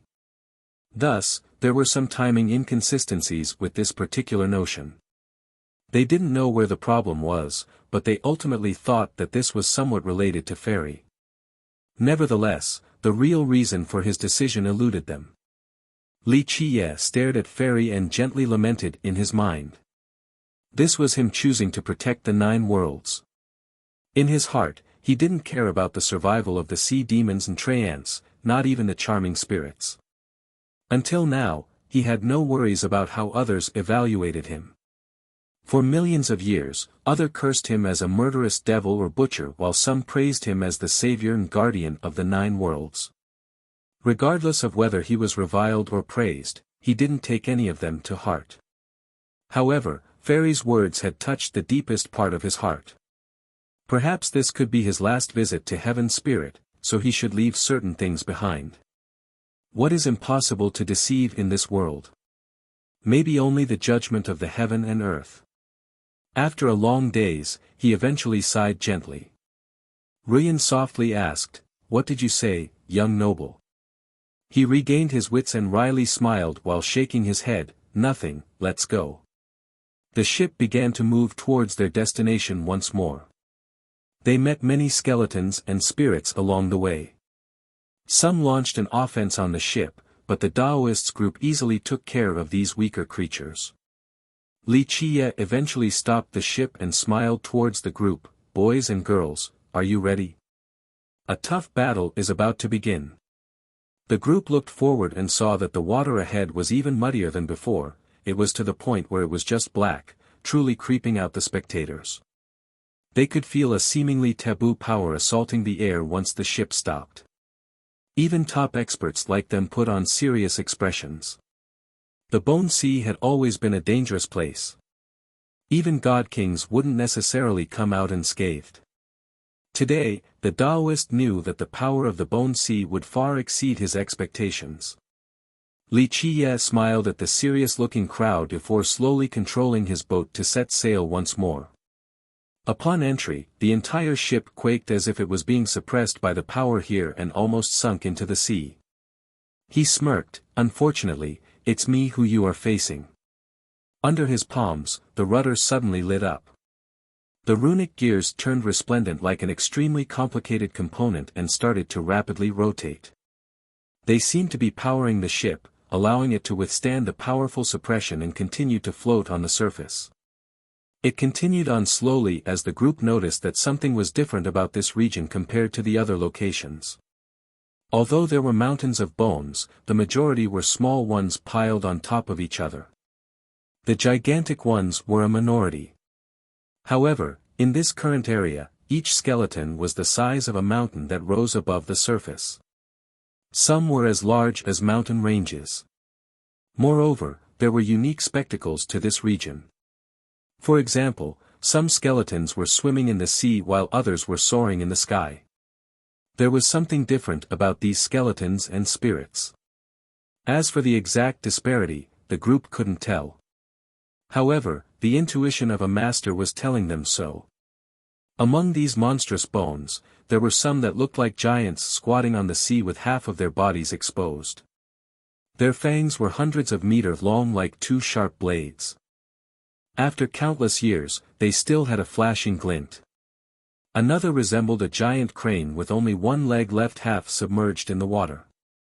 The single leg looked like a pillar upholding a gigantic city of bones.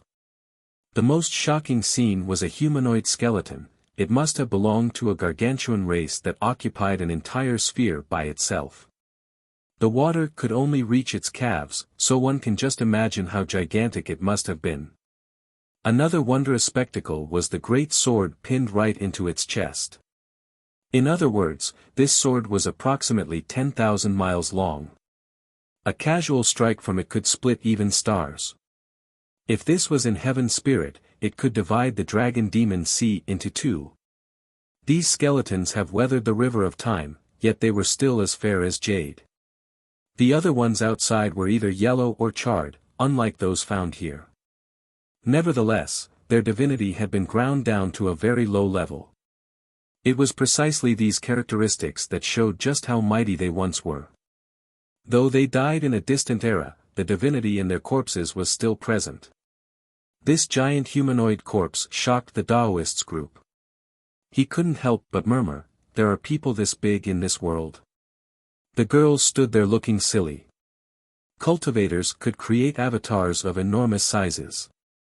Of course, those were mere avatars. They had never seen a real body of this magnitude before. Heaven's spirit had its fair share of giants, but they seemed like ants before this skeleton. Xiong Qianbei had never seen such an incredible scene like this. His butt met the deck once more as he watched on in a daze. Jianshi eventually asked, "What is that race?" Li Qie insipidly spoke while looking at the great creature, "A very ancient race that was wiped out a long time ago." In this area, even the playful corpses were astonishing. Splash! In the distance, a monstrous wave appeared. A gigantic skeleton was swimming around. Sometimes it leaped above the sea while others it dove into the depths just like a whale. The two girls were especially moved. Jianshi asked with uncertainty, "Is that an ancestral whale?" Li Qie chuckled in response, "To be exact, it is a Kuan, another race that has been made extinct back then. Your school's ancestral whale is related to this Kuan, the only family member lucky enough to survive till now." The two took a deep breath after hearing this. They knew their ancestral whale was a monstrous fish, but they didn't know of its origin or family line. Screech! Next was the cry of a phoenix. A flame surged in the sky. In the blink of an eye, a gigantic skeletal bird flew by. Its entire body was engulfed in flames. These flames seemed to be coming from every single bone. Its tail dragged along with it a fiery ray that stayed in the sky for thousands of miles. This ray contained all kinds of colors, just like the tail of a phoenix. Xiong Qianbei rubbed his eyes in astonishment and shouted at the sight of the bird, "Is that a phoenix?" Li Qie watched the bird fly away and answered, "That's not a phoenix either. However, it isn't far from being a real phoenix. At the very least, it has half of a phoenix's bloodline." Taoist Pure Sun murmured, "Just what the hell is this place? Why have all of these powerful creatures turned into bones?" Such a place was too surreal. What exactly was the Bone Sea? How could all of the large creatures eventually leave their remains in this place? Chapter 1352, Li Qie provided no answer. He continued to sail the ship in silence. For a while, the rest of the group fell into silence as well. The scene ahead was too shocking. The Kun and the humanoid giant were huge, unstoppable creatures. However, they have turned into mere bones. Wuxia suddenly broke the silence with a shout, "Ready up!" Bang! The seawater splashed. In a split second, Wuxia's ship suddenly leaped across the sea and traveled more than 10,000 miles. Boom! At the same time, a long and large skeleton rushed out from the seabed. It looked quite bizarre. There was no head or tail, just a tube made out of bones. Inside were numerous teeth interlocked together like sharp, grinding gears. When these strange teeth-like gears start to rotate, it could crush everything to pieces. Splash! It leaped straight out of the water towards the bone ship. Come! The Taoist smiled and unleashed a fist with haste. At this time, he didn't try to hide his power. A God King's aura surged to the sky alongside a magnificent blood energy that surged out like a dam being broken. He immediately lit up as if his body was made out of gold. Under his diamond physique, his fist looked just like a golden mountain that slammed towards this strange skeleton. Boom! The skeleton was blown back into the sea, creating a large tidal wave. However, after just a moment, it leaped out of the water to chase the ship. Wuxia laughed, "Go outside to fight, don't break my ship." Having said that, he moved the rudder. With the sound of a hatch being opened, a smaller ship dropped out from the bottom layer of where they were standing and floated to the surface of the sea. Okay. The Taoist jumped onto this boat and faced the incoming skeleton without fear. Rumble. While the Taoist confronted the strange skeleton, more splashes sounded. Several more skeletons that looked exactly like the one just now jumped out. The girls quickly counted and found that there were 9 of them. These 9 headless figures standing on the sea were quite creepy no matter how one looked at it. This was emphasized by them grinding their teeth, issuing rustling sounds. Both the girls exclaimed, "What the hell are these things? A fiend mother has 9 connectors." Wuxia looked at these bony tubes and said, "It's a devilish creature that has died a long time ago but is still causing trouble." Clank! The Taoist didn't dare to be careless and underestimate these strange tubes. He took out his ancient purity blade and readied himself to fight the enemies. Whoa! The 9 bizarre tubes suddenly let out a sharp and creepy cry. Whistling sounds could be heard as these creatures opened their mouths. Circular discs made out of bones suddenly shot out at extreme speeds. These discs actually came together to form a large capstan, trapping the Taoist in the middle in the blink of an eye. Countless sharp teeth within the contraption intended to grind him into mincemeat. At the same time, these tubes also spat out long bony spurs with unbelievable sharpness. With lightning speed, they aimed for his heart. His body was trapped by the cutting capstan with a fatal bone spur aiming directly at him. Such a murderous technique would leave many masters helpless. However, the Taoist was still nonchalant. He let out a long laugh and said, "Good move." In this moment of life and death, his diamond physique erupted with a fiery light. With his current state, he ignored both the capstan and lethal bone spur while swinging his blade horizontally straight for the 9 bone tubes. Clang! Clank! Clank! The capstan tightened up around his body. The sharp gears seemed to be cutting into the hardest metal in the world with sparks flying everywhere. They failed to hurt him in the slightest. At the same time, the long spurs finally struck his heart. With a blinding light like an exploding star, only a shallow dent was left behind, they couldn't pierce through his chest. Clank! A sword hymn echoed as the ancient purity blade crossed the sky. Under the empowerment of his blood energy, this sword emitted an invincible imperial aura. One slash could sever myriad ages, bury the yin and yang, and decapitate gods and devils. At this moment, others could see the Taoist's might as well as the formidable sword. This slash illuminated all eras. With a loud splash, the 9 tubes were chopped into 2 and fell into the water.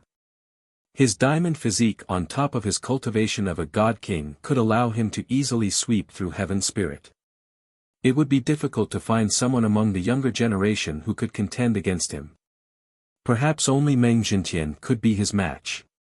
Crash! A wave soared to the sky and the severed tubes soared up high once more. One could hear the clicky sounds of bones reconnecting.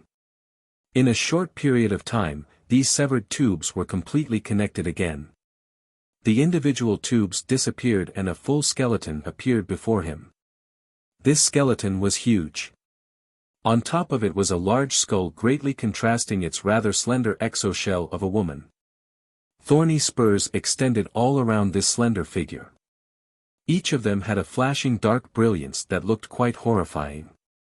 It also spewed out a billowing black fog from its mouth just like a harrowing storm. What is it now? Jianshi was startled to see this huge skeleton. That's the Fiend Mother. Li Qiye smiled and replied, the show is just beginning. It is enough to give him a hard time for a while. Having said that, he continued to move his ship along. Qianbei couldn't help but ask, are we not waiting for the Pure Sun Island Lord? Don't worry, he can't die. Someone who can take the ancient purity sword with him to the outside dying this easily. That would be too much of a disappointment. Li Qiye didn't even bother looking back. This skeletal Fiend Mother spewed out a tremendous amount of black fog in the shaped skulls that flew straight at the Taoist. However, his physique was already activated, so he didn't care for these fog skulls slamming into him. Bang! These skulls all exploded with a force no less than the explosion of a star. The black fog continued to sweep over him. Not only were they powerful, they carried a terrorizing toxicity more than enough to render a mighty existence to ashes. Sizzle! Initially, a glittering light from the diamond physique could be seen inside the black fog. However, this physique began to change. Its golden light dimmed. The fog was beginning to corrode his physique. He had to channel more blood energy so that the physique could light up again. His body that was turning black from the erosion began to shed layers of ash. The black fog from a Fiend Mother could annihilate a god monarch, but his diamond physique could withstand its corrosion. At the same time, he attacked with his vibrating sword. It crossed the sky like a rainbow and went straight for the creature's gigantic skull. Bang! In this split second, the Fiend Mother suddenly slammed its palms together to form a madra that came pressing down. This madra was too fast. The Taoist couldn't block it, so he was blown flying. His chest caved in as if it crumbled. His sword attack was also capable of easily killing god monarchs, but it wasn't enough to defeat the Fiend Mother. He clearly lost this particular exchange. Luckily, he survived due to his special constitution. Any other god king on the same level as him would have turned into blood. Chapter 1353, ZZZ. Taoist Puresun's caved-in chest seemed to be remolding as if he was a bronze statue. It fully recovered without leaving behind a visible scar. However, it was quite strange for an evil-looking skeleton like the Fiend Mother to actually use a supreme madra of the Buddhist doctrine. It was incongruent to see a Buddhist seal from this creature. Die! The Taoist wasn't afraid of this mighty creature. He sent out another slash with an extremely dominating momentum. He wanted a direct confrontation. Meanwhile, Li Qiye had already traveled far away with his bone ship. Splash! A huge bony hand came out of the sea.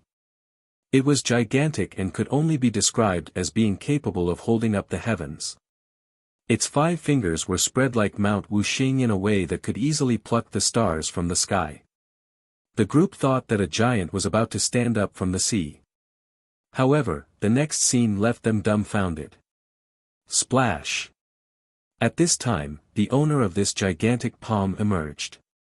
It was not a giant like they imagined but a skeletal monkey no different from an ordinary monkey. Anyone would find it unthinkable to see such a skeleton have this big of a palm. How could it grow on such a little body? Ruyan asked while still surprised, what is it this time? Li Qie chuckled and replied, massive palm divine monkey, Jianshi will face it. With that, another bone ship flew out of the main ship. Jianshi didn't question him and immediately jumped onto the other boat in order to fight this skeletal monkey. Clank! Her imperial sword left its scabbard. With lightning speed, she slashed towards the monkey with a billowing aura that rampaged across the sky. Bang! The monkey slammed its gigantic palm down with astonishing speed. Despite the visual oddity of the size disparity, its attack was seamless, smooth, and even faster than lightning. Bang! She couldn't block the attack despite being covered in an imperial aura. She was blown away through the sky but luckily fell onto a different giant skeleton. Rumble! She returned to the ship with more fury than before. Her blood energy instantly erupted. In terms of cultivation, she was no match for Taoist Pure Sun. However, he was inferior with regards to blood energy. Under the sacred spring physique, her blood energy was as vast as an ocean and seemingly saturated the entire bone sea beyond its limit. The divine monkey slammed down once more with a world-destroying palm. A 10,000-meter tall wave was created by this force. Bang! Jianshi chose to directly confront this incoming attack. The exchange went even, but she didn't want to let up at all. At this time, she was actually wielding a huge axe no smaller than the gigantic palm of the divine monkey. It had an ancient style with a diagram of mountains and rivers carved on it. It seemed that this diagram would give the axe immeasurable weight. Myriad Earth Axe, her weapon of choice. Her most powerful weapon was this axe, not her imperial sword or some true treasure. This was due to its tailored suitability for her. An elegant and graceful beauty carrying an axe larger than a mountain was simply outrageous. Bang!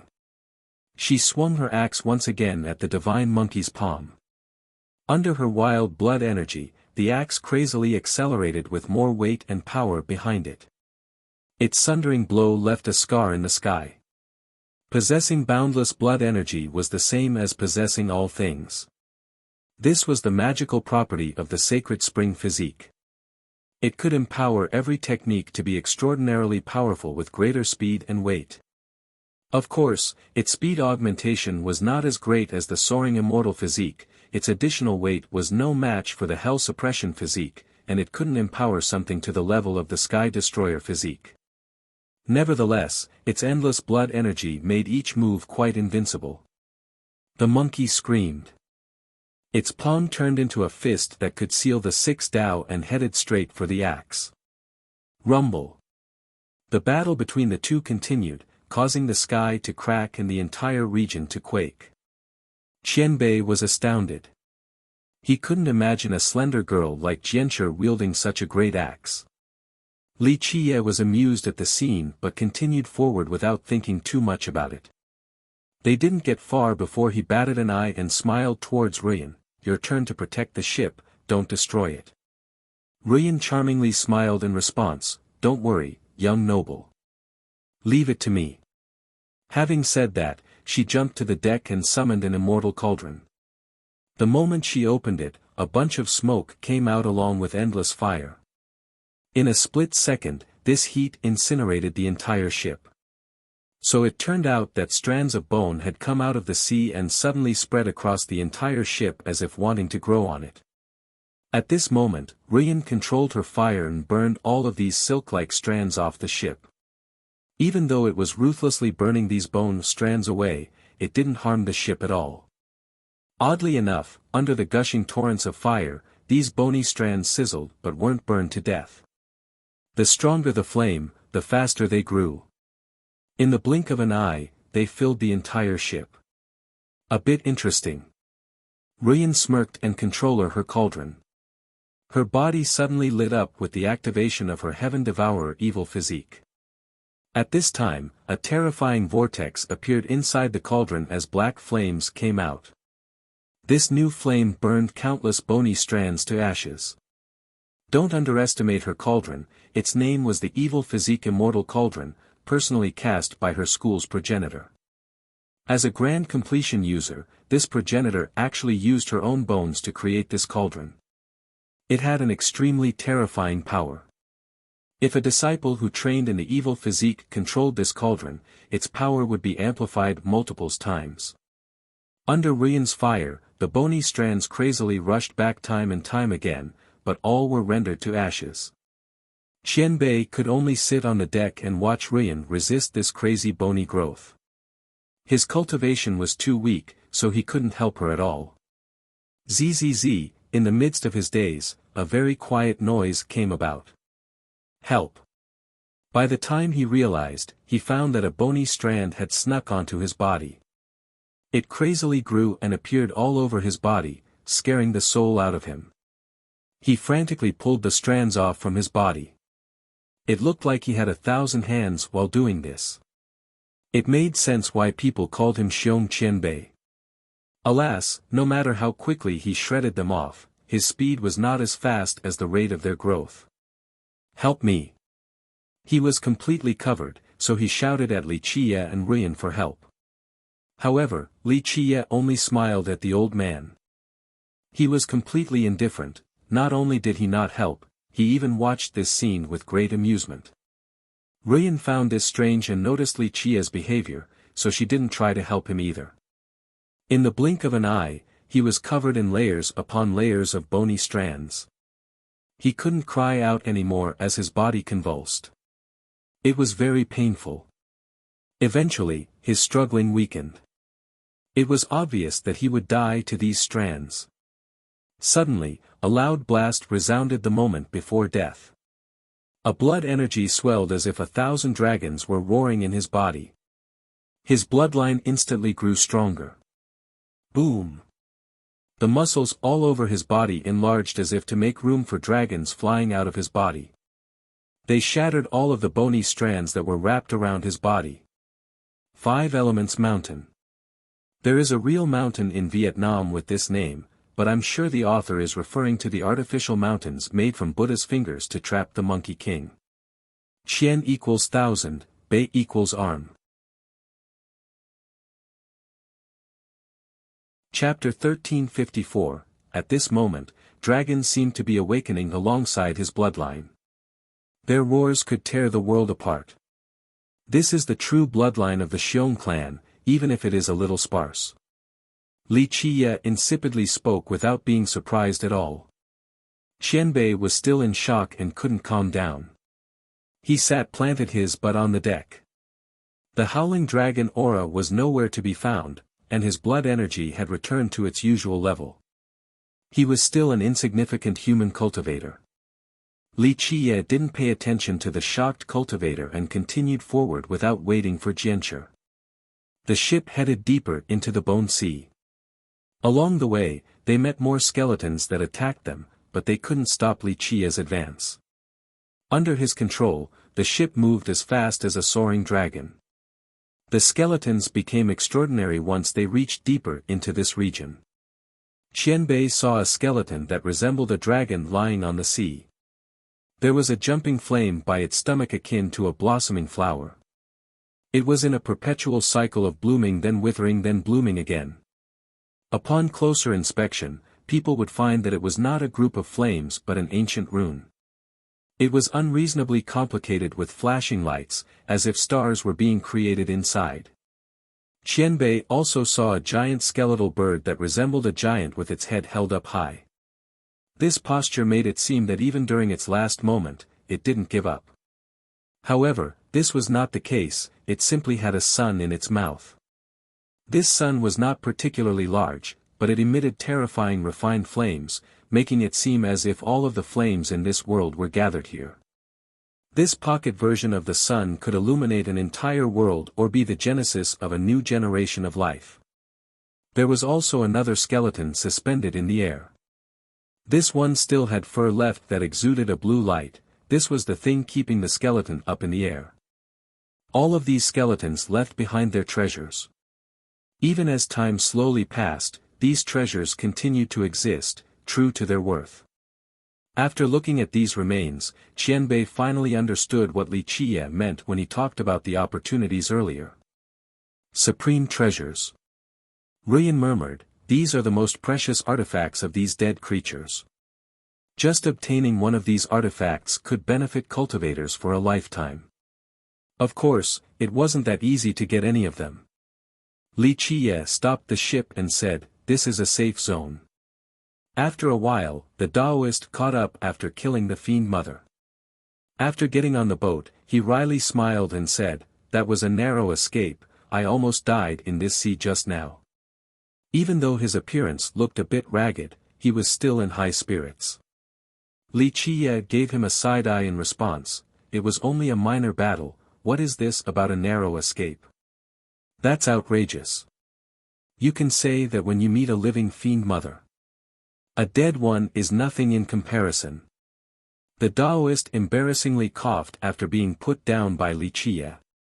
Of course, one had to admit that the Taoist was very powerful. Any other grand god king would have died for sure after meeting a creature like the dead fiend mother, unlike the Taoist who came out unscathed in addition to killing it. This showed just how powerful he was. More time passed. Jianshi had also killed the massive palm divine monkey and was now coolly standing on her drifting bone ship. Her dress fluttered with the wind, she was still as beautiful and elegant as always. With this current image, one could hardly imagine her carrying a giant axe. She landed on the deck and looked around without saying much. From start to finish, she maintained her noble demeanor and mature charm like a married woman. It was truly captivating. The Taoist finally looked around and saw the skeletons on the sea. He spoke with astonishment, if they left behind these powerful legacies, just how incredible did they used to be when they were alive? This only made things even more frightening since all of these invincible existences died in this terrifying bone sea. Li Qiye let go of the rudder and sat down next to Fairy before telling the group with a smile, okay, the opportunities are right in front of you. It will be up to your fortune to see if you can get them or not. They stared at each of the skeletons. All of these legacy artifacts were quite powerful, so picking one out of this many wasn't an easy task. Young noble, can we take all of the treasures here? Ruyan winked at Li Qiye. Her sparkling eyes could make people topple over. Li Qiye laughed and replied, yes, as long as you are strong enough. However, this will cause the entire sea to riot. Even an immortal emperor wouldn't want something like that to happen. I'll just pick one then, I'm too young to become a skeleton here. After hearing him, she smiled in response. The Taoist asked Li Qiye, brotherly, you have an erudite understanding of this matter. How about you show me the way? Which legacy treasure is suitable for me? The Taoist was normally a quiet man, but he seemed to be a bit cunning with this question. Li Qiye glanced at him and chuckled, since you asked so modestly, I'll tell you. Go all the way east from here until you see a location that resembles a mountain. The peak will be red as if blood is oozing from it. Climb up there and test your fortune. The Taoist cupped his fists after obtaining some guidance and said, thank you for your advice, I'll go give it a shot.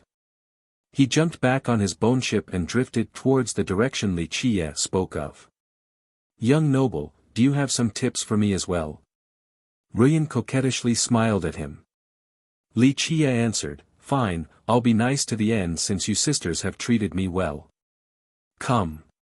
Having said that, he controlled the ship to relocate to another location. They crossed the region and eventually stopped at an island. This was quite a rare sight. It was full of mists, giving it the appearance of an immortal land.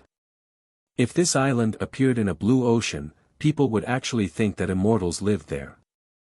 Inside the mist was the faint sight of a tablet that reached all the way into the sky. People couldn't see it completely due to poor visibility. Nevertheless, they could still tell that the tablet was made from a completely black metal. There were markings on it that could be text or morphing runes. It was impossible to see what the marks were due to the mist. Li Qiye pointed at the stone tablet and said, if you can obtain this tablet, then it will bring you a lifetime of benefits. It can also take your Heaven Devourer evil physique to the next level. Really? Ruyan felt elated after hearing this. Despite being the evil devourer schoolmaster and seeing countless treasures while growing up, she was still very interested in this tablet that was capable of improving her physique. Li Qiye gave her a glance and replied, my words are truer than anything else in this world. Ruyan took a deep breath and stepped on the island without any carelessness. She activated her immortal physique instantly. An evil energy floated around her body, causing a demoness like her to look even more seductive. She started walking towards the tablet shrouded in mist as a buzzing noise came out. The marks on the tablet suddenly rose and turned into a palm that flew right at her. Come! She gave a shout as her evil energy rose into the air and turned into a black barrier to stop the suppressive palm. Bang! Bang! Bang! It was a successful block, but the palm was too powerful. Cracks appeared on the barrier. Activate. She didn't waste time thinking after seeing its power and summoned her cauldron while exerting her physique to its limit. She unleashed an unstoppable fire straight onto the tablet. A loud explosion signaled the start of their battle. Chapter 1355, Li Qiye stopped watching Ruyan and turned to Jianshi instead. What kind of legacy treasure do you want? Her gentle voice and mature bearing could cause people to sway. It was like a quiet rain cleansing everything in the middle of spring.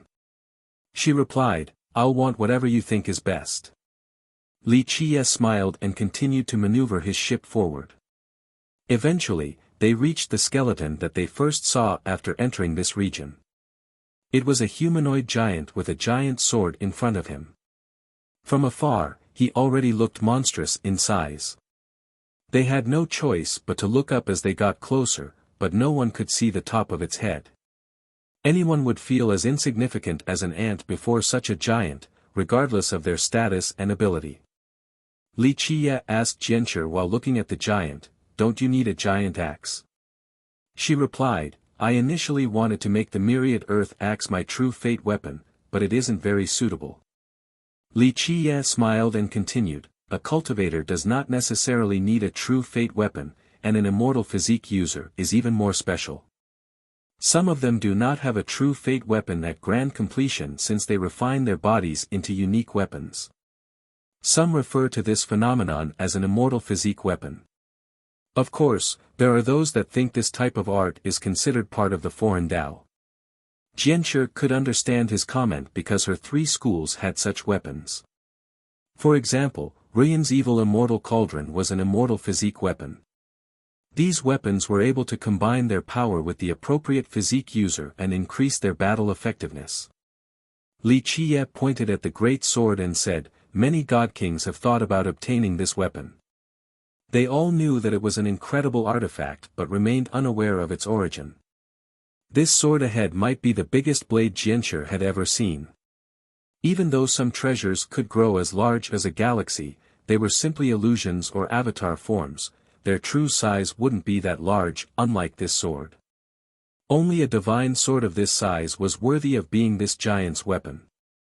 Li Qiye explained, the name of this sword is the Colossal Immortal Blade. Its value and power are not weaker than any immortal emperor true fate weapons. Its mysteries far exceed what you can imagine. Her energy soared for a second time and her inner physique turned incomparably bright. It was several times greater than the previous time she activated it. She was determined to obtain this sword no matter the cost. Li Qiye watched from a distance for a bit before smiling and sailed his bone ship away again. As the boat slowly floated away, he turned towards Qianbei and asked, what kind of legacy treasures do you want? The old man sitting on the deck regained his wits and wryly smiled, I'm very grateful for your guidance, but I am only an ant. I can't compare to the island lord or the schoolmasters, so I don't have any foolish wishes about these legacies. Following you here and obtaining these 8 eyes is more than enough for me. Qianbei knew his limits. Although there were many treasures here, he wouldn't be able to obtain anything with his weak abilities even if Li Qie could show him the way, so he simply gave up. It's a good thing to know when to let go. Li Qie smiled and didn't comment further. Chapter 1356. While the rest of the group was trying to capture their legacy treasures, Li Qie didn't try to take any of them. He simply wandered around this area on his bone ship in an aimless manner. He even let the ship drift to wherever it wanted. Qianbei curiously asked, "Young noble, are you not trying to get any of these artifacts?" He believed that with Li Qie's abilities, he could take any of the treasures here with ease. Li Qie looked at the calm sea before lightly smilingly, "I'm not here for these legacies." For Li Qie, bringing the group here was only a side benefit. His goal was not this place. However, since he was already here, he wanted to take a look because of a particular legend. Few had heard of it and even less believed in it. Nevertheless, Li Qie was hopeful since he was certain that what he wanted to find was here. Qianbei was surprised to hear this, but he eventually understood after thinking about it. Li Qie was very heaven-defying, so he didn't care about treasures. Or maybe for someone like him, it was too easy to take whatever he wanted. The ship continued to aimlessly drift with the two silently watching the sceneries. This region was very tranquil. There were no flying skeletons, not even waves. This might be the safest location in the Bone Sea. Li Qie gently shook his head after seeing the serene sea. He felt that he wasn't meant to see it in this generation. Suddenly, the calm water began to sway with surging waves. Buzz! A sword hymn resounded across the region. A bright ray rose back at the giant's location, illuminating the entire area. Qianbei looked back and happily exclaimed, "Schoolmaster Zhua has done it." At this time, Jianshi was standing on the giant's head after successfully pulling the colossal sword up high. Its horrifying sword light engulfed the entire sky with a crushing sword intent. All existences trembled before its might. This imperial sword was large enough to encompass the entire world. Jianshi herself was also emitting a divine aura. All of her blood energy gathered above her head like a true dragon. Its claws were tearing the sky apart with a suppressive momentum. Clank! The sword continued to sing its hymn in the clouds. She was very small compared to the sword, but she had turned into an empress of the 9 heavens, noble and unfathomable. This sword energy could crush the firmaments. So powerful. With that sword in her hand, she shall be matchless. Qianbei turned pale from the pressure of Jianshi with her colossal sword and couldn't stand up from the deck. Eventually, she recalled the sword into her palace while still standing above the gigantic skull in a transcendent manner like a flawless fairy. Boom! At the location of the island where Ruyan was located, a black light erupted. The entire location turned dark as if something was enveloping the heaven and earth. What's going on? Qianbei was astonished once more as he looked around to find the cause for the sudden darkness. Bursts of explosions resounded as if something was in the process of devouring everything. If a powerful cultivator were to open their heavenly gaze, they would see a shocking scene. The tablet on that island was opening its jaws and swallowing the darkness in the sky. It looked as if even the stars up above weren't spared. The sky eventually regained its brightness as the darkness receded like a tide from being completely devoured by the tablet. The entire process gave the feeling of the coming of a devil, but in a split second, it was defeated and the light returned.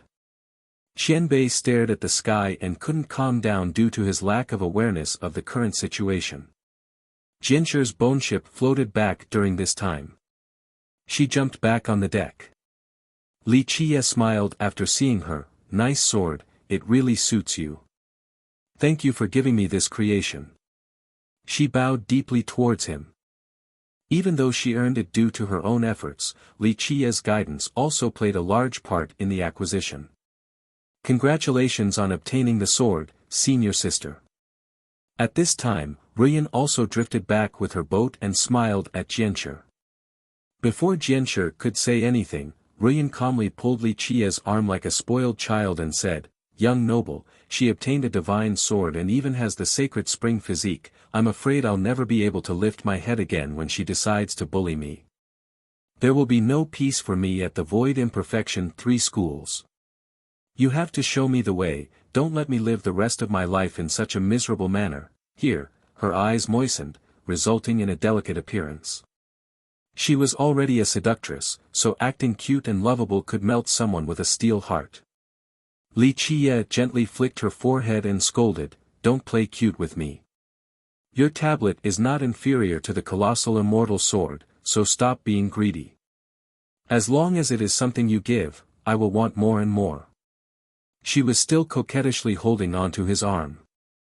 This playful appearance could steal souls. Li Qie smiled and looked into the distance.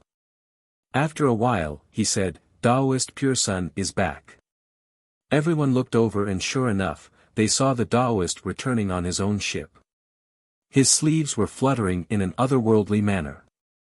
However, he seemed a bit ragged with his clothes torn in many places.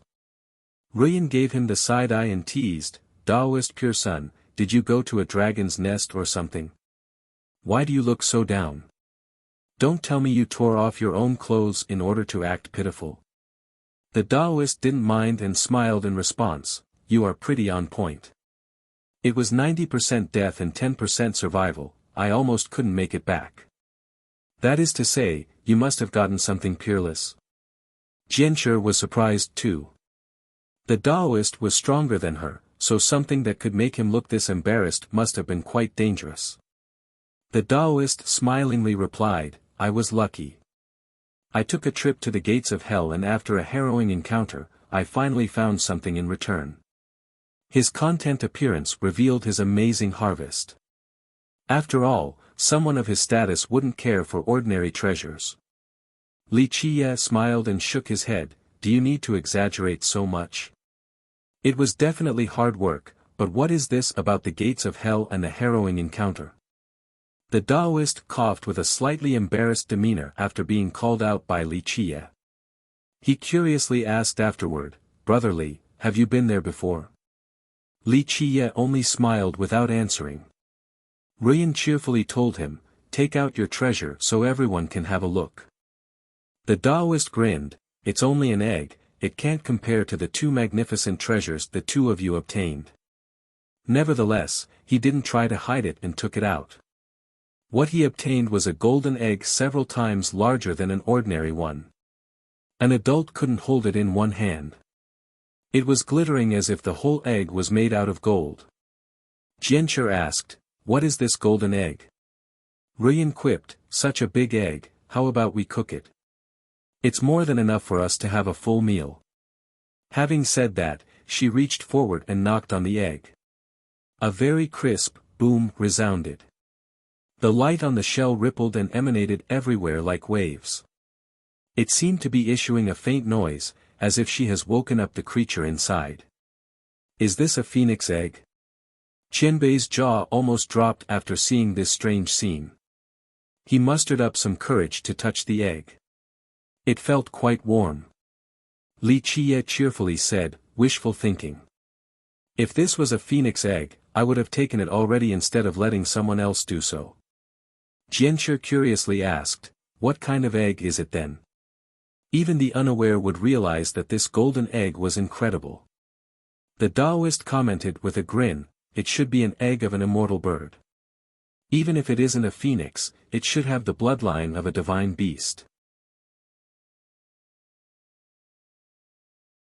Chapter 1357, Li Qie smiled and said, "That's true. It really does have the blood of a divine beast, a mighty bloodline. If your 4 branches are willing to invest, maybe you can groom it into a divine beast like a phoenix or true dragon one day." Phoenix and true dragon. Both Jianshi and Ruyan were shaken upon hearing this. Even though there had been races that claimed to have these bloodlines, even as descendants of the divine beasts, it was only to elevate their own worth. Those with the bloodlines of true dragons and phoenixes would have a very thin amount to the point of it being negligible. Descendants of such bloodlines would only be able to exert 1/100th or even 1/10,000th of a phoenix's power. The Taoist anxiously asked, "Can you really breed a true dragon or phoenix?" Li Qie laughed after seeing his expression. "Do you want to try?" The Taoist coughed and asked, "Well, who wouldn't want to have a true dragon or phoenix? Even an immortal emperor would have this desire." "Brotherly, can I really breed this golden egg into one?"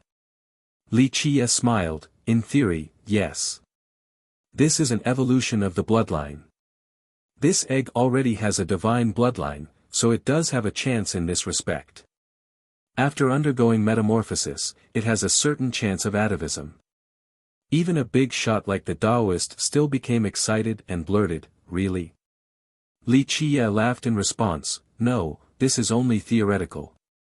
In fact, it isn't really possible. The so-called pheasant jumping into a branch to turn into a phoenix is only an argument used to elevate one's worth. It's impossible for something like that to happen." "Oh, I see." The Taoist smiled wryly. Li Qie continued, "You don't have to feel down.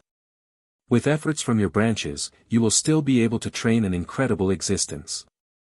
It's not like this egg's bloodline is bad. The only reason is why it can't evolve into a true divine beast is that in this world, the conditions for it to reach atavism can't be met." "You mean this egg itself has a chance to become divine?" Jianshi understood the implications. Li Qie replied, "Any creature has a chance for atavism, the number is just very small. In theory, the more effort you spend trying to cultivate it, the higher the chance for atavism. Of course, this kind of atavism is only suitable for other creatures such as charming spirits or Tyrants. It isn't possible for true dragons and phoenixes, at least not within the 9 worlds." The Taoist asked, "Then what kind of conditions and environments are required to make this egg divine?" Li Qie laughed in response, "Looks like you still haven't given up. Okay, so let's say that such a world exists. It would be very simple. Every single existence and citizen of the 4 branches will have to use their blood energy to gestate it on top of utilizing all possible treasures. In other words, every ounce of your resources. However, this isn't worth it.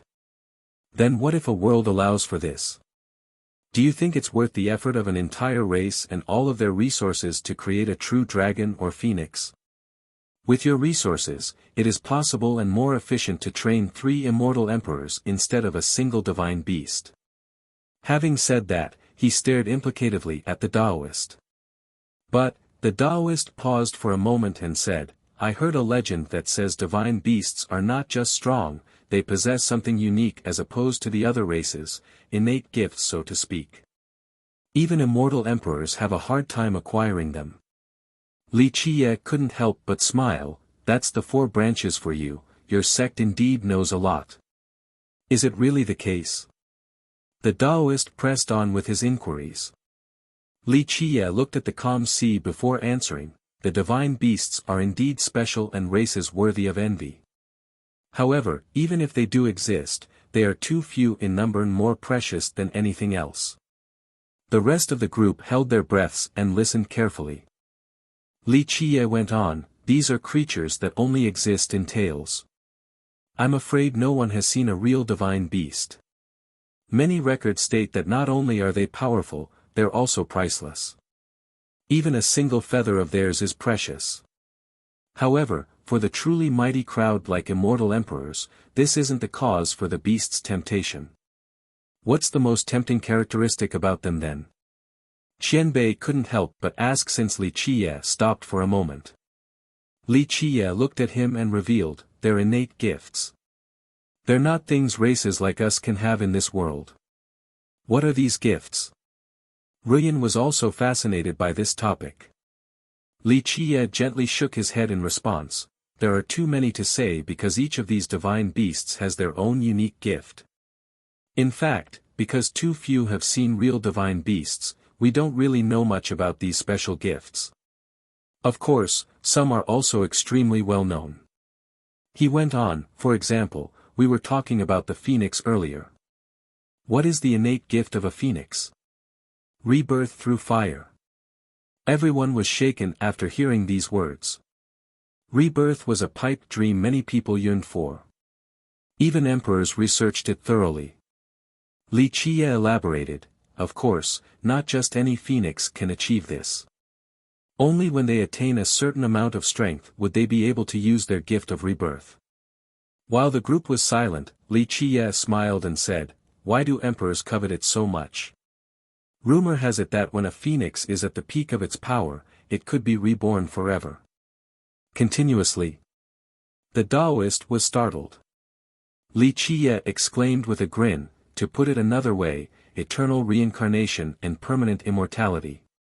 The group was astounded once more after hearing this. Rebirth alone was already enough to make everyone wish for it. An endless number of rebirths was most likely unobtainable even for emperors. It was too tempting. Does the world really have a reincarnation cycle? Jianshi thought about something else. This matter felt too surreal. Repeated reincarnation for immortality was quite frightening. "I don't know." Li Qie smiled and shook his head, "This is only a legend. It is already hard to see a real phoenix, let alone one at its apex. Such a phoenix will definitely only be found in legends." The group fell into silence after hearing this. As for Xiong Qianbei, he didn't even dare to think about it. He could only consider it as part of a myth since it was too unreachable for him. After a while, Ruyan asked, "What about the gift of a true dragon?" Li Qie laughed and looked at her with a mysterious grin, "If you see an actual true dragon one day, I'll tell you its innate gift." Jerk. She pouted with dissatisfaction but didn't pry further. Li Qie stopped talking and looked at the sea while letting his bone ship drift through this area. His ship drifted wherever the seawater flowed. This atmosphere was one of rumination, everyone had their own thoughts. After a long time, they found that Li Qie seemed to not want to leave. This journey of drifting left them quite puzzled since they didn't know his intentions.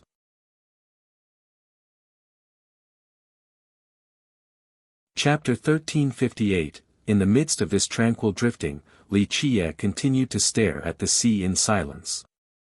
It was as if something was attracting his attention. After a while, Jianshi gently asked, "Young noble, are you looking for something?" There were countless skeletons and legacy artifacts in this region, but Li Qie didn't bother giving them a single glance. It was as if these treasures were merely scrap metal in his eyes. Only the calm sea warranted his attention.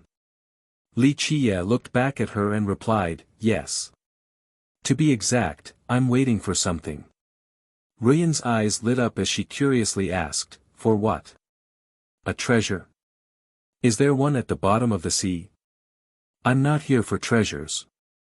Li Qie shook his head, "I'm here to chase after a legend, to dispel an unsolvable question." "What kind of legend?" The Taoist found this topic interesting. His sect had many records of the Bone Sea, but he had not heard of this legend before. "It's a legend about eternal life." Li Qie answered with a mysterious smile. "Legend of eternal life?" The group was stirred after hearing this. The Taoist spoke with a changed expression, "So the rumors about the Bone Sea having an item that grants immortality is true?" "Really?" Jianshi was also surprised. It was no wonder the world all found themselves wanting it. Even someone like Meng Jintian couldn't sit still and had to personally visit the Bone Sea. "It's false." Li Qie laughed, "If this place actually had an item like that, it wouldn't be this generation's turn, and especially not someone like Meng Jintian. Throughout history, many emperors have been here before, and some made it to the deepest location of the Bone Sea. Do you think people in this generation will still have a turn in this?" After hearing this, the group felt that it made sense. Who could be stronger than immortal emperors? In fact, even sea gods and tree fathers had been here before. These characters would have taken away the item of immortality if it actually existed. "So it's a lie, you almost scared me to death." Ruyan playfully protested, "What kind of legend is it? Hurry and tell us." Li Qie stared at the sea and eventually said, a legend about a shadow. A shadow? Jianshi wasn't clear. What kind of legend could there be about a shadow? Li Qiye replied, because it has existed forever, it became a legend. In a distant era, some passages regarding this legend were written, but they are very few in number, so not many are aware of it. It goes like this: ever since the Bone Sea was known to be, there has been a shadow in the waters here. It is just like a ghost, appearing and disappearing for millions of years. Generations passed, but this shadow continues to be. It is an eternal existence in the Bone Sea. He continued gazing at the calm waters while speaking. Ever since the formation of the Bone Sea, the Taoist shuddered. According to his sect's records, the Bone Sea was beyond traceability. Some even said that it was impossible to try and figure out its beginning. Keep in mind that Gu Chun's 4 branches were among the top 2 oldest lineages in Heaven Spirit. Immortal Emperor Gu Chun was the first emperor and lived during the Desolate Era. However, even his sect didn't have any clues on the origin of the Bone Sea. From this, one could see just how ancient it was. A shadow in the waters existing at the start of the Bone Sea, such a timeless existence was very interesting. Jianshi asked, "What is this shadow?" Li Qiye smiled as his eyes turned quite profound. "This is where it gets interesting. Some believe that it is an existence, others say that it is just a projection of the Bone Sea. Another speculation states that it is an unrelenting ghost. In short, no one has seen what it is, or at least what its true form is. Can someone actually see a shadow in this type of water?" Ruyan looked at the sea and grew curious. It was very cloudy, and some of the regions even had water as black as ink. How could anyone see a shadow within these waves? Li Qiye didn't answer. He continued on with his task as the ship freely drifted about. The rest of the group joined in while holding their breaths in eager anticipation for this legendary shadow to appear. Time passed, but there were no signs of it. Nevertheless, they were great characters, so they could remain patient in this endeavor. After a long while, Li Qiye stopped looking and gently sighed. "Some things are only meant for the fated ones, you can't force it when the time isn't ripe." Having said that, he returned inside to look at Fairy. He heaved a sigh of relief after seeing that she was doing well. Li Qiye held the rudder and smiled at the group. "Okay, let's leave this place. It's time for us to hunt some treasures." "A treasure hunt? Aren't there a lot of legacy treasures before us right now?" Ruyan chuckled. Li Qiye smiled and shook his head. "Everything must be in moderation. We can't take too many treasures and fortunes from here. There are many places to visit at the Bone Sea, so there's no need to waste too much time here. If we're lucky, maybe we can find the missing item from your schools." He laughed loudly after mentioning this. "Really?" Jianshi's eyes lit up, accentuating her mature allurement even more. Li Qiye replied, "I said maybe. However, the chance is quite high in this generation. Your luck can be said to be very good from having met me. The Bone Sea is different this time too, so some items that should appear will appear." His eyes flashed at this point. Despite his answer, the 2 girls were still quite elated. If they could get back their lost wind chase break, it would be a marvelous deed for their schools. The ship acted like a flood dragon under Li Qiye's control as it quickly left this region while braving the winds and billows. They left this calm sea that seemed to be acting as a haven. Right afterward, they entered another dangerous zone. The group made preparations to kill the powerful skeletons at a moment's notice. However, contrary to their expectations, this dangerous zone was strangely calm. There were no flying skeletons or anything that came to attack them. "What's going on?" Ruyan took a look around and discovered the calmness of the sea. Outside of the large skeletons on the surface, nothing else could be found. The whole place gave an empty and silent feel. When they got here earlier, this place was very lively with flying and swimming skeletons everywhere. They killed the Fiend Mother and the Divine Monkey residing here. At this moment, the moving skeletons were gone, they seemingly evacuated overnight. Li Qiye casually asked from the helm, "What's the matter?" "The skeletons are all gone." Ruyan said, "When we came here, they were everywhere, but not one can be seen right now." Li Qiye batted his eyes. His figure shifted and immediately appeared on the deck. His gaze was particularly sharp as it swept through the area like lightning. Li Qiye slowly said, "It's time." The group was surprised. Jianshi asked, "Time for what?" Li Qiye elaborated, "The shadow of the Bone Sea is coming. Only with its emergence will the skeletons go away. That's the reason why we didn't face any of them at the place with the legacy treasures and why this place is so quiet right now." The Taoist asked, "Was that treasure land the lair of the shadow?" Li Qiye shook his head, "No, but it will first appear in that location if it decides to show up at all. That's why it is a safe zone without any evil spirits." "Look, what is that shadow?" Ruyan suddenly shouted and pointed to the left. Everyone looked in the direction she pointed to.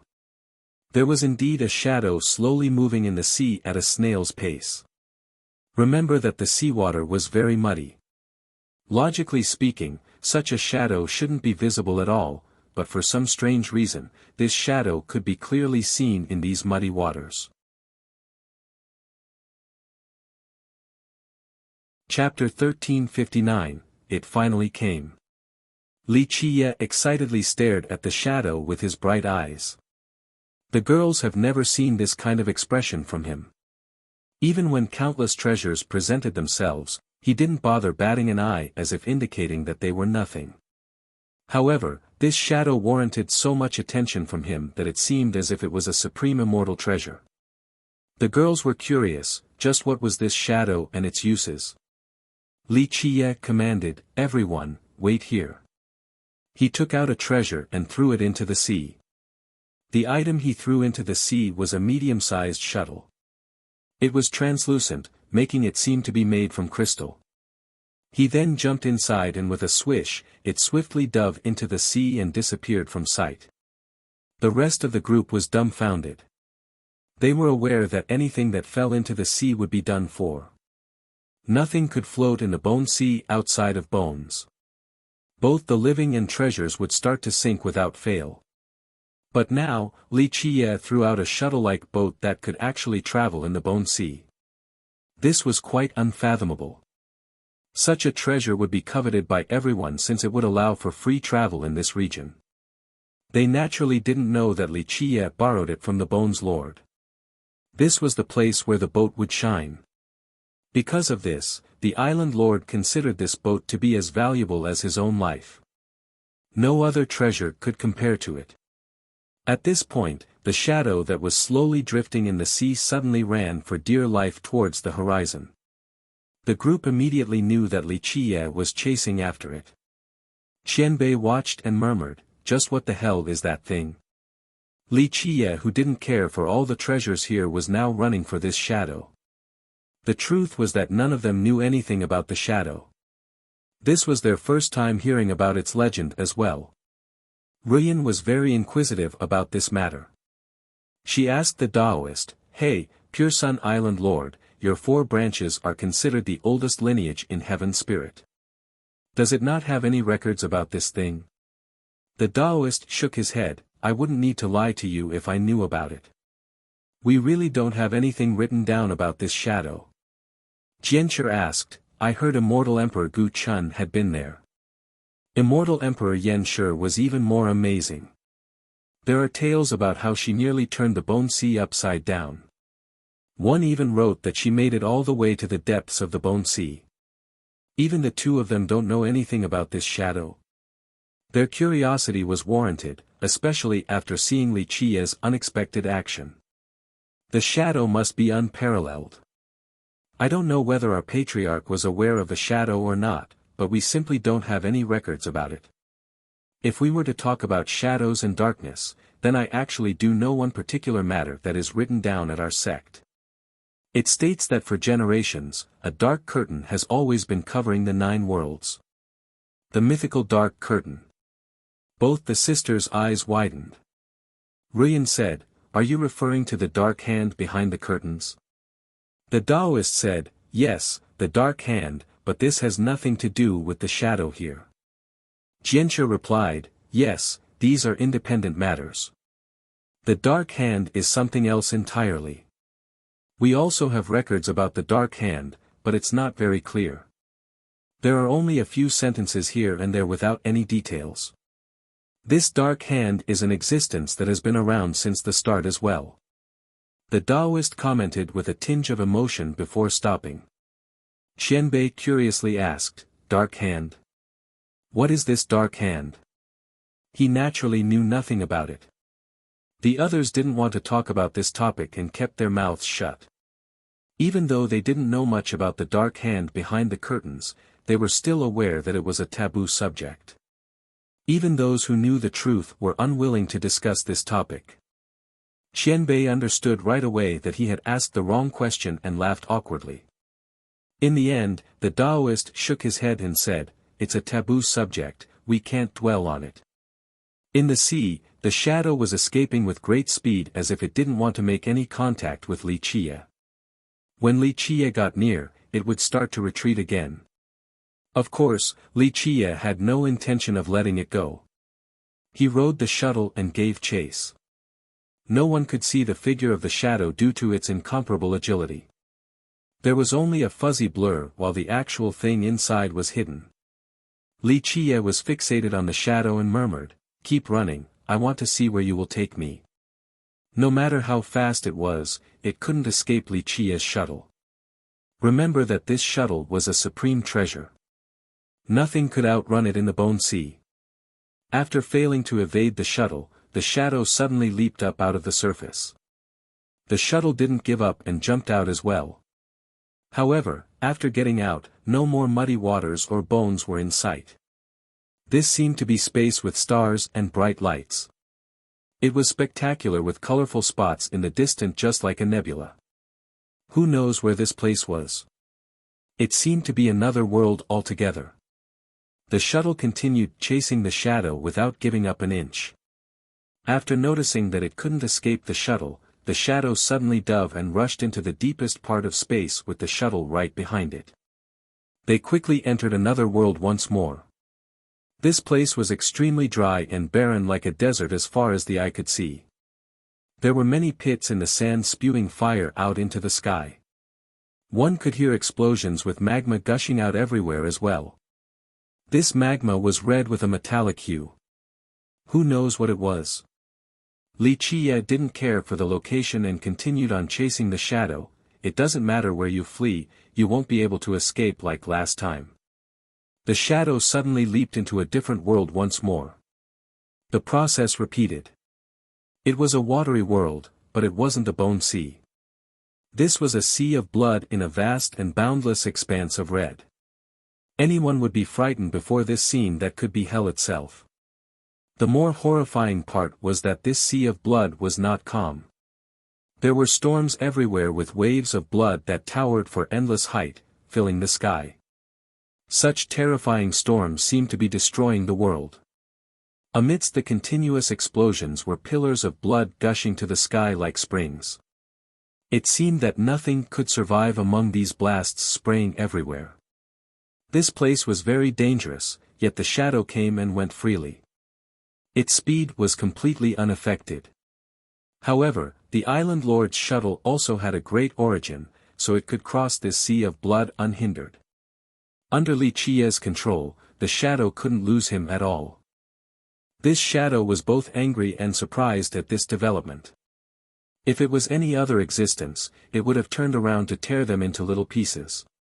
However, it had lost to Li Qie in the past.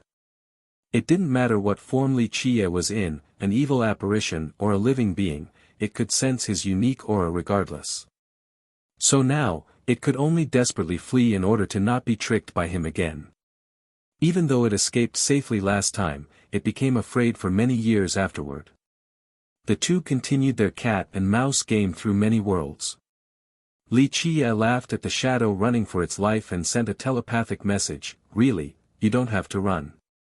We can sit down and have a nice talk, maybe even work together." However, the shadow ignored him and sped up to escape.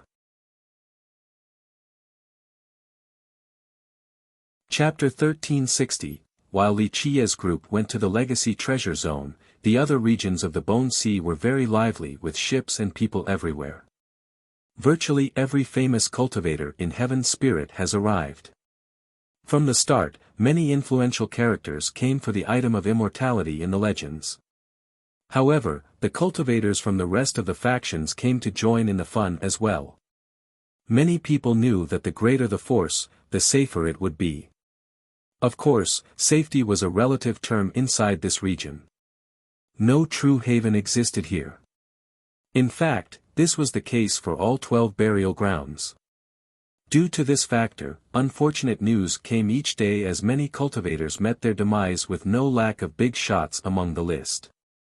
9 elders, 24 protectors, and 3,000 disciples from the South Sea aquatic tribe met a group of evil spirits. All of them became food, not even a bone was left behind. This was one of the misfortunes. The true flower god monarch from the Jade Sea was attacked by a croco-dragon, then fell into the sea by accident and drowned. Cultivators glanced around upon hearing this. A god monarch drowning to death.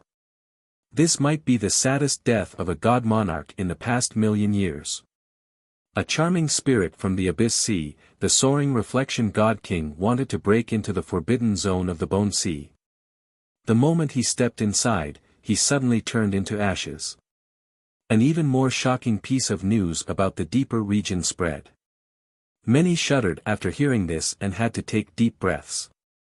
A god king rendered to ashes instantly. Just how horrifying was this?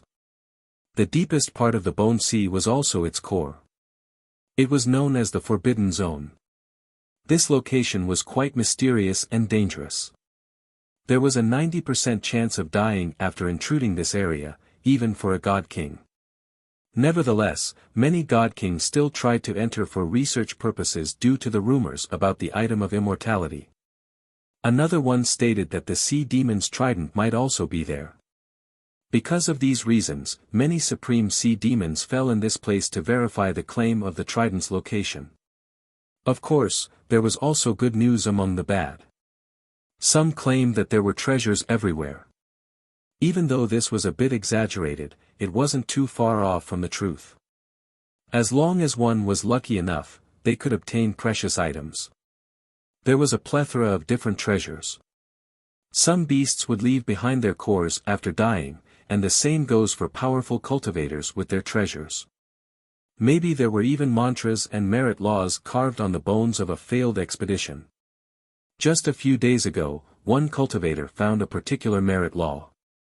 This news quickly spread across the Bone Sea. A nobody from the Dragon Demon Sea found a law on the leg of a mammoth.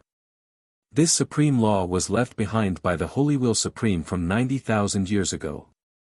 The juniors or people from the smaller sects were quite envious. For these weaker cultivators, obtaining a chapter of a merit law was the same as leaping over the dragon gate to enter the rank of masters. This nobody was smart. After obtaining this great merit law, he immediately left the Bone Sea to find a place and hide. Have you heard yet? Elder Hua from the Wooden Fish tribe picked up a piece of bone. I heard he spent several days rummaging through these mountains before finding it. After being checked by a sage, it was determined to be a piece from the sternum of a heavenly flood dragon with its majestic divinity intact. It's very precious and can be refined into a foreign Tao treasure. The eldest disciple from the 100-fish courtyard also picked up a bronze lock. I heard it is a legacy treasure left behind by a true god, very unfathomable with a great effect within.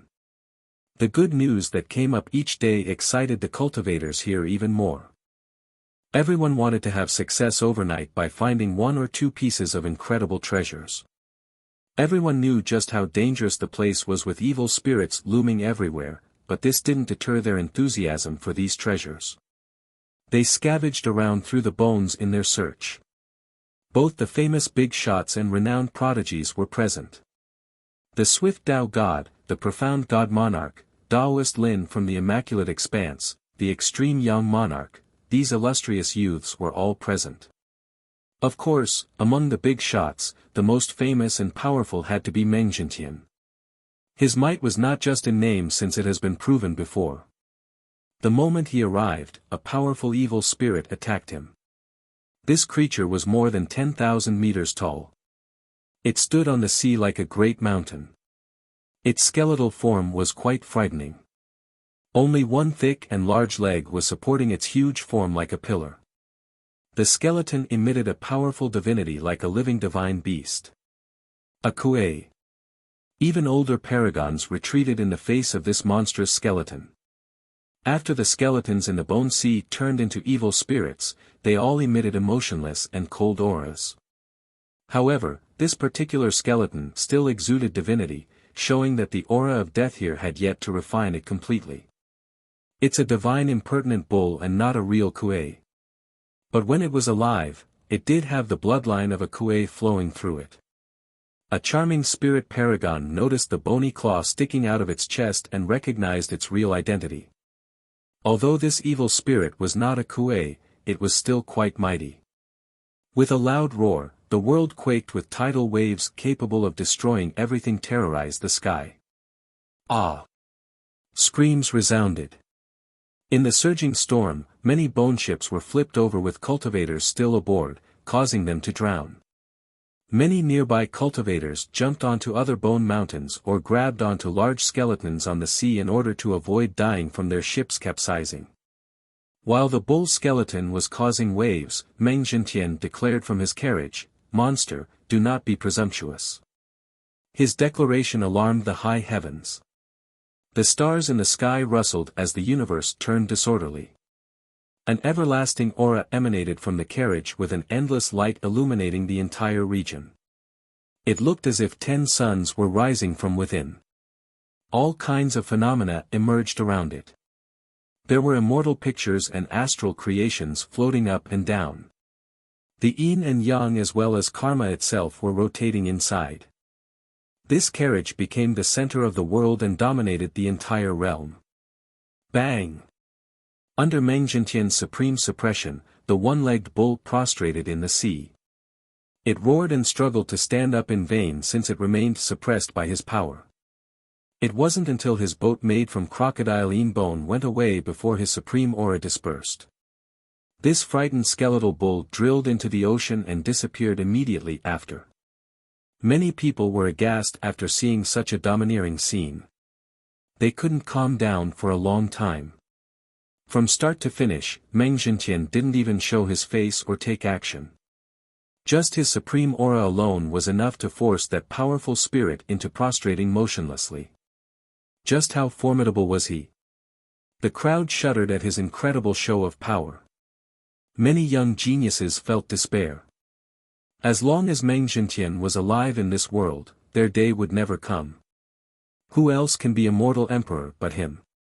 Both the old and young shared this thought after seeing this scene.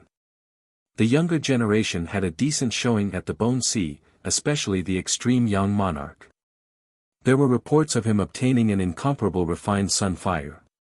However, with Meng Jintian around, they were eclipsed completely. No one really paid attention to them. Rumor has it that even the Sea Shield Prince was here, but no one had seen him, so it was merely speculation. This character had always been mysterious. Moreover, he cultivated the void physique, so he often traveled in an untraceable manner, no one really knew his whereabouts. Shamsasaurus seemed to be the designated translation for this, but I'm keeping dinosaurs away. The reason for this is because most dinosaurs in Chinese are adjective plus dragon. For example, a T-Rex is a tyrannical dragon. This crocodragon is crocodile plus dragon. I don't think the author is ever referring to a dinosaur when he names these dragon hybrids. Chapter 1361, While Li Qie chased after the shadow, the Daoists group could only wait on the bone ship. Even though time continued to tease them, the experienced group could remain calm and patiently waited for Li Qie's return. However, there was no sign of him after a while. Qianbei felt quite anxious. He looked around and worriedly said, "Could something have happened to young noble Li?" It has been such a long time, I wonder if he has met some trouble. Jianche calmly responded, don't worry, he is more careful than anyone else. He wouldn't take action without being certain, so he can definitely escape unscathed under any circumstance. Both the girls were full of confidence in Li Qie. Even though it has been quite a long time since his departure, they still believed that he would be back just fine. The Taoist also nodded, Brother Li is completely unfathomable. In my eyes, he might not be treating the Bone Sea too seriously. This location can't hinder him either. Qianbei heaved a sigh of relief after hearing these big characters' words. The group continued to wait without any new developments. After a while, the ship began to tremble. Loud explosions came about as if it was the end of the world. What's going on? The group was shocked. At first, they thought an evil spirit was attacking the ship. However, they quickly found that this trembling wasn't caused by the region but the ship itself. Qianbei noticed rays of light rushing out of the ship and shouted in astonishment, it's fairy. The rest quickly rushed inside and found the source of the commotion. The initially calm fairy was now emitting an immortal brilliance like a sun that was about to erupt. Her light seemed to be forming its own world. The most frightening part was that the power within was completely matchless. It seemed that this was an everlasting power that had been slumbering for countless years. However, it was waking up at this very moment. What was even scarier was her unstable status. Her expression kept on changing from happy to sad. Her unstable mood made this boundless immortal light unstable as well. This matchless power was about to explode at any moment. Even though it was still contained within her body, the escaping plumes of light were already frightening enough. These were mere insignificant strands of power. If the entire force of her world were to escape, it would be completely invincible and world-destroying. Not even an immortal emperor could top this. Crack! The bone ship couldn't withstand this escaping power. Cracks appeared throughout the ship at an alarming rate. If this were to continue, the ship will disintegrate completely. Crack! Splash! The sound of the ship crumbling was followed by the splash of water. Parts of the ship had fragmented and fell into the sea. The group was aghast while Lu Rian shouted in fear, stop her or this ship is done for. The Taoist shouted back, how? Who can stop her? His diamond physique couldn't even withstand a single strike from her. The physique that was supposedly indestructible seemed as soft as tofu, so who could try to stop this invincible woman? This was an existence on the level of emperors, so attempting to stop her was equivalent to courting death. Rian said, senior sister, try comforting her. We'll move to the deck to evacuate. Jianche was the most gentle among them, so she was the most suitable to calming fairy. The group left while Jianche took a deep breath. She approached fairy and softly said, little sister, take a deep breath and stabilize your emotions, bang. She was only a couple feet away from fairy, but the powerful force slammed into her. She was shocked and unleashed her blood energy in order to block the force, but it was futile. She was blown away and spun several times in the air before landing on the deck. Nevertheless, her churning blood energy made her spit out blood. Sister, are you alright? Rian quickly came and helped her up. Jianche was pale, but she managed to nod. She was only blown away and didn't suffer any internal injuries. Qianbei was frightened. He had seen Jianche's power before, but she didn't even have an opportunity to get close to fairy right now. Crack! More cracks and crumbling noises appeared. A part of the hull has now fallen. I'll give it a shot. The Taoist took note of this and made up his mind. He took a deep breath as his body lit up with a golden light. At this moment, he has channeled his diamond physique to its limit. He walked closer to fairy while talking at the same time, Miss, we bear no ill will and only want to help you. Please steady your thoughts. He didn't even get close before the same force assaulted him. He composed himself as his golden light gushed out and defended him while he closed the gap. Buzz. However, the most terrorizing force in this world came crashing down on him.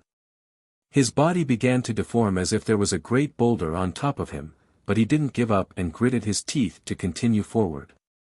Alas, this force from Fairy was too powerful, it continued to destroy his diamond physique. Even though this physique was capable of swift recovery, it was of no use under this pressure. Click. As he moved forward, the physique couldn't bear the force any longer. A long crack appeared on his body. He continued to advance, but more cracks appeared with blood seeping out of them. The diamond physique was now unable to heal his wounds at all. Bang! Ultimately, he failed to reach Fairy. His body was blown away in a worse fashion than Jianshi. He flew out of the ship like a shooting star. Fortunately, Ryan reacted fast enough and summoned a rope to drag him back to the bone ship. Otherwise, he would have fallen into the sea. Bang! At this time, the deck cracked while the ship was nearly split into two. What now? Qianbei was blanched with fear. Drowning will be their fate if this ship were to sink. We have to abandon ship, but there isn't another one we can transfer to right now. Ryan's expression changed as she made this decision. Jianshi looked at Fairy, who was still sitting motionlessly inside, and worriedly asked, "What about Fairy?" They had no solution due to her immortal brilliance. They didn't dare to approach, so they wanted to escape. However, there was no way of bringing her with them. If she were to die with the sinking ship, they wouldn't be able to face Li Qie. They glanced at each other in this difficult moment of powerlessness. Splash! Suddenly, a shuttle rushed out of the sea and jumped onto the deck. "Young noble, you're finally back!" Ryan quickly shouted while the rest was ecstatic. Li Qie was surprised to see Fairy's current state as well. He ordered, "Everyone, get ready to abandon ship."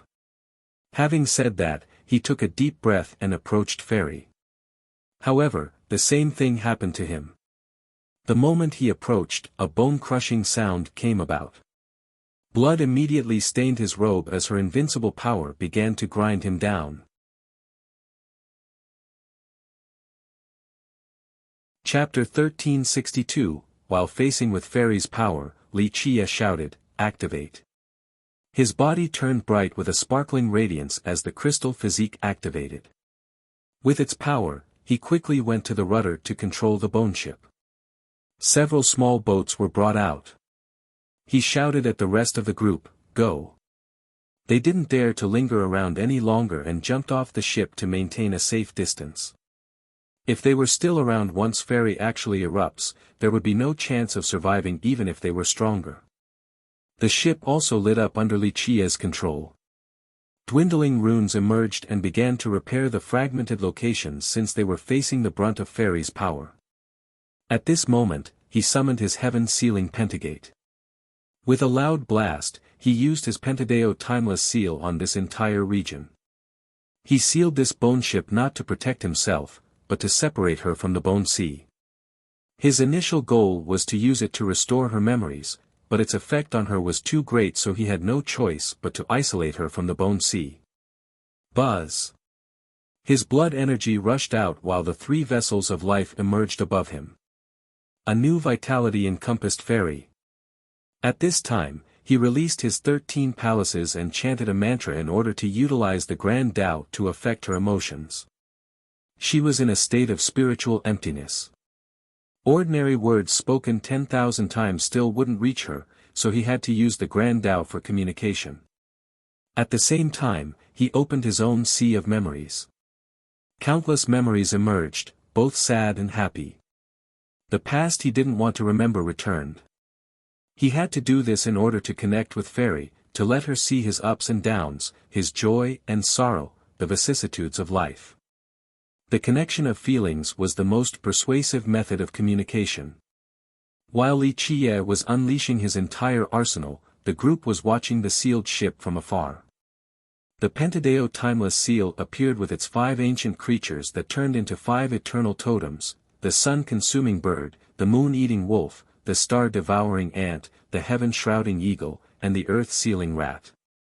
This made the bone ship as sturdy as an impregnable fortress. After seeing this move, the Taoist emotionally commented, "This suppression is completely untouchable and definitely comparable to a heavenly annihilation. How many people could actually penetrate this defense?" Qianbei's astonished expression made a return. Comparable to a heavenly annihilation? What an unbreakable technique! The two girls were actually worried about Li Qie. They weren't afraid of Li Qie lacking strength, it was just that Fairy was too terrifying. They couldn't see what was happening on the ship, so they could only wait things out. There was no movement on the ship, which only added to everyone's anxiety. Qianbei lost his patience and murmured, "Will he be okay?" Even the Taoist was worried, hard to say. If he can calm Fairy down, then everything will be easy. However, the story changes if he can't. She is someone at the level of emperors, even the strongest would feel like an ant in the face of this power and be subject to its wrath. Do you think she is an empress? Qianbei found it unbelievable. The group fell silent on this question. In fact, they still didn't know her origin or what she had experienced. Li Qie was the only one privy to this information. "I don't know."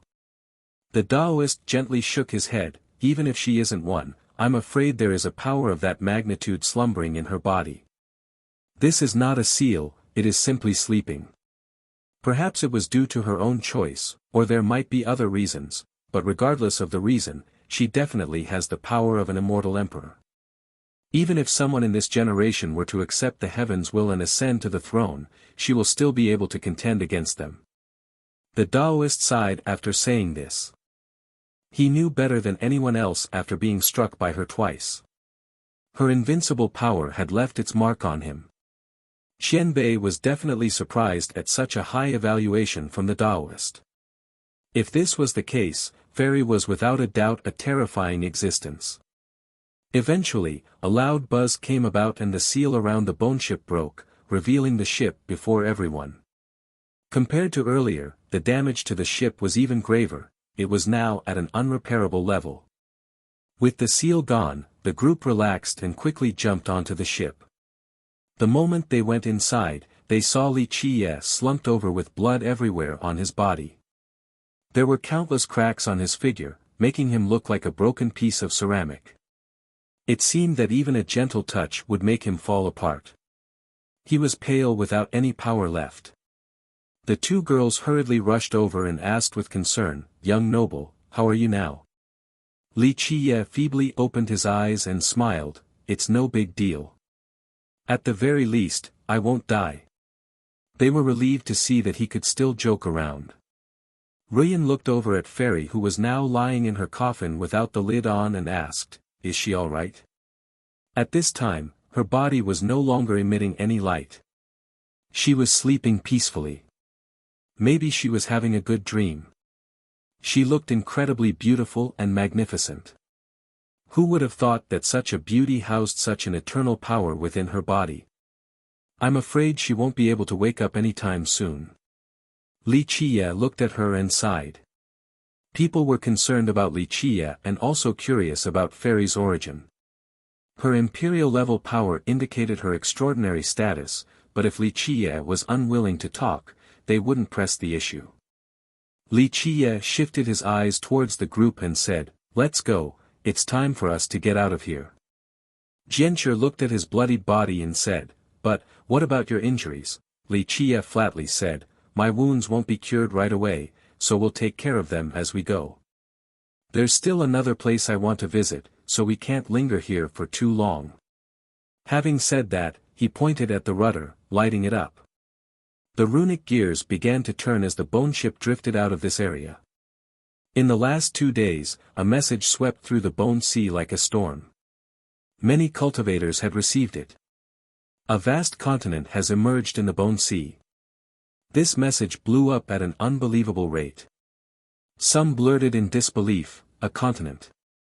Everyone knew that there weren't many vast continents outside of Godhalt in all of Heaven's spirit, let alone the Bone Sea.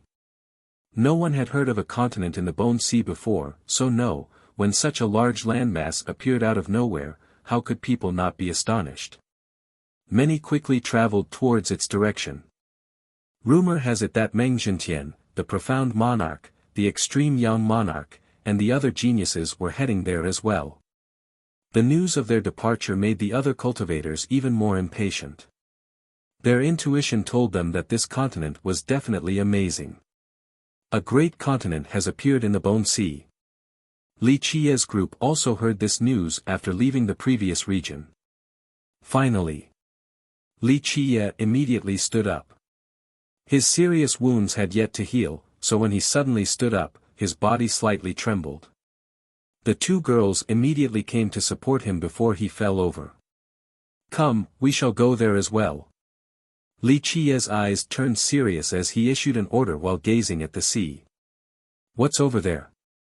Judging from his expression, they knew that this continent must be incredible. Li Qiye replied, "There are some amazing things over there. More importantly, what you need is also there." Chapter 1363, What do we need? Both the girls were shocked and had to glance at each other. If there was something that they needed, it had to be the windchase brake. "That's right, it's the windchase brake." Li Qiye noticed their expressions and smiled. Jianche was pleasantly surprised and had to confirm, "Really?" He smiled in response, "Others might lie for a lifetime, but my words will always be true." After getting such a definite answer, the two girls became quite excited. In their eyes, getting back their lost windchase brake was a foregone conclusion. Li Qiye had promised to help them if the opportunity came. They knew that he would stay true to his word and that he had the power to do so. At this time, with the help of Ruyan and Jianche, Li Qiye stood on the deck. He called for Qianbei, "You have broadened your horizons after coming here and also obtained the items you deserve. We shall face unknown dangers ahead, so you should take your leave now. I will give you a piece of land in the future." Qianbei understood that it was time to leave and gratefully said, "Thank you, young noble and schoolmasters, for guiding me." He knew his limits and that the group might have important business to do. His shallow cultivation would only hold them back if he were to stay on the ship. Li Qiye didn't say more and released a boat to take him back. After Qianbei left, Li Qiye stopped watching and said, "Let's go, a lot of fun is waiting for us." The moment these words left his mouth, the ship suddenly sped up like a flood dragon leaping out of the sea with lightning speed. It quickly ran towards the continent that emerged in the Bone Sea. They could see this vast landmass in the distance. It was completely dark with no end in sight. There were rolling hills with peaks that pierced the sky as well as enormous mountains as far as the eye could see.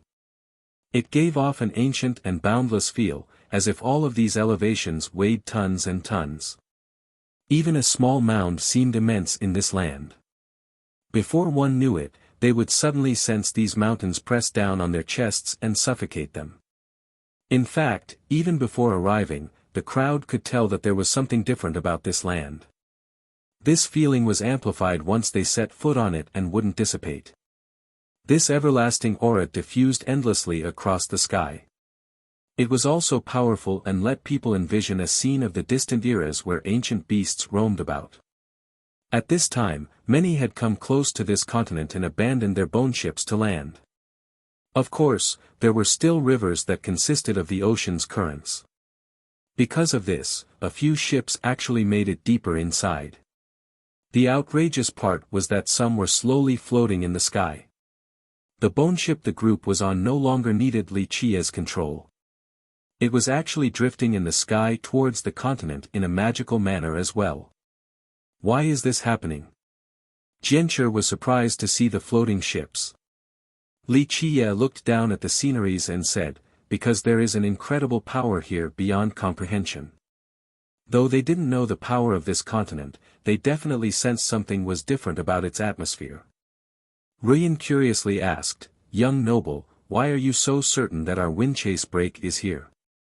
Li Qiye smiled and replied, "What kind of continent do you think this is?" This question prompted the girls to look at each other. They didn't know anything about the landmass ahead. Li Qiye jokingly replied, "It seems like your ancestors didn't leave behind records." The Taoist who has been standing aside to look at the mountains and rivers mused, "This is probably not a landmass." He continued with uncertainty, "I think this is the body of a primordial beast." The body of a primordial beast? Both the sisters were shocked. Prior to this, they had seen some huge skeletons that spanned several thousand or even 10,000 miles. However, this continent ahead seemed to be 10 million miles wide. If this was the body of a beast, just how big was it when it was alive? This was simply unbelievable. This would mean that all the corpses they had seen so far were essentially nothing in comparison. "It looks like you do know something." Li Qiye glanced at the Taoist and chuckled. The Taoist didn't get complacent and answered honestly, "I read it from an ancient scroll in my sect. It was written by our ancestors after being told by the progenitor at the Bone Sea once had a continent. However, it floats up and down and could possibly be made from the corpse of a beast." Immortal Emperor Gu Chun, Li Qiye emotionally commented, "Your scroll is indeed correct. If I'm not mistaken, your progenitor was lucky enough to come here before becoming emperor." His speculation is correct. Ruyan asked in astonishment, "What kind of monster is this? Why is it so huge?" It was a bit scary for such a creature to exist. After so many years, its body has turned into a continent, so its size when it was still alive could have been even larger. "Do you know how you lost your wind chase break or why it fell in this place?" Li Qiye didn't answer right away and amused himself by asking a question first. The two girls couldn't answer this question. They knew that the wind chase break was missing, but no one from the sect knew why. Li Qiye smilingly revealed, "This is related to the origin of your wind chase break." Jianshi asked with doubt, "Wasn't it created by immortal Emperor Wu Go?" Li Qiye nodded, "That's right, it was indeed created by the emperor, but do you know how?" The two girls couldn't answer this question. Immortal Emperor Wu Go's descendants had no way of knowing how the emperor created his invincible technique. Li Qiye smiled and revealed, "Back then, your emperor watched the totems of an ancient beast while pondering its visual phenomena. With that, he was able to comprehend and create the unique and peerless immortal physique strike, the wind chase break." The two girls immediately understood what he meant right away and exclaimed in shock, "Our emperor has been here." "That's right, he was here before." Li Qiye gently nodded, "In fact, he wasn't the only one who had been here to ponder the Tao. Many emperors have done so for generations. They didn't come to the Bone Sea just for the treasures." "So what is this beast then?" Ruyan was still curious like the rest of the group. Even though the Taoist had read his records, it didn't state the beast that made up this continent. Li Qiye slowly recited, "In the northern darkness is a fish, and its name is Kuan. The Kuan is so large that no one knows how many millions of li he measures. He changes and becomes a bird whose name is Peng.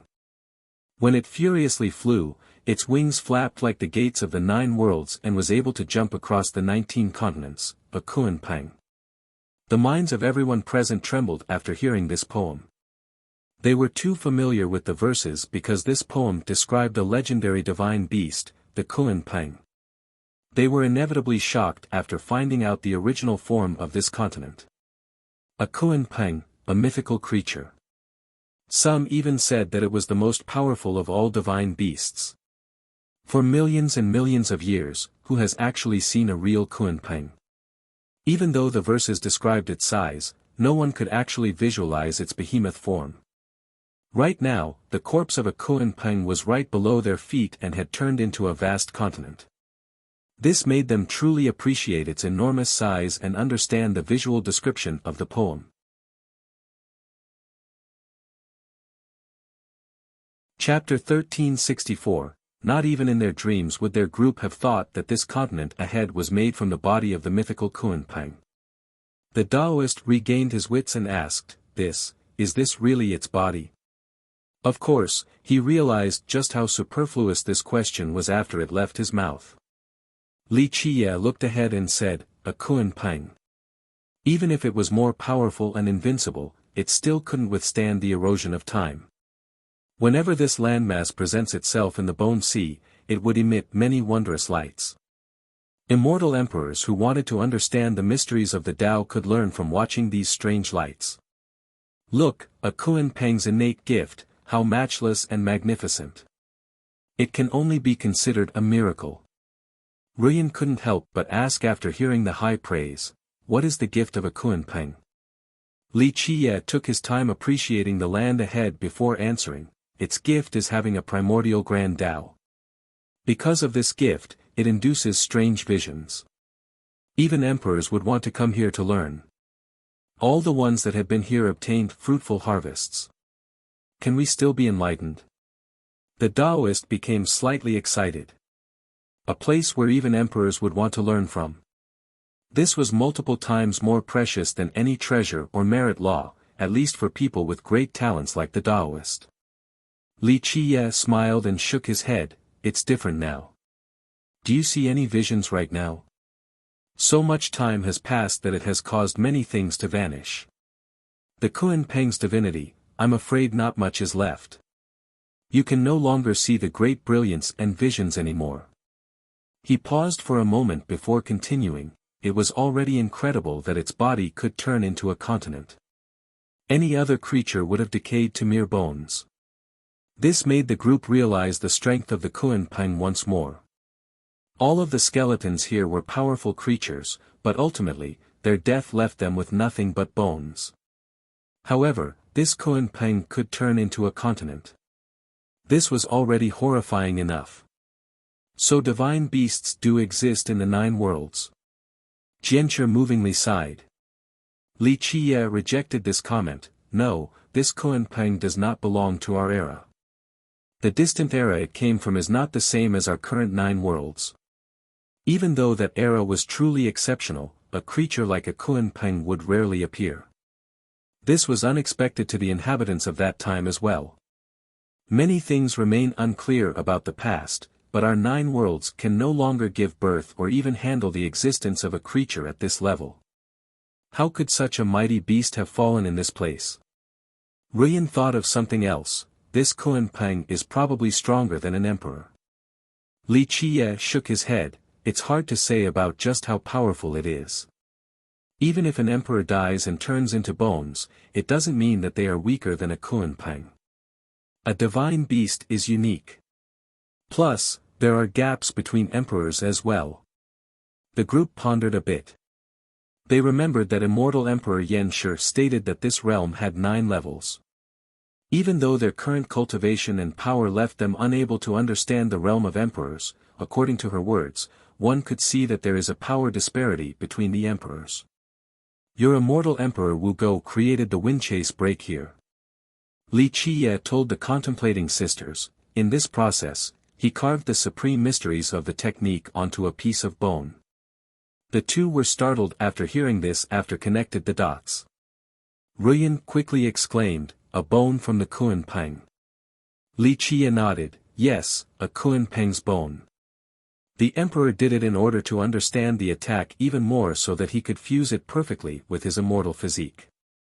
Because he enlightened himself with the technique from watching the Kuan Peng's bright totem, he wanted to feel its power through its bone. Only with that would he be able to truly cultivate the Windchase break. Without doing so, even if you forcefully learn it, the power of the strike would be greatly reduced and your immortal physique itself would be injured after using it. Here, he took his time explaining, I'm afraid none of the ancestors from your sect understand its true mysteries, but after learning the secrets, they brought this bone here to borrow the power of the continent to expedite the learning process. Unfortunately, these ancestors embarked on a path with no return. The 2 girls looked at each other. This was undoubtedly good news for them. At the very least, they knew where the Windchase break was located, they no longer had to search around like headless flies. Brotherly, is it true that no more amazing brilliance and visual phenomena will come out from this continent? The Taoist was more concerned about this issue. He wanted to comprehend the Tao just like the wise emperors more than anything because his sect already had enough treasures. Comprehending the Tao, on the other hand, would benefit him for a lifetime. Maybe, maybe not. Li Qiye shook his head. There might not be much divinity left after such a long time. If you are lucky, maybe you will be able to see some. Let's try to find a place like that. His hope was rekindled. Many had climbed up this continent. Some chose to abandon their ships while others used the rivers to float through it. The majority came here for treasures because the sudden appearance of this continent sounded promising. Moreover, the object of immortality might be hidden here as well. The place became very lively for a while. Some dug up every corner of the earth in order to find hidden artifacts, but they were disappointed very quickly. There were no signs of treasures. It was as if only mud and soil were to be found, not even a blade of grass could be seen. Right when many cultivators felt upset, some people finally found places that spewed out a brilliance. In just one day, there were 2 known locations that people started running over to. They assumed that there were supreme treasures hidden underground or even possibly the object of immortality. However, this excitement didn't last long. One of the locations was instantly occupied and no one could interfere. This particular location was located in the middle of a ridge. The brilliance here made it seem like a magnificent portal to an immortal realm. It looked like a long belt that haunted the entire mountain. Little particles would fall into the ground and turn into profound ancient runes. Each of these Tao runes was like flowers and plants since they would blossom then wither. This whole process was very short as if they were deriving a supreme grand Tao. Many people started to palpitate before this scene. A knowledgeable paragon realized something right away and exclaimed, "This is not a place to find immortal treasures. It is meant for Tao enlightenment." By the time people realized, it was already too late. The area was occupied immediately, and those who occupied it had no intention of sharing. The person who took over was Meng Jintian. His carriage slowly climbed to the top of this mountain. His generals and soldiers immediately drove all the cultivators away. This land initially didn't belong to anyone. A Tao land like this should be shared with everyone, but Meng Jintian took it for himself. This made many people unhappy, but their discontent remained unvoiced. No one dared to oppose Meng Jintian, so they quietly left after being chased away. His regiment surrounded the whole mountain, not allowing anyone to get close. A cultivator couldn't help but mutter against this overbearing action. "Why so arrogant? This isn't your house. Everyone should have a share, so on what basis is he chasing us away?" Before he could finish, his seniors had covered his mouth and quietly scolded, "Are you tired of living? This is the future immortal emperor, opposing him is the same as courting death. Even if you want to die, don't drag the sect down with you." Just like this senior, everyone was angry but didn't dare to speak out. They all knew that in the current generation, Meng Jintian will be undefeated. Nothing can stop him. His momentum to reach the heavens was unstoppable already. Smart people would obediently make way for him lest a disaster strikes them in the near future. Chapter 1365. The other area with the great brilliance was at a lake inside the continent. When it emerged from the Bone Sea, the seawater flowed back which made up many rivers and lakes in the area. This lake with the brilliance was one of them. It was quite large. Standing on one side and looking forward made it seem like an ocean. Of course, because the water was the same as the currents in the Bone Sea, one required a bone ship in order to enter the lake. Because of this, the cultivators who chose to remain on their ships were much luckier than the ones who abandoned them. At this time, the center of the lake was already full of people with many anchored ships. There were some large ones present as well. The huge wooden vessels were made out of crocodile bone. This type of wood was very strange, contained a great amount of energy, and could only be found at the Bone Sea in very little amounts.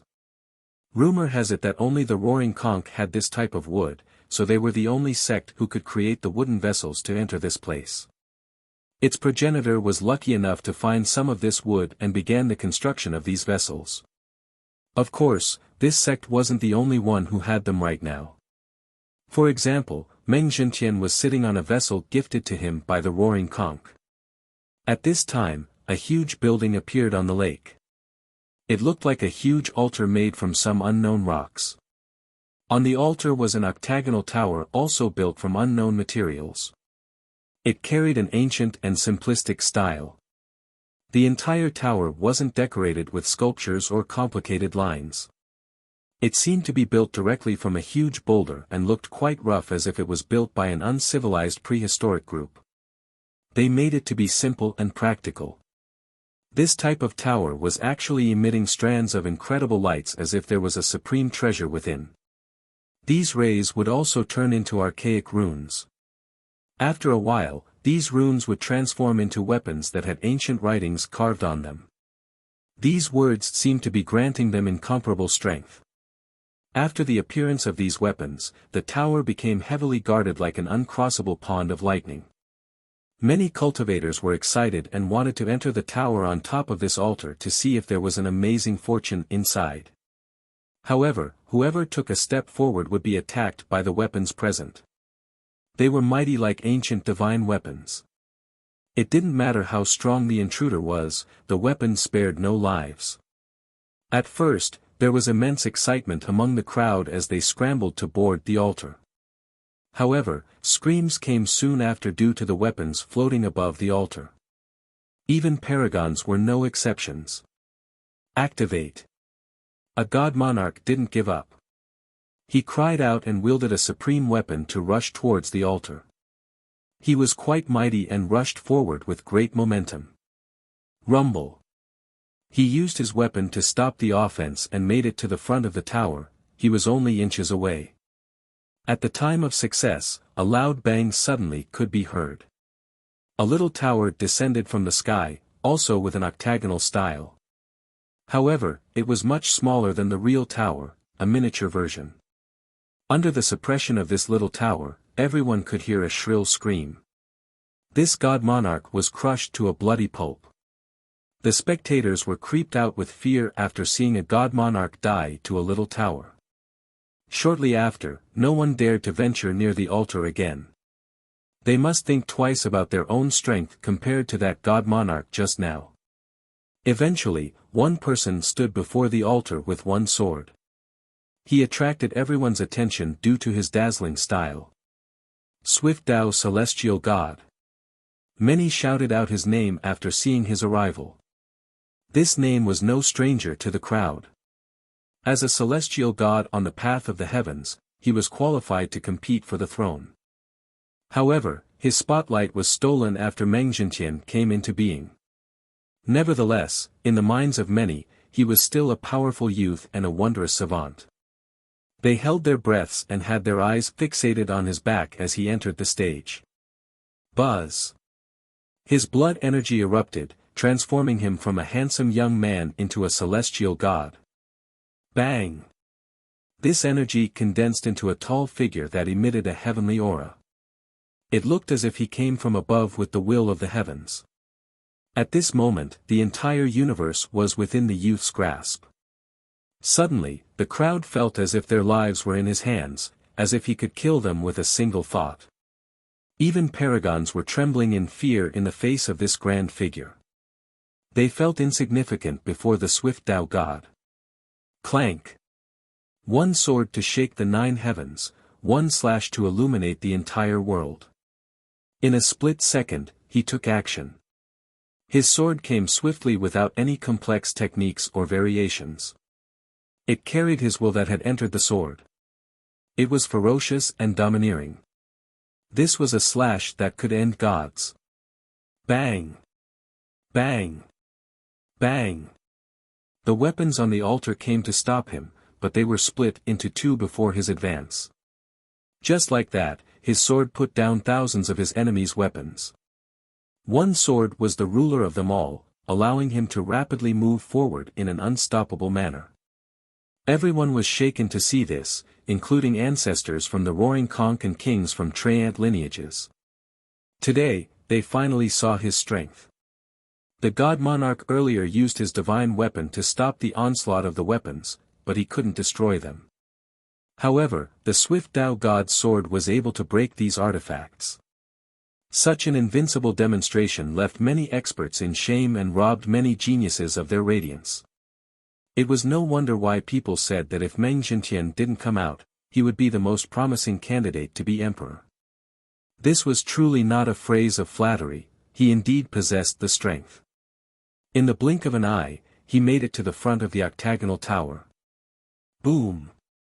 To be expected, the same miniature tower that had just crushed a god monarch slammed down again from the sky. Clank!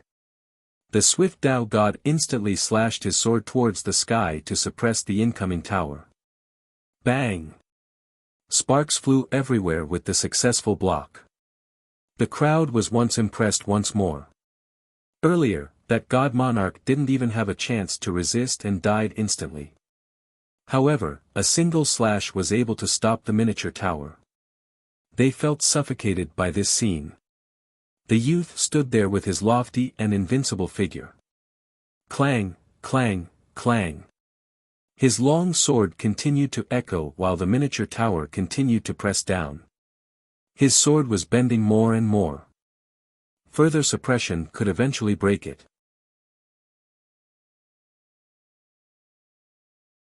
Chapter 1366, Bang.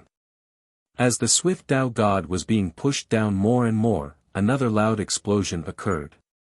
The huge image behind him fused with his body. With this fusion, his blood energy underwent an incredible metamorphosis. His divinity erupted, turning him into a real celestial god. His supreme prestige seemed to have been granted by the heavens itself. Clank! The hymn of the sword rang again. His sword turned as red as blood, as if all of his energy had been poured inside. It turned into a blood sword capable of splitting the heaven and earth. This sword seemed to suddenly come alive due to its vibrant vitality. It was as if the young man had granted it this chance. With a hymn, the bent sword became straight again, it was now capable of shouldering the sky to stop the miniature tower. All the spectators now saw two gods since his sword emitted a frightening divinity as well. Outside of being born in the wrong generation with Meng Zhentian, who else could contend against him? Many people were astonished to see his current form. Boom! Boom! Boom! His sword continued to withstand the smaller tower while he walked closer to the real one. As he came close, the suppression of the small tower grew increasingly stronger. Even though his sword, full of divinity, was no longer bending from the pressure, his body was withstanding an unspeakable suppression. Despite his soaring blood energy, he was the one bending down instead. He was like a true dragon in the sky and tried his best to stand upright. Alas, even if he was stronger, he still wouldn't be able to sustain this situation. His body bent down again. He was only inches away, yet it was impossible to reach. Eventually, he let out one more roar.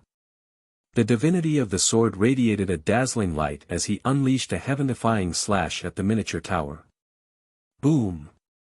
He used this attack to break the pressure from the tower and quickly retreated. Buzz! After he left the altar, the miniature tower disappeared.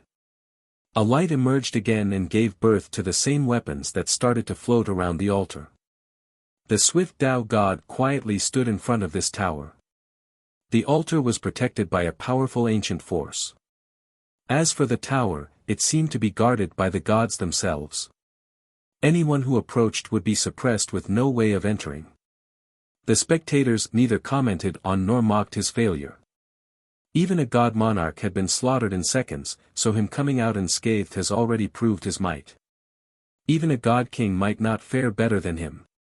His failure made many people feel hopeless. They knew that there was a matchless treasure inside the tower, and even if there was no treasure, this was probably a great place to learn the Tao. However, what was the point of this great location if no one could enter? There was no one else for them to rely on. Even a god king might not be much stronger than the swift Tao god. Boom! Suddenly, the entire continent quaked. A loud explosion accompanied by an immortal beam rushed to the sky. Someone exclaimed after seeing this, "That's coming from the other location with the magical light." This blast came from the place exclusively occupied by Meng Jintian. At this moment, the ridge was erupting with immortal light. A door had been opened, seemingly connecting to an immortal world. Screech! A phoenix cry suddenly came with a phoenix flying out of the door. Ayo! Next was a dragon roar along with a true dragon. Roar! Then, a white tiger howled and jumped out. In the blink of an eye, the four divine beasts appeared from the door.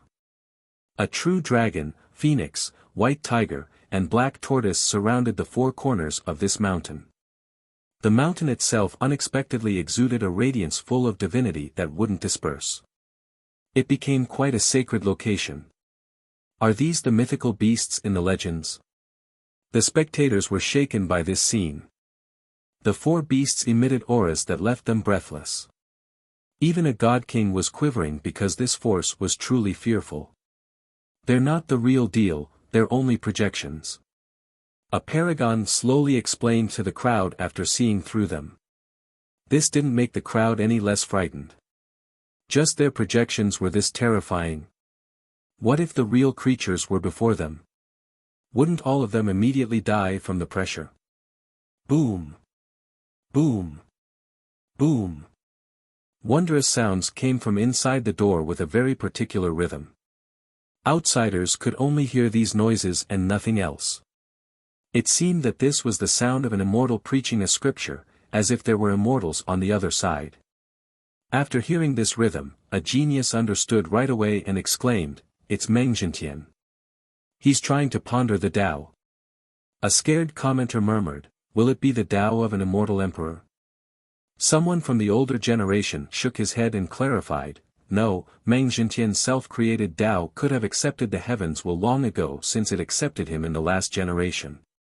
He is perfecting his own grand Tao before taking the last step to becoming a real emperor." Rumble. The moment these words fell, another burst of explosions came about. Violent lightning appeared in the clear sky. Each ray was as thick as a great serpent, they tore the sky vault apart and danced like wild snakes. The entire region was suppressed by the heavens. Heaven's spirit as a whole was affected. Bang! Suddenly, a blaring blast resounded. A huge palm shattered the sky along with all the massive lightning rays. This palm seemed to be engulfing the entire world. Billions and billions of existences were left to its whim. All were nothing before its grandeur. Even ordinary god kings felt as if they were ants that could be crushed at any moment. The sky lit up. The power of the 9 heavens and 10 earths seemed to be converging at this mountain. It gave the feeling that the master of the universe and myriad realms was presiding over this place. The inhabitants of heaven's spirit were aghast. The masses felt the impulse to prostrate and worship this power. It seemed to be representing the supreme will of the high heavens, as if a new emperor was being born. This force awakened everyone, including the unparalleled existences that had been slumbering. Many ancient monsters opened their eyes. One of the old monsters slowly commented, "It looks like Meng Jintian is getting closer and closer to the throne. Who will be able to stop him from becoming emperor after the heavens will is finished condensing?" The cultivators on this continent and the Bone Sea felt this domineering power. They fell to the ground, unable to withstand its pressure. Is someone about to become an immortal emperor? Even the powerful ones turned pale from fear as they watched the power gathering at the mountain. It might be very soon. Jintian will become emperor the moment the heavens will appears again. Someone who was born in the same generation as Jintian commented with a sigh. Back at the altar on the lake, even a genius like the swift Tao god turned serious and coldly stared towards the direction of the mountain. Someone at his level understood the significance of this phenomenon as well as the current gap between him and Meng Jintian. "Come out, heaven's will, so that my master can become an immortal emperor. Chao Guojian was also on this lake inside a yin vessel. He was smiling proudly with an elated expression. He came here the moment the altar appeared. Seeing this scene left him quite proud with an arched chest. Congratulations, Brother Chao. It won't be long until the heavens will comes out. Senior Meng shall be emperor then. The ancestors from the roaring conch who accompanied him quickly adulated him. The majority of the cultivators here were very envious while many wanted to start fawning Chao Guojian. This last phrase is an idiom referring to Pangu creating the world. You're tuning into the Han Li's Wuxia Chronicles YouTube channel. We're so grateful for your support and don't forget to subscribe to join us on this incredible journey through captivating stories. Your generosity through donations truly makes a world of difference, as it's the primary source of revenue that allows me to expand and enhance this channel for you. Thank you from the bottom of my heart for being a part of this adventure.